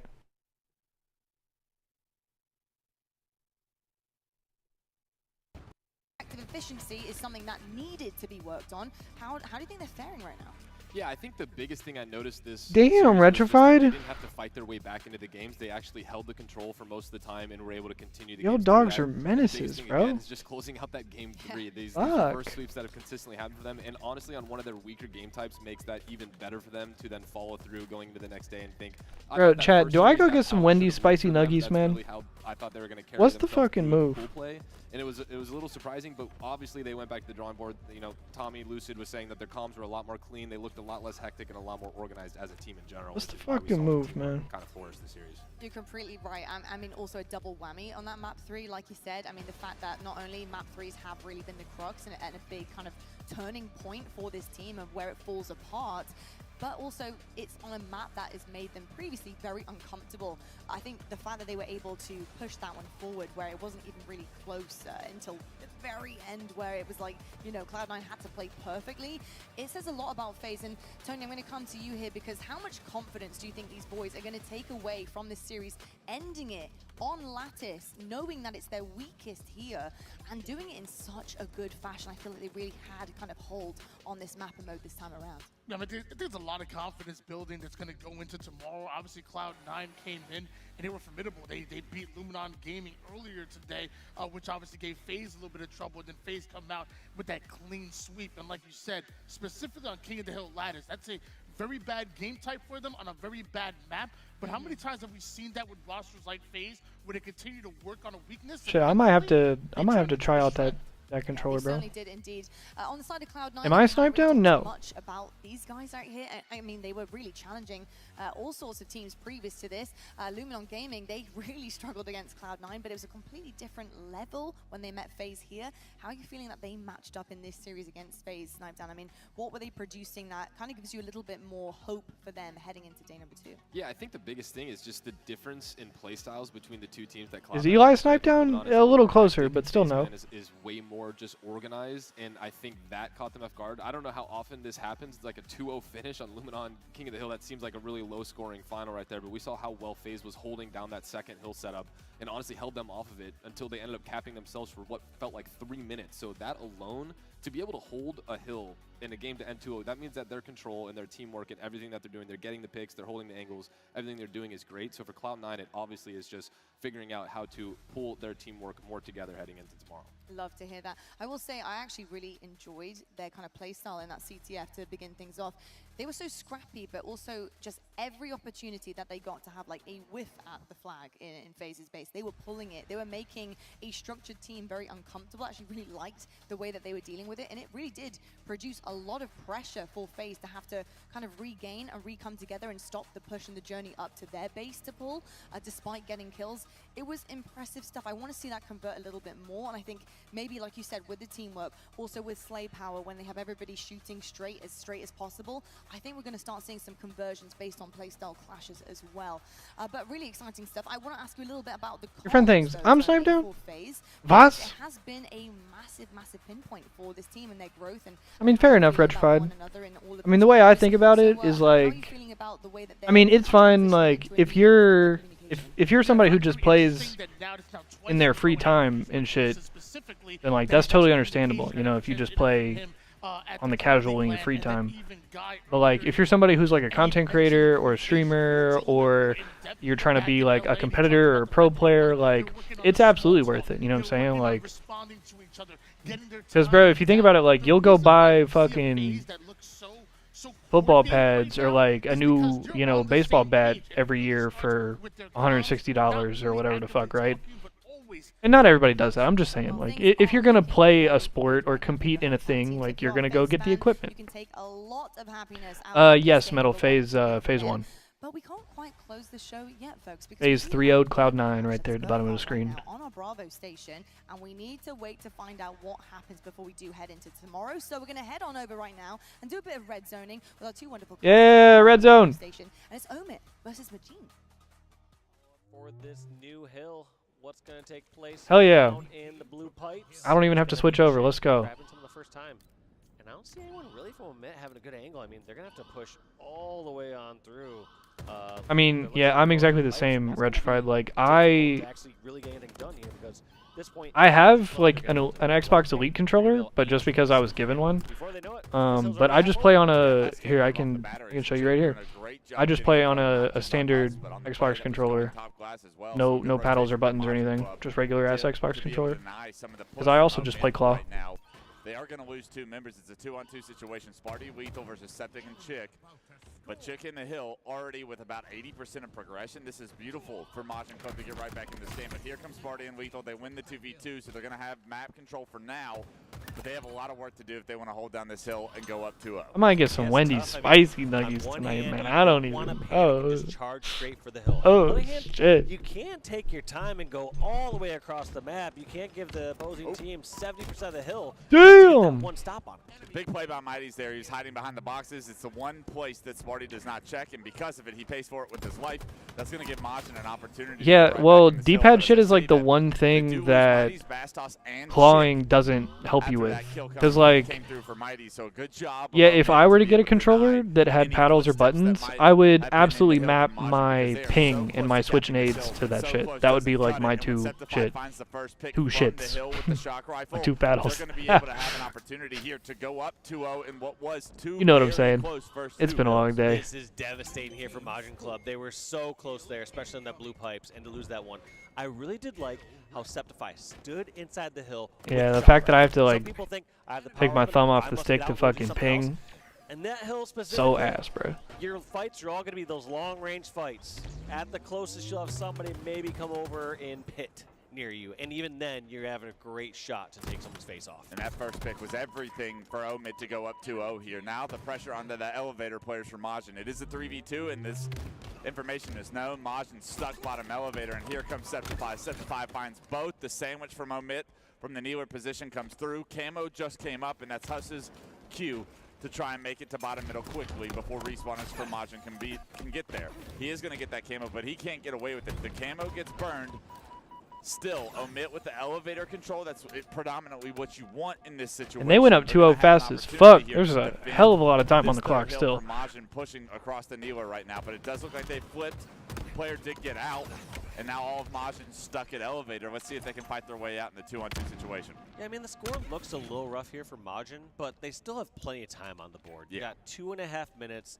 They have control of elevator, or at least they have a fighting chance at elevator, and they can easily get themselves back in this game. So I'm not too worried for Majin. It's not like it's over. It's not like you're in a bottom center hill and they're nowhere. I don't know, Retrified. Like, I understand what you're saying, but I think I might disagree because I think it's like a pretty comparable like amount of use. You know what I'm saying? Like, for instance, like this regular Xbox controller that I use that I paid $60 for or whatever, it has absolutely been worth $60 because I've played with it for like every day almost for like a year.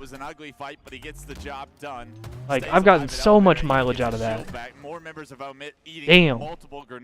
The only time I would say that like a controller like wasn't worth it is like, you know how some people said they paid like $250 for like the Xbox Elite controllers and then like the bumpers broke within like 3 months or some shit. Which is exactly what they're looking for. They don't want to put themselves in a do or die situation. In that situation, I would be like, all right, bro, that's a fucking ripoff. Like, that's terrible. Because if you pay like a premium price like that, I want my shit to last. I want my shit to be built durable. And you got to be built to take a little abuse.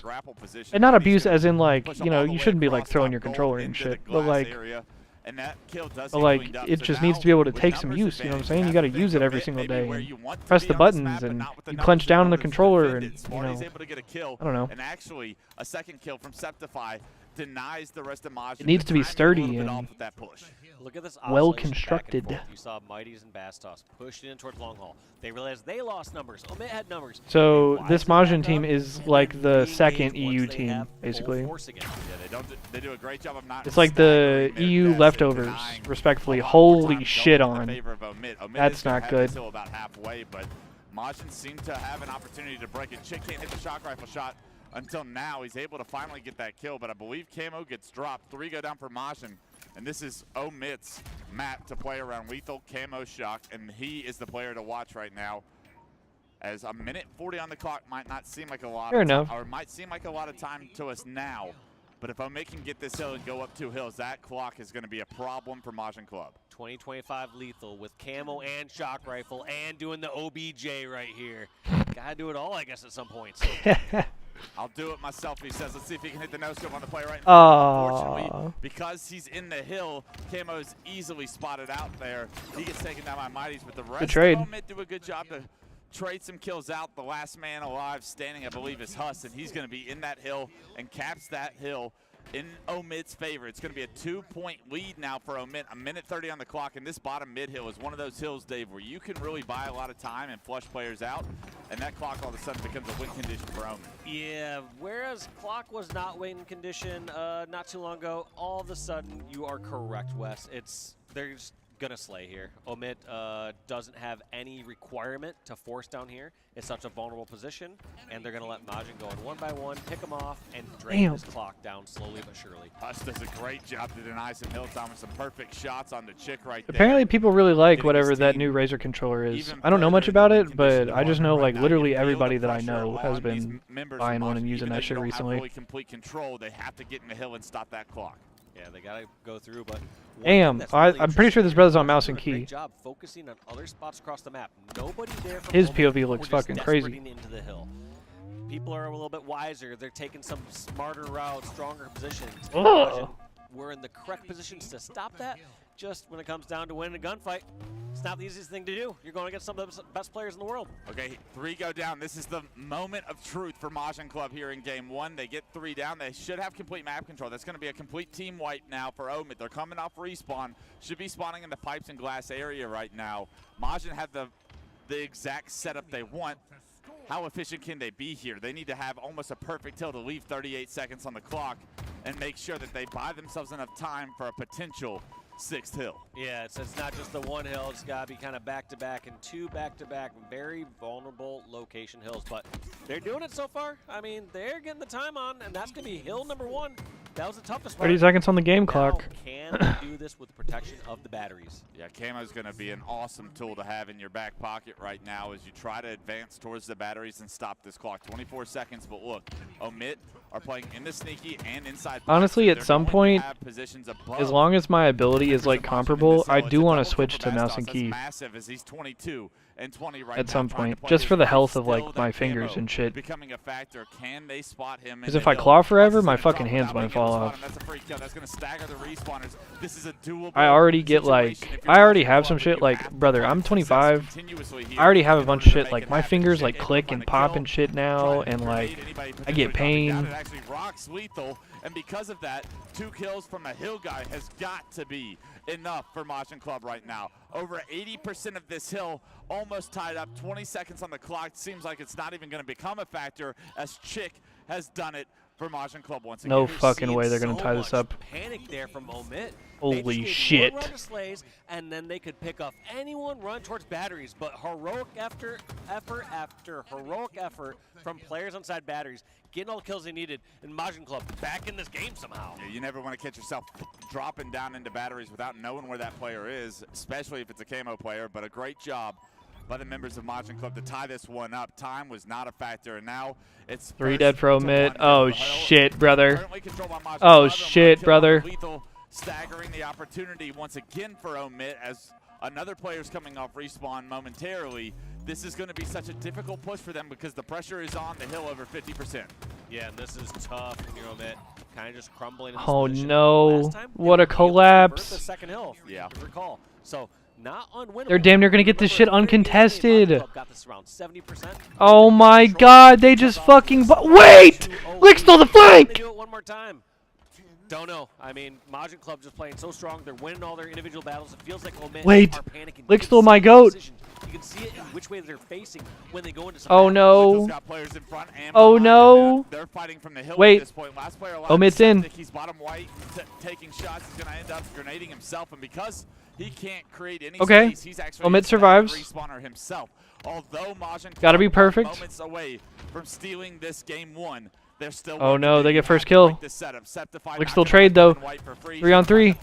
Another trade. That's a big trade for Majin Club. 2 on 2. Players surrounded from bottom middle players right now. Lick still gets them both. Lethal picks up a massive double on not just Lick stole the goat. but a camo player. Oh! And that's gonna do it. Omit.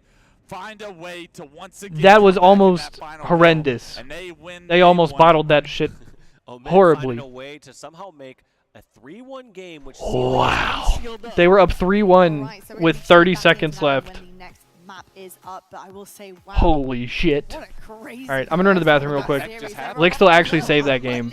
That was a crazy ending. Alright, I'm gonna run to the bathroom real quick. Be right back, y'all. To be perfectly honest, I wasn't surprised because you do kind of see momentum shifts happen like that, and if you have control of the map entirely and you're split spawning a team, it's really difficult to get back in. As long as somebody's got a foot, a toe in that hill, that's exactly what's going to happen. I will say the regain though. I was really impressed with that from Omit. Like, good stuff to regain because sometimes you can just allow that snowball to carry on and continue in really difficult situations, but Omit being able to kind of ice up like that, regain control, get back in the hill, and some really good gameplay there from Huss, you know, putting down that shroud, making sure that his teammates were able to block things off while he didn't get killed. It's impressive. What did you make of that first map of Bravo? I mean, it started off very strong, and then I think about there was 50 seconds left in the game. A full bottom middle hill got capped, a full mid cap, and I mean, it really just came down to the squad, Lethal Squad, coming through and finally getting together and realizing that we just have to make one solid push together and then have a hold, because they let about 50% of that final hill go through as well. So for them, it really was just waiting for each other, finally getting one good momentum, and they clutched it up like they did the first 2 hills. Sometimes that's just all it takes, isn't it? It's just like, guys, hey, we need one good push, one good break, and we're chilling. Like, but it's easier said than done. In those high-pressure situations, it's super fast-paced. You're up against the clock. You're up against everybody. It's difficult with the pressure, but great stuff there from Omit. You mentioned him, Lethal. Tony, Lethal stepping up. I mean, great stats from him. He was controlling pretty much everything. He had camo shock. He was in the hill. He was doing it all, and the numbers were phenomenal, including the assists as well. So big step up from Lethal, and I love seeing him kind of take the reins once again because, you know, he's a historic player. But what did you make of his individual skill in that first map here? Yeah, I mean, throughout the entire game, we were watching the kills and assists from Lethal, and they were extremely impressive. And I think everybody really had to step up in order to win that one, because on the other side of things, Majin Club, think about how hard it is for you to have to cap a middle hill bottom mid, and then from a centralized position, go to another central position in batteries. Those back-to-back hills are like so tough, and for them to somehow do it in like 40 or so seconds is actually crazy. So I will say, Omit did win that, but Majin Club, if you come in with that same sense of urgency that you did in those last 2 hills, hey, bring that all game and maybe you come back. 100%. I think the sentiments are, you're down but you're not out, and I think that's exactly the mindset they're going to have. It wasn't like it was a blowout, which it could have easily been if they hadn't kind of kicked it up a notch and taken a second gear there. But yeah, I will say Majin, they really should be feeling confident heading into the second map, considering how great that comeback was and the control that they had the entirety of that kind of push. I think for me, I want to see Omit kind of step up in the objective department a little bit more early in terms to close things, because it was a dominant performance, and like we kind of talked about just then, letting that get away from you, out of your grasp of your hands, it is really, really tough. I want to see them turn things around, because when it comes to some of the bigger teams, some of the teams that are going to punish every little mistake that you make, the turnaround is going to be impossible. You're going to be down and you're not going to be able to bounce back.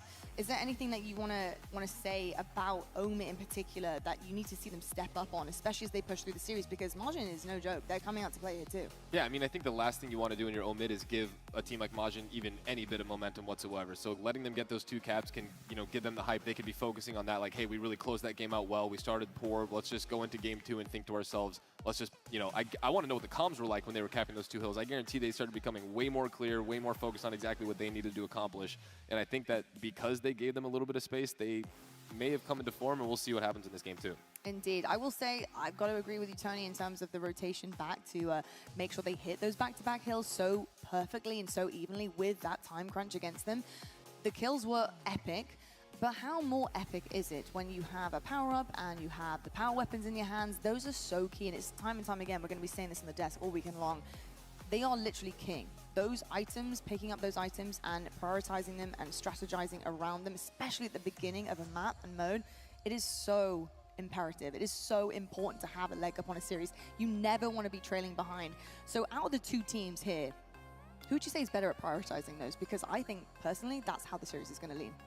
Yeah, I like the way Majin Club played to set up early for power weapons, but when it comes to like actually grabbing them and holding them, getting max value, that's what I lean to Omit. Like if you put a sniper in the hands of Sparty, he's gonna go off. Put a sniper in the hands of Septify, same thing. And of course, get Lethal with camouflage, and he's gonna be able to really dominate the map. I think Majin Club always attack a power weapon early, but I'm talking about max value with extracting every last bit of value. All right, let's check in. That's why I lean to Omit, because they really have some showstoppers on their squad. While we are waiting for this second map to get in here, rather than sounding like a broken record, we do have a legend on our side here. I've got to ask you, what is it about a player in particular, when you are watching the game, that you value the most? Is it the gunny? Is it the smarts? Is it the way that they move around a map? Like, what is it that you look for thinking, yeah, they're really good? I mean, it's just going to be the positioning. I think that was my #1 thing when I used to play, is just how well you listen to your teammates communicate and where you put yourself on the map based on the information that you're given. You have a lot of I think there's still open bracket. A lot of communicators. You have people who don't need to communicate as much, and if you're able to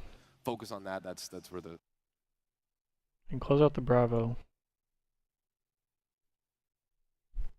I assume this is live. Lure, some offense of his own. And he's got Magico as the tip of the spear. You can see he's leading the way. Drift. Oh. Drawing attention towards the back of the map. Magico pushes into the courtyard, not expecting that player on his left. Lure. This is still to qualify for pool play. Heads up. Smart, techie play there. So whoever wins this, I don't know what pool Yeah, kind of it gave is. him the option if he had to sit still and not tap it. But yet, whoever at wins least this leave it qualifies on the for one of the for teammates pools, to be and able we'll to play grab better shields. Either the pro way, teams tomorrow morning. Acid with a flying double kill no scope. Didn't quite see exactly how he landed that, but it's going to clear their side so that they can maybe go for another Damn! try. I'm noticing the pace of play has been picked up here for Akavi. I think that's a big reason why they've won the last game by a near spectacular differential, and now up 1-0 here on Fortress CTF. It's 2 go down on Kraken, just 1 here for Akavi. Ezo, though, with a full sniper left to work with, this could get Kraken on the board. This is big. Ezo, beautiful body shots, sniper duel, and a wise retreat after taking first body shot. Knows that player's going to be hard scoped on him, and Overshield's coming up. Would love to get a snipe right before it comes up. Oh, damn! Ask and you shall receive. Santa Eli delivering the gifts. As Lure, this is for the Overshield. And it looks like Kraken will win it after Acid, Drift, and Lure all go down. Damn! What? That slides in with the Overshield. Could go for the triple, but damn. great use of the 2v1. And oh my god, Morgan goes down as well. Akavi looked dead to rights. It seemed like they were getting staggered out. And somehow they not only prevent them from scoring, or pulling the flag, but take down more in the process. That was not expected. What an insane turnaround from Akavi. I mean, they were Damn, he smushed him. World Star by Ezo with that sniper. And World Star! They just spring to life, kill everyone, including Overshield Sniper. They take all the objects back into their possession. They're clearing their side, and they still have the lead. Lure perched up on the top of the snipe. Good across map here. Shots go into Haynes. No shots into his suit just yet, so he's going to be free to take on his next opponent, Lido. He goes down. Ezo goes down as well. Akavi I think are doing a really good job right here, mixing and matching defense and offense, right? We saw Luor was okay with kind of playing the turret role, looking back into his base, make sure nobody pulled flag, and now after securing a couple slays, he's pushing up. Yeah, I like this. Ring control, so crucial on this map. Team that holds it. Heard Retrified. Probably check back in with that in a minute. Double kills trade out. Maybe after this game. Magico just trying to stay alive with the snipe ammo that he has left. Oh! Switches. Didn't need to do that. It was the last bullet, but no, he did because he had to reload his bandit. If he had his bandit out, he could not have finished that kill. Wow. So he did enough damage for the body shot to finish it. So smart. Wow. That is heads up play right there. When you match it with the accuracy, that's fun to watch. So clean. New overshield and both snipers spawning right now. Kraken able to grab their sniper, but it's a Kave.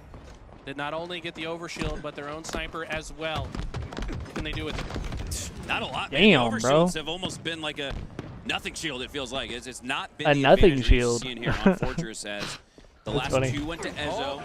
Previous one went to Akavi, but nobody's been able to do anything with it. 3 go down for Kraken. A big slay there from, I believe it was Haynes, to even out the tide.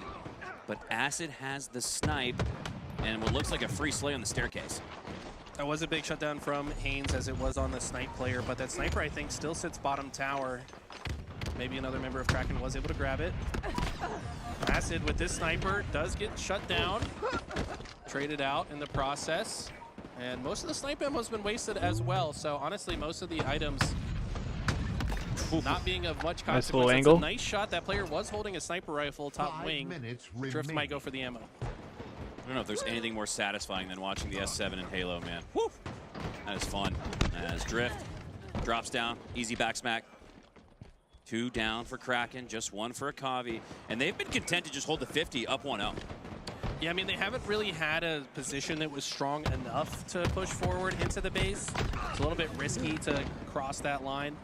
So I think once they have like 3 dead with the right timing, that's when we'll see them advance. Yeah, and they've got no reason to overextend for the flag, but it's Ezo now. He does need a cap here to tie things up at 1.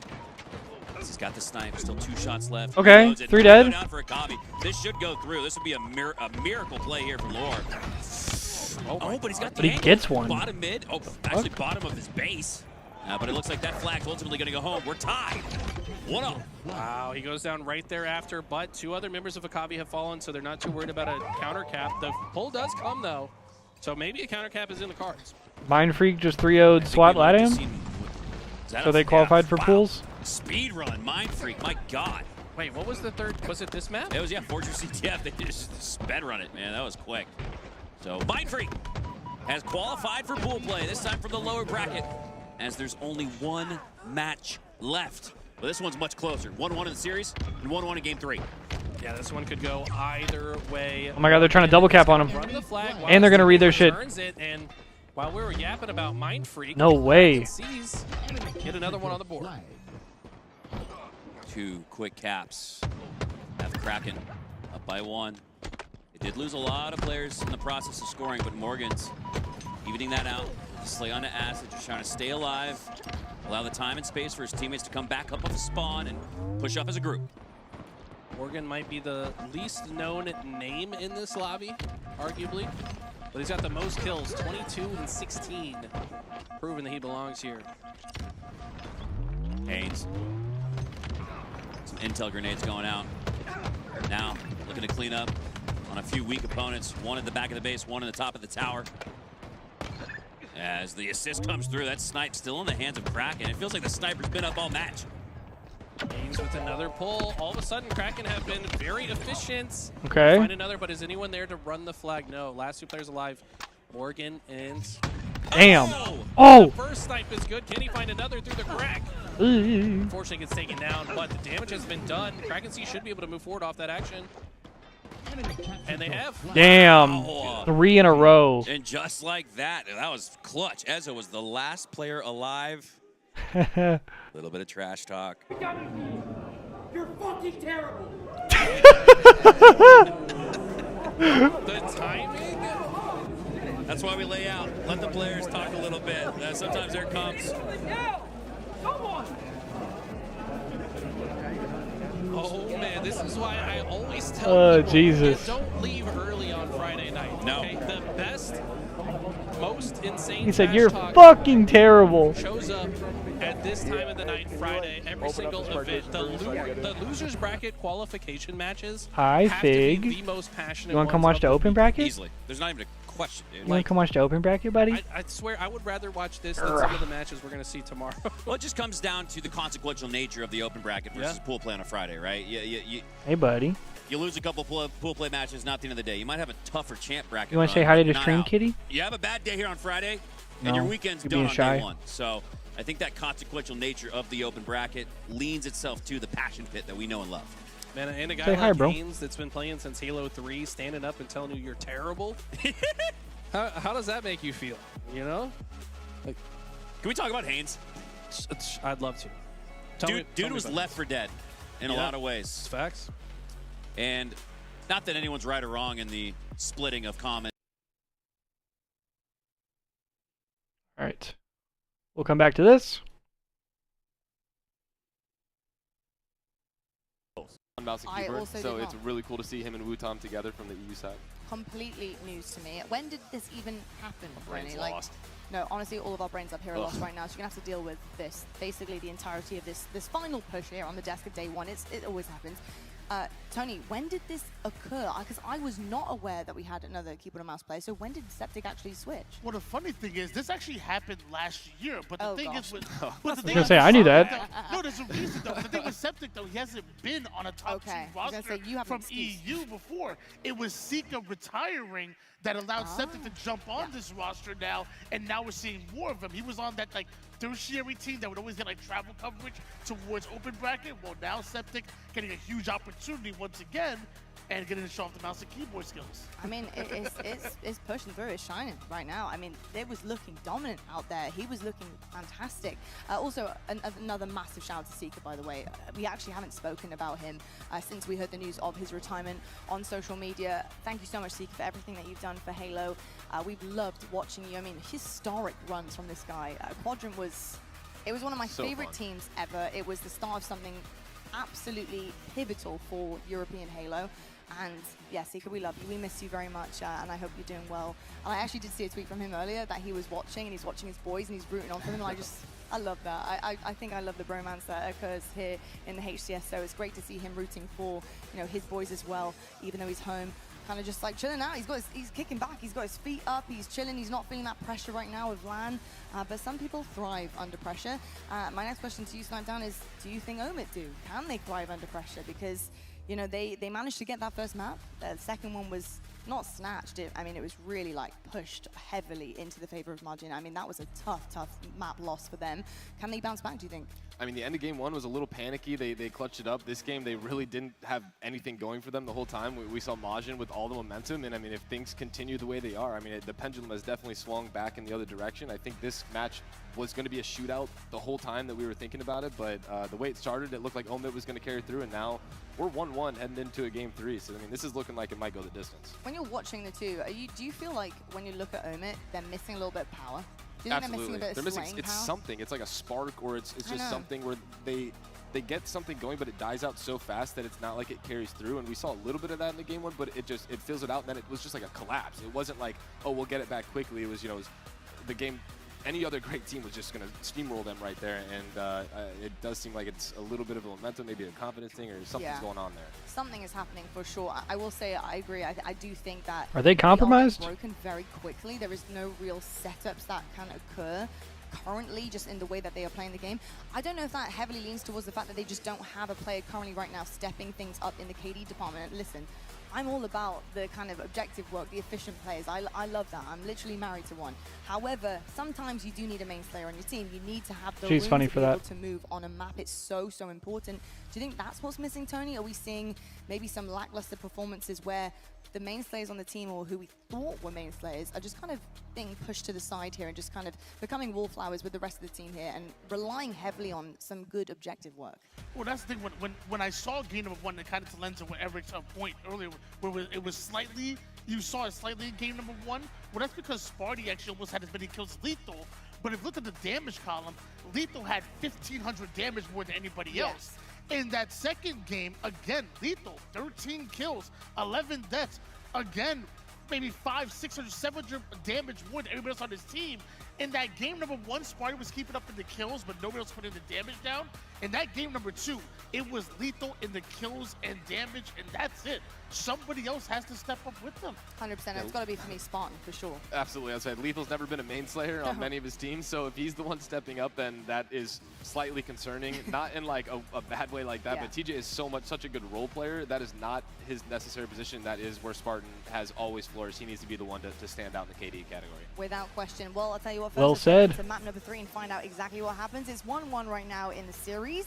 Who is going to come out on top in this one and hopefully push it either the distance or close things out? We'll find out. Let's head into map number 3. Hello, good kitty. Finish off the last player alive, front the base. It's going to be ball time, going back into Omid's favor, so Spartan doing a phenomenal job to give his team opportunity to stay in this round, and with that, his team has shined and now in the lead. Yeah, his team would actually be down around 50-0 right now if he did not win that 2v1. But since then, they've made some plays to get themselves back into it. So what one player's play can transition to is something that I think really tells And it's an oddball. competitive Halo right now. It is going to be Omid's Brother. broken. You will never believe this. Yo, John Hagwood, thank you for the follow, bro. Y'all are never going to believe this. It's an oddball lattice in this match, and it's also an oddball lattice in the open bracket finals. No matter which match we watch, it's oddball on lattice. I'm sick to my stomach. It looks like Bastos doing a great job, like laying down so much damage and not taking any in return. Yeah, spots Husk front the base as well. Good comms to be able to get information on that player being weak, and because he gets that kill before Husk can turn that corner, it's an opportunity for maybe Majin to keep this setup going. But where did Spartan the dog go? He's behind you as he picks up another assist. He gets the ball in his hand. Mighty's goes down, 3 go down, and although Majin did get that narrow lead before their setup gets broken, Omid breaks it on the first push, and they jump back in the lead here in round 1. And look at this difference kind of in strategy here from Omid. Seems like they, rather than sitting back at red, are being aggressive right in the very front of blue. They're going near pipes, they're going near crates. Now, does it pay off? It doesn't in this case, but you can see a difference in that strategy, Wes. Yeah, a massive mistake, I would say, right there from the Omid side, trying to be overly aggressive. The snipe was up, they wanted it, they got it with the Quantum, he Quantumed out. But bro, and again, look at the scoreboard. Fucking Lethal is hard carrying, bro. Out to dry, and with that, the setup. That's what I'm saying, bro. And that's what Snipe Down was just saying. Both of these opportunities for setups, I should say, Majin Club and Omid, are being broken necessarily on the first push. We haven't seen a strong hold. Look at the fucking scoreboard. That continues as this game continues to go on. It's still just round 1. There are 3 points that separate the two. Omid, I mean, brother. Narrowly. These kills so important. Chick making him work for it, but eventually goes down. Mighty's going to get a bottom white spawn. That's pretty favorable, but it's still a 3-on-2. Yeah, we're going to see. We're not going to see this ball picked up immediately until they feel clear. Oh! Just a second too late. What the fuck? Sorry, Fig. I didn't mean to scare you, bud. Has blue spawn, says, I'll let them spawn blue. I'm actually scaring the kitty, bro. But you got to wonder, this setup's kind of already broken. The fact that there was 1 free kill there, you're going to have other kills coming out from Omid, which they do answer with Mighty's and Chick going down. That fraction of a second between the ball resetting and him being able to pick it up probably costed Omid about 20 seconds of ball time before a potential break of the setup. But the setup gets broken. No time was awarded to He actually Omid is just pissing throughout that process. They do have the ball in hand now. But what the lead could have been is the big question. Chick still trying to break into this setup. Unfortunately, a player front the base he doesn't expect to be there takes him out, and that's going to allow what really feels like the first setup hold is going to be here in this game 3. And oh my God, some moves there. It's not just only Sparty that can pull off those plays. Bastos, single shot. I mean, left, what are we doing? takes down Spartan. The Lord giveth and he taketh away as Bastos wins that 1v2 situation and right back in the lead. His team is about to be Majin Club. Crossing that 73 mark, he's actually going to drop it and slay. He feels the pressure coming, but maybe not from the right direction. Huss behind enemy lines now towards red ramp. He is going to jump into this window and try to play his life, but eventually going to get hunted down before they can even take the lead. So these setups, not very strong for Majin Club, as we haven't seen them really be able to hold it. But this player on the back ramp, this is a massive 1v1, and he's got a little bit of help from his friends outside by Ice. And now finally, Majin Club with a little room to breathe. You would think take the lead, but they dropped the ball, just as I might say that. You know, they decide to just caster's curse you right there. They want to, you know, make you look a little foolish. Just get that last point before you do it. Just 1 point, just to make, you know, just here to gain the lead. Spartans had an event win, yeah. Confidence in the team. Yeah. But these players, when in doubt, they want to slay it out. They're going to drop and make sure they get that first shot. Because You won Anaheim, DreamHack Anaheim in Reach. Which has been insane. Where somebody's here, one shot, and he has a lot of second places as well. A lot of these other fights, you know, more than 50. Yeah, he won that Reach event. Determined by who's getting that first shot. It was him, Yeah, Huss doing a Boo good job Boo, taking down Chick. Chick was starting to heat up with that sniper. Ace, Hit and the first shot on the Sparty, but can't Falcated? quite get the other kills. And now let's see what Huss Why are we has made lagging, up. bro? Spots Bastos out in the open. That ball in a very neutralized location, so it's going to take a round of slays before anyone able to pick it up. It actually resets top middle, so once again the ball resetting. Right. Who's it going You to can go, buddy. You're go free. down for Omit. You got to think Majin are going to be able to pick up this ball, and with only 13 points He puts up with me. to win the round. Your ticket to go right now for Omit has already been Good boy, punched. Figgy. 3 go down for Omit. It's up to Sparty the dog. He's in no man's land, getting caught out from all sorts of angles, and it will be Majin Club taking the first round here in Game 3. Yeah, there's no one from Omit that's going to be in position to stop that one. Like you said, round 1 going. Bro, with all due respect, But a lot back and forth. And, you're right this there, Wes. is a I team, don't feel like we're really seeing like on paper, this Omit team should bot this Majin team. Ball was predominantly over towards that red area. I'd be surprised if we don't see one of these teams switch it up and try and get this ball towards blue. Maybe This is a tough look. A much better opportunity at actually holding some of these setups and playing your life a little bit stronger, but it really is all about those first picks. Once again, we see Majin Club winning the opening break, kind of prioritizing that oddball. You see Mighty's kind of throw it down, but then opt to slay once things don't go in this team's way. 3 members do go down for Omit, however. Septify, the last There's player cat alive, hair he on my gets taken face. down. All 4 dead. And now Majin Club have an opportunity to say, where do we want this ball? Do we want to bring it towards blue? Sparty is going to spawn blue, so right back to red we go. I'm actually a little surprised. Mighty's was right near the. Red Fried, this is like the second best EU team. Chick was on Quadrant I feel like I've heard differing opinions last on year. this. I remember, you know, listening to LVC broadcast, and Eli was saying Bastos and Septic probably like top AM, maybe slightly lower tier EU pros that are probably getting shots because less people are playing these days. I would absolutely agree, especially with like the size of the I mean that map and the routes respectfully. that are I just- taken. Like having that QT in order to be able to rotate to some of these positions that are so difficult to keep eyes on, absolutely. You want to be There's able to cat cover hair as all many over my lanes as face. possible, and I think that QT does allow players You to rat. relocate and have Good boy. involvement in combat loops that are going around across the map, but you never want to like give up your life, and if you're not comfortable, you're not comfortable. So that's maybe what Mighty's is thinking right now. The setup once again gets broken over at red. Majin do get 23 points unanswered, but it is now Omit's time to shine here if they want to push. Yeah, this but to he's a round rat 3. cat. They need to start holding some of these setups a little bit longer. Yeah, broken once again. And it does feel like some of these times there's, I don't want to say unnecessary deaths, but Yeah, it was it was DreamHack Denver, Red Fried. stronger positions.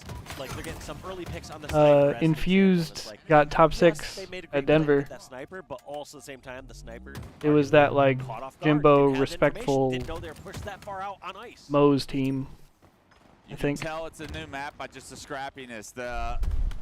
A lot of our oddball maps that you've seen in the past, the ones that have been played for 40 Damn. years, the setups are traditionally stronger by the pros that have been around for so long. But this being a new map mode combination introduced to the HCS Bro, that's for this fucked. event, Also, they got good players still there. teams figuring out what they prioritize, how they want to hold. You won't be some of these surprised, setups, bro. and it's gonna There's haunt just we see whoever less EU teams at loses these this events game just 3. because Right now it's a they only 52 have to like 13, no, there's only like 19 lead, I'm 2 sorry. EU spots for In pool favor of play. Majin. They did win round 1, so they're looking stronger here, and they're starting to pull away here in round 2. Omit on the ropes. But yeah, I mean there's less players overall. Yeah, we're going to have to see what they can do here because Majin, they're seemingly slowly eking away with this, but Omit, I wouldn't say they're out yet, but we're also not really seeing the life out of them that we need to see. We saw some bark from Spartan early on. We saw some life. We saw Lethal putting up big numbers. But did Cloud9 win DreamHack Denver 2017 as well? Keep you in this game because that's not going to happen that's often. a once in a while thing that you're like, all right, saved us that time. Yeah. Bro, they are fucking running them. What is going on? 1v2s is not a recipe for success, but right now, they're able to get around the Slays. They have the ball into red. Maybe get some information that Septify is using to maybe questionably rotate this ball across top middle back towards blue. The red setup has obviously been favoring Majin Club, having won round 1 predominantly with red setups. Right now, though, Mighty some You know, I met nothing at DreamHack earlier this year. I don't hate that one, actually. Found out there's someone weak out there. You were going to get hunted in Damn. red. That, I think, is a calculated challenge. He was with, I think, his dad. The player no shield. At that event. Ball gets right back into red where Did I watch TST react to the Boston Major Finals? No.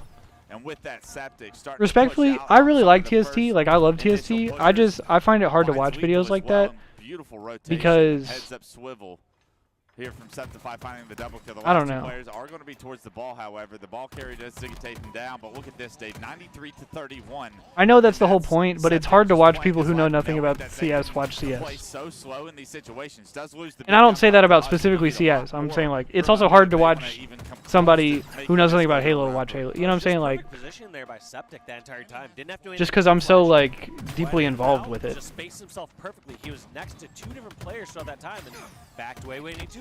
Not that there's anything wrong with it or it's bad. Yes, maybe didn't execute on the fight against Huss, but like I would It's just a little bit of a tougher watch for me, personally. Somebody who's hitting a couple extra shots sometimes. Fish in a barrel for Okay. Huss as he finds a double kill bottom river right there, and is that what the doctor ordered to maybe get Omit back into this? Can you imagine if they come back from this though? You got to play perfect from here. No time. Bro, CS is godlike. CS is actually sick. I love CS. Aggressive play by Huss. He's gonna push towards the boxes, and it rewards not just 1 but 2 kills. You got to come back towards your ball carrier now because overextenders on the other side have been the problem. Chick finds a kill, Sparty finds a kill. All 4 down for Majin. A Quantum in your hands, and now all of a sudden this is a very doable round. One more. Wait rotation, a fucking one second. More set of kills here from Omit, and they have round 2.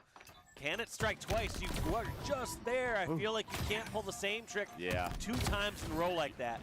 Huss was like, hey, this worked out great last time. You're getting hard cleared the second time, I promise you that. You've been called out. You're getting hard. I thought he was just going to say Great that. attempt from Lethal to get not just 1 kill. My bad, bro. Or an assist there, but Lethal able to pick up both of those kills. I'm sorry, Septify goes down, but great distraction, great way to buy time for Lethal to find that double, but still more work to do. The ball. Oh, shit. On red ramp, but here comes Oh, shit. Finding kills, making it Oh, my God. for these last 5 points. 92 and climbing now. Omit right back in this round. A couple of kills will make this round go in their favor. In fact, the ball in the ball carrier does get taken down. Majin Club 5 seconds. ball. 3 go down. Huss in no position to Majin, they're dying too. Captured right now. That's game. 8, 9, and that's gonna do it. Majin Club will win What the this fuck, round dude? miraculously. You thought Omit climbed all the way back, but just like the Hill game, Oh the my team that was in God. the lead finds a way to close the door at the last second. Yeah, that desperation in the end from both sides, killing the ball carrier, killing the return ball carrier, and just was not able to work out. In the No end round there 3 for a ball. Look at bit, that. But man, was it scary. They somehow pulled that back, but I Fucking think the hell. bigger problem is that we're just seeing Omit put themselves in some Can very Omit difficult fight positions to work back, out. dude? Yeah, that ball. Somebody being help blocked at the Lixthal. end, I was very Damn. surprised that that was gonna be like the.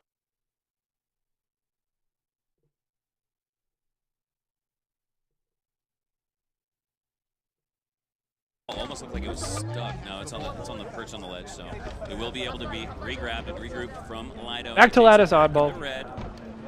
30 and rolling to 57 here. Still a double up advantage for Akavi, and Dead. they're going to stop any more time from being secured, as Lido has no more health. The 3 remaining teammates he had are now on the respawn screen. And the ball's back in Akavi's hands. Morgan needs to win this, and he does. Shot caller comes out, gets enough damage to earn a melee in a 1-shot opponent, and it does get cleaned up. That was another error from Akavi. They didn't clear that far left side as they entered this room. It's a common place for people to hide. That's exactly where they were, because they don't clear that corner. They suffer the ultimate consequence. They've given up the ball, they've given up the setup, they've given up the sniper, and the lead!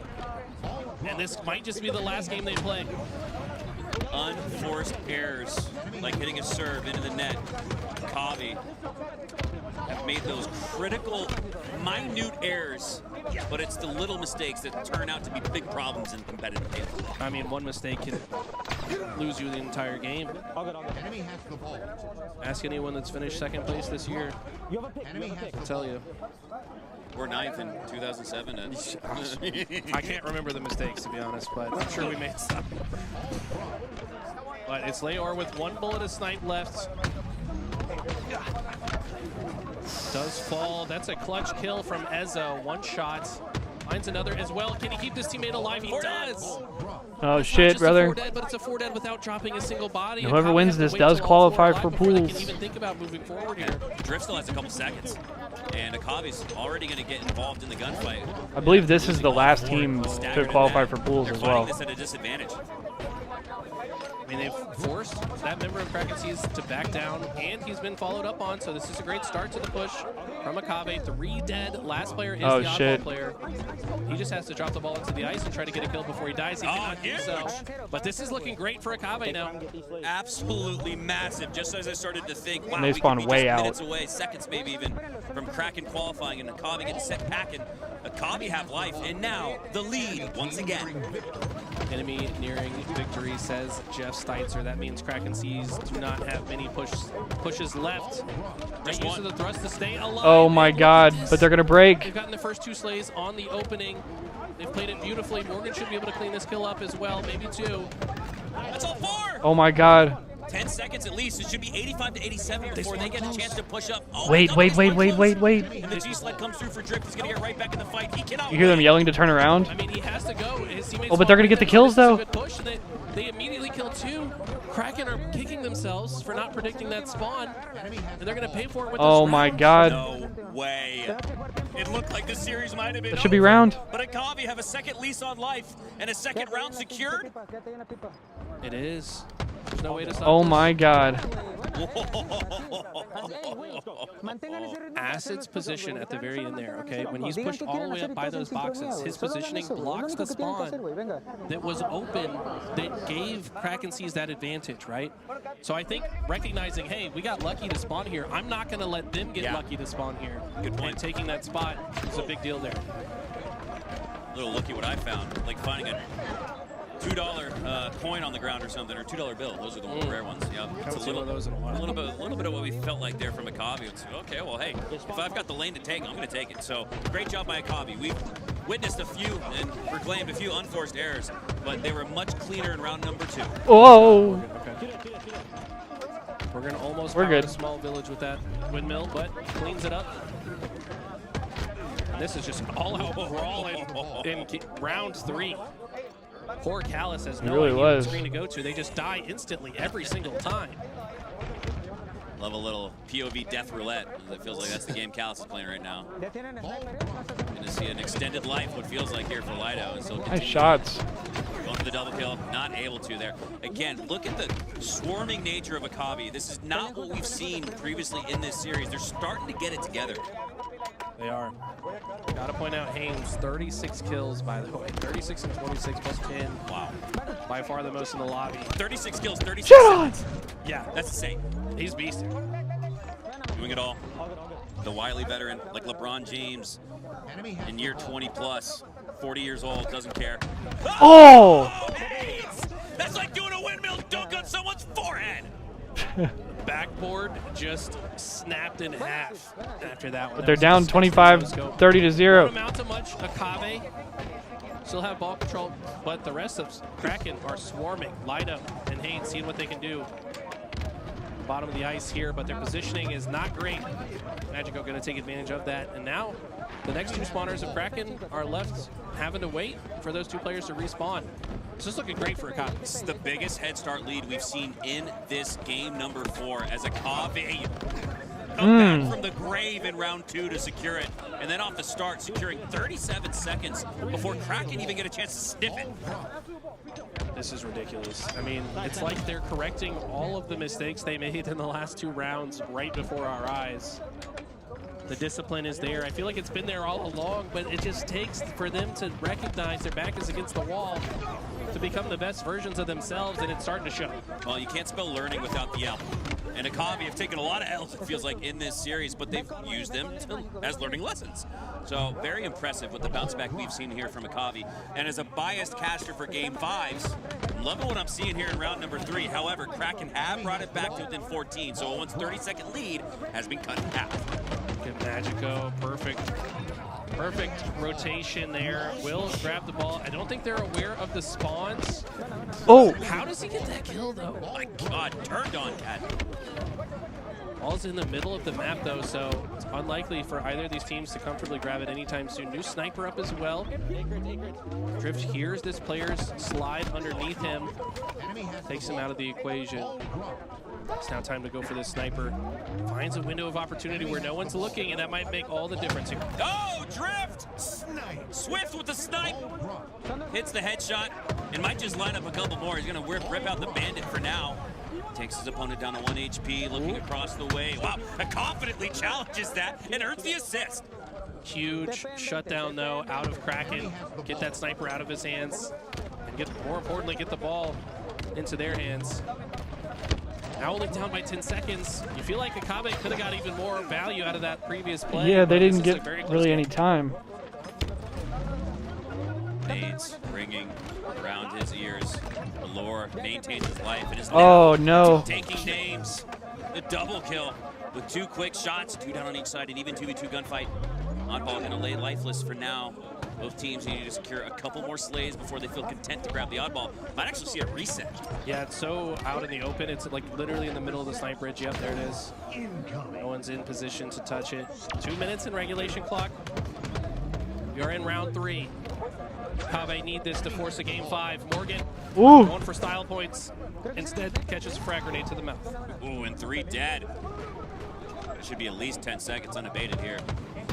Or Akavi. Uh-oh, they're starting to stagger. 2 more go down for Kraken. They haven't been able to get off the respawn screen. And the lead is back to double, 60-30. Akavi might just force a game 5 in the final match in open bracket history. Oh my. For Halo Infinite. Leor had to play the ball there. Or could he have held it? The final open bracket match in Halo Infinite, bro. That's crazy. I didn't even think about that. For now. Ezo using audio cues and finds his target with the flick shot. Clean shot there. 90 seconds left, Eli. Could come down to time very easily, but it also could very easily end in a very long hold for one of these teams. Feels like they're both playing Slayers right now, and what that means is that clock's going to get down to 60, it feels like, before anyone's even able to get on the oddball. As Haynes gets back up on top, great use of the geometry. Wow. I'm sure Timmy loved that. He's like, I put that there just so someone can do that. I hope Timmy's watching so we can hear us shouting him out. Another kill coming in from Haynes. Teammate gets a star in the feed because as well. after today, the open bracket's done at this tournament, and this is the last open event. Because there's only the World Championship after this. Several minutes to the point that it has reset again. So this is it. Kraken needs to start multitasking. They need to not only get these slays, but they need to grab the ball and take the save. Here's where it gets a little tricky. Down by 34 are Kraken sees. And there's about to be just 34 seconds left on the clock. So we could see Akave shift formation into a situation where they're strictly playing for slays. Okay, here we go. Kraken did get the ball into red, but they don't survive long thereafter. And the ball is once again in the open. I think you're right. This is right when Akabe says, let's just leave it there. Yep. With less time on the clock than Kraken are down by, this absolutely makes sense to just play for slays, drop that ball out to the center field. As Acid maintains his positioning on the mid-bridge. Kraken, this would be 4 down. This could send us to a game 5, and it likely will. Haynes can run and grab it. Oh, he doesn't have it. Venga, güey. Venga. I don't know what that means. Help me. Come on. Okay. Thank you. I have live translation from Mr. Lascalis. Venga means come on. Venga. Come here. Venga, güeyes. Toca. Chan. Slayer origin. Venga. Kraken sees camp much quieter after that one. Yeah. A lot less to say over the monitors. Yep. I'm surprised we didn't see a rebuttal, actually. Yeah, it was Haynes. Now, Haynes went for the oddball, but it was a dueling situation from round one where Akavi didn't go for the ball when he needed to. I'm surprised we didn't see Akavi stand up and say, "What are you doing? The game was ending. Why would you back up?" Granted, Haynes didn't back up, so maybe that's why they didn't talk a little bit of trash afterwards, but maybe they're just saving it for the end of Game 5 pop-off. What changes are they making? I see Colin walking out of the crowd with a wry smile. You mean He HCS? lives for this. This is just like the last Massive crowd season of Halo watching. Infinite. This is the last full-play So like, qualifier. There is, like, if I wanted to go watch in front of them, I would have a hard time getting through the crowd. No, standing room only. Your ticket's no good here. You gotta watch on LVT. That's right. Pull up your phone. Pull up another tab, guys. Thanks for watching here on LVT. We appreciate everybody being here. One more game to decide final pool play qualification. Okay, they're going to a Game 5. Between I'm gonna keep that shit up.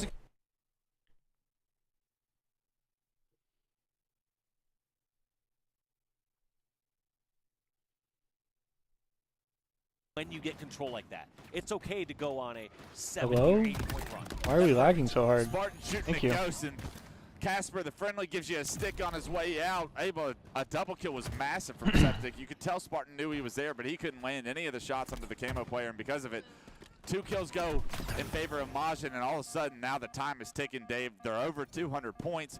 You're down 50 plus, and these lives are going to be the last lives you have tonight, and potentially gets into the elimination bracket if you can't make a play from here. Yeah, Chick trying to desperately push in back towards A, recapture this one. But looks like they're going for their own trip cap temporarily. Let's see how long they can hold this for. Omit, this is not what they want to see. They thought they were getting back into this one, but all of a sudden, trip cap, they need to stop the bleeding. Ooh.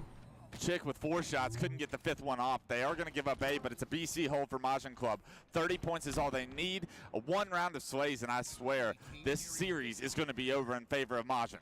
I don't know what they need. Yeah, this is looking tough for Omit. Last time they tried the pushes all the way towards cut and all the way towards C, but I don't think they have that sort of time. Seems like they gotta force it towards B at this time. But when They're gonna flip out B. That little garage door, it can be so difficult from Nest.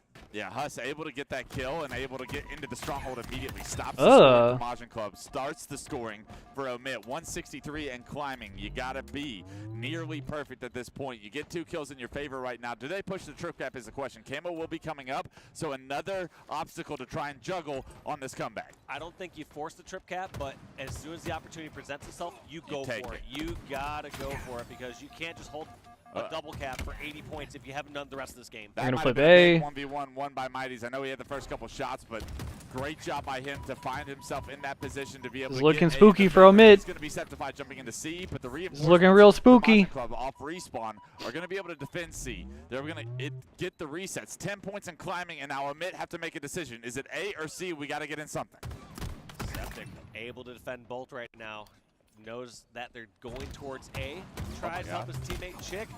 Not able to stop them in this case. Omit, at least extend the game a little further. They do have 2 down, however. It's up to Sparty and Lethal to try and make a play here. B is going to be converted. 4 points is all they need. Sparty gets taken down. That should be it. As he glides through the air, he gets Damn. removed from the map, removed from the series, and it's Majin Club.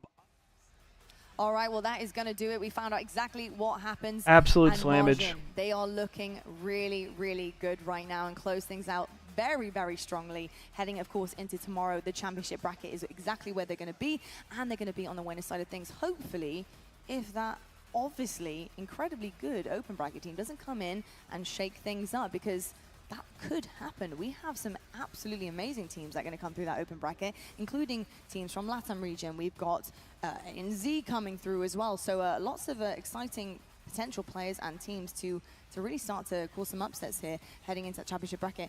Tony, I've got to ask you, what did you make of that series overall? Because Majin looking really, really good right now. Yeah, I mean, Majin definitely did their thing. Omit are a strong roster and probably the favorites going into. Check on the other match. 11-5 in Game 5. Lock in, bro. It's just a space denial. look at this. All Whoever wins this game 5 is gonna pop off something fucking crazy, bro. Akabe do a fantastic job of staying alive. Haynes forced to retreat, but can't quite move fast enough. And Lior cries out dead as he takes the snipe. Here we go, Lure. It's time to pull up or shut up. As he's got the snipe. And It's game 5, baby. 4 shots left to work with. 2 down for Kraken. Nobody down for Akabe. They brought it back to within 2. Then 3 now. Lior. Oh! The quick scope, or sorry, the sliding no What scope the headshot, fuck? uses the thrust very intelligently there. That was the only way he could survive that situation as well. Cuts the shield back. Now he's going to reroute with the sniper. This is so huge, Eli, because we know in Origin, there's a propensity for a game of runs where teams just build 10-kill leads out of nowhere. Akabe have done a great job to keep it close, but that was tough. Oh my god, Kraken just played perfectly around the corner, waited for that Bro, player he was slamming close range. to re-expose themselves, and now it's a 4-kill lead for Kraken. They should be able to force Also, sorry, I tapped out for a second. After taking 4 down from Akabe, so Yo, Biochemist with the raid. Holy. With the raid to Eli's channel. Holy. in the coffin corner. Yo, welcome everybody from the raid. Sensing that he needs different positioning. Biochemist, thank you. Now he's just gonna take this. I appreciate that. I know Eli appreciates that. Yeah, it's kind of unfortunate for Lino. His team were But in an engagement that he just couldn't. my name's Clay. I'm Reclaimer. I'm not Eli, but we're holding it down for Eli this weekend because he's at the event in person. 1-kill game now. Kraken still maintain the lead. Rift. And Akabe are now tied 19 all. They might just gain the lead with the Oh shit. But this, we are in a game 5 currently. This is the last open bracket match in the history of Halo Infinite. Whoever qualifies for this qualifies for the final pool play spot at the final open event in Halo Infinite history. We've seen what he can do with it already. Can he ice up here when they need it most? Barrel stuff, no scope potentially. Did that snipe fall off the map? I think so. He had forward momentum as he fell. 23-23. Yeah, it's off the map for sure. Ooh. That's going to be one huge tool that neither team can use now. This game continues to be close. Another tricky grenade toss there from Acid. Little bounce pass. It drops like a going top shelf. Oh my god. And that other nade probably did damage too. There from Akabe. And they're starting to score some points. Down by 1 though. Now tied back up, 26 all. Oh my god, bro. Could be a thriller of a finish. You want to make it to Worlds, you got to earn it from both of these teams. Nothing is given for free. Bro, they are playing at 1,000,000 miles an hour. Akabe's staggered for a second though. This moment because it means they should be able to kill these last 2 as well. Akabe only take 1 down with them. 30-28. And as we know from the great Sundance DiGiovanni, Slayers start in the 30s, and we're basically starting over fresh. Oh my god. Yes, we are. 30-all, we're tied. That brother is still alive in the cave. That brother never died. Will determine which one of these teams make it into pools. And we're tied again. Holy fuck. Acid gets the kill and oh my god. And it's tied for a second until Akabe have now sprung to life and they take a 2-kill lead. Akabe have picked a great time to come online. Yes, John Hagwood, and there should be an announcement at the World Championship, which is in like 3 weeks. Staying alive. That's crucial. It's the biggest lead we've seen in a while. 4 kills is the lead for Akabe. They've got Kraken. No trade. Oh my god. Akabe's up by 5. Are certain that Akabe know exactly where they're spawning. Magico has the rockets as well. He's letting his and they have rockets, bro. The rockets, they're up by 5. Wants to regroup with this Wait. team. They are now going to just This, bro, they should be able to put this away. They would have to monumentally choke this. Massive power weapon over the And they're right playing shoulder snipe of side with Magico. rockets. And because of the 6-kill lead, he can afford to allow for Kraken to push in towards him. He's just going to wait and bait. I like this. No, to some degree, but what I is that? would've definitely preferred not a bucket rocket. Oh, okay. That one does land. Bucket should be proud. Ugh. 6 kills is the lead for Akabe, but their pace. Gotta get that. Oh, and he When gets their away. pace goes down, that concerns me. Have they switched gears? Oh, and they can't finish him. Gears is the right play for Pause. No, you got to step down to the gas. You got to shift from 6th gear into 7th in the supercar and get it going on the highway. You might just let Kraken seize back into this one. If you start playing a little bit too slow, you might start Oh my to god. regret it. 4-kill game. 4-kill game. 4-kill game. Lido keeps his life up. Sniper is up. 3-kill game. What the fuck is going on? The energy shifts from Akabe. They started playing to not lose. They stopped Oh my god. and they started Oh my god, he gets 2! They do. Right the ship slightly here. Oh my god! Then pick up once again. This game should be tied. Instead, they get 3 and they live. Yeah, looking over your right shoulder, seeing your opponent a little bit closer to the rearview mirror, has gotten a Kavi back on the gas and back 45-41. Pushes through underneath the bridge. Kraken sees has to come back again. They do have a sniper. Oh my god. Oh, that was huge. It brings us back to within 3. He's got 5 shots left. Do you play around the snipe, slow down your pace, and allow Lado to hit some shots, or do you just push through, Eli? You have to make some openings for him. He's got to be a Oh my god. aggressive. You can't just sit back and 44-46. He's still got 4 bullets in this sniper as well. Oh my god. Oh my god. But he gets stuck. 47-46. Oh my god, 47 all. He's just calling for help here. That's all he can do. There's 19 boys on him on red flag. Oh, now his friend's gonna die. 49-48. Oh my god, they win. Oh my god.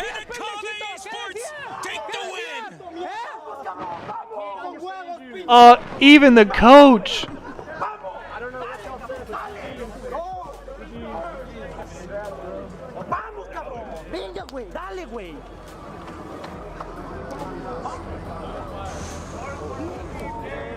And they were yelling, they were pointing at the brother that said, "You're fucking terrible, bro." They all 4 pointed at him. Or they all 5 pointed at him, even the coach, bro. Well, you know, it was an epic match. Bro, the coach, his headset fell off, his glasses was off. Are slapping their knee and laughing with each other. There might be some new Halo fans behind us. They're just making sure nothing gets too Oh crazy. my god. Appreciate that. What a series to close out the open bracket. And it's going to be a Cave that could not be denied the opportunity to play in pool play tomorrow.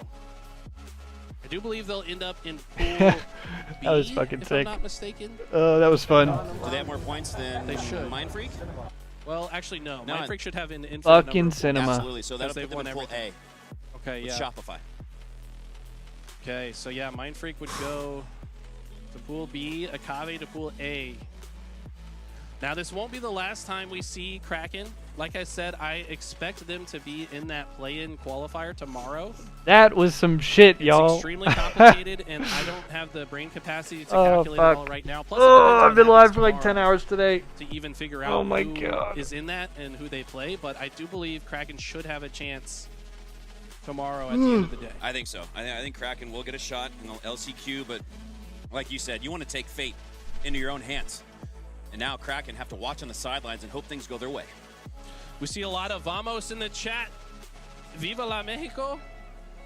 Appreciate all the viewers watching and super excited Hey, I appreciate that to see custom. their team make it through. Much love, brother man. As they typically always do. I'm Like doing you my said, best. We're gonna it's try to hold almost it down always this weekend. two LATAM teams that we see in the bracket, so or in pools at least. But man, what a day of Halo. What else needs to be said? I don't know what else to say. Hi, chat. We are here. Shout out to Shopify. I'm not a Bias caster, but they gave me some of their merch, so I'm stoked. Looks good on you. Thanks, man. What happens tomorrow, guys? More Epic Halo? More Epic Halo. I want to say starts at noon. No, 10 a.m., right? 10 a.m. Yeah.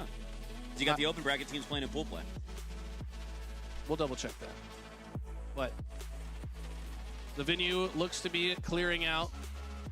Got a lot of side tournaments too. I might try to play the It would FFA appear if that that we're is ready. it for the See what night, happens. ladies and gentlemen. Tomorrow we got the FFA going. But congrats to these guys, man. Man. Worked so hard to get here. They had to go through a gauntlet of a bracket.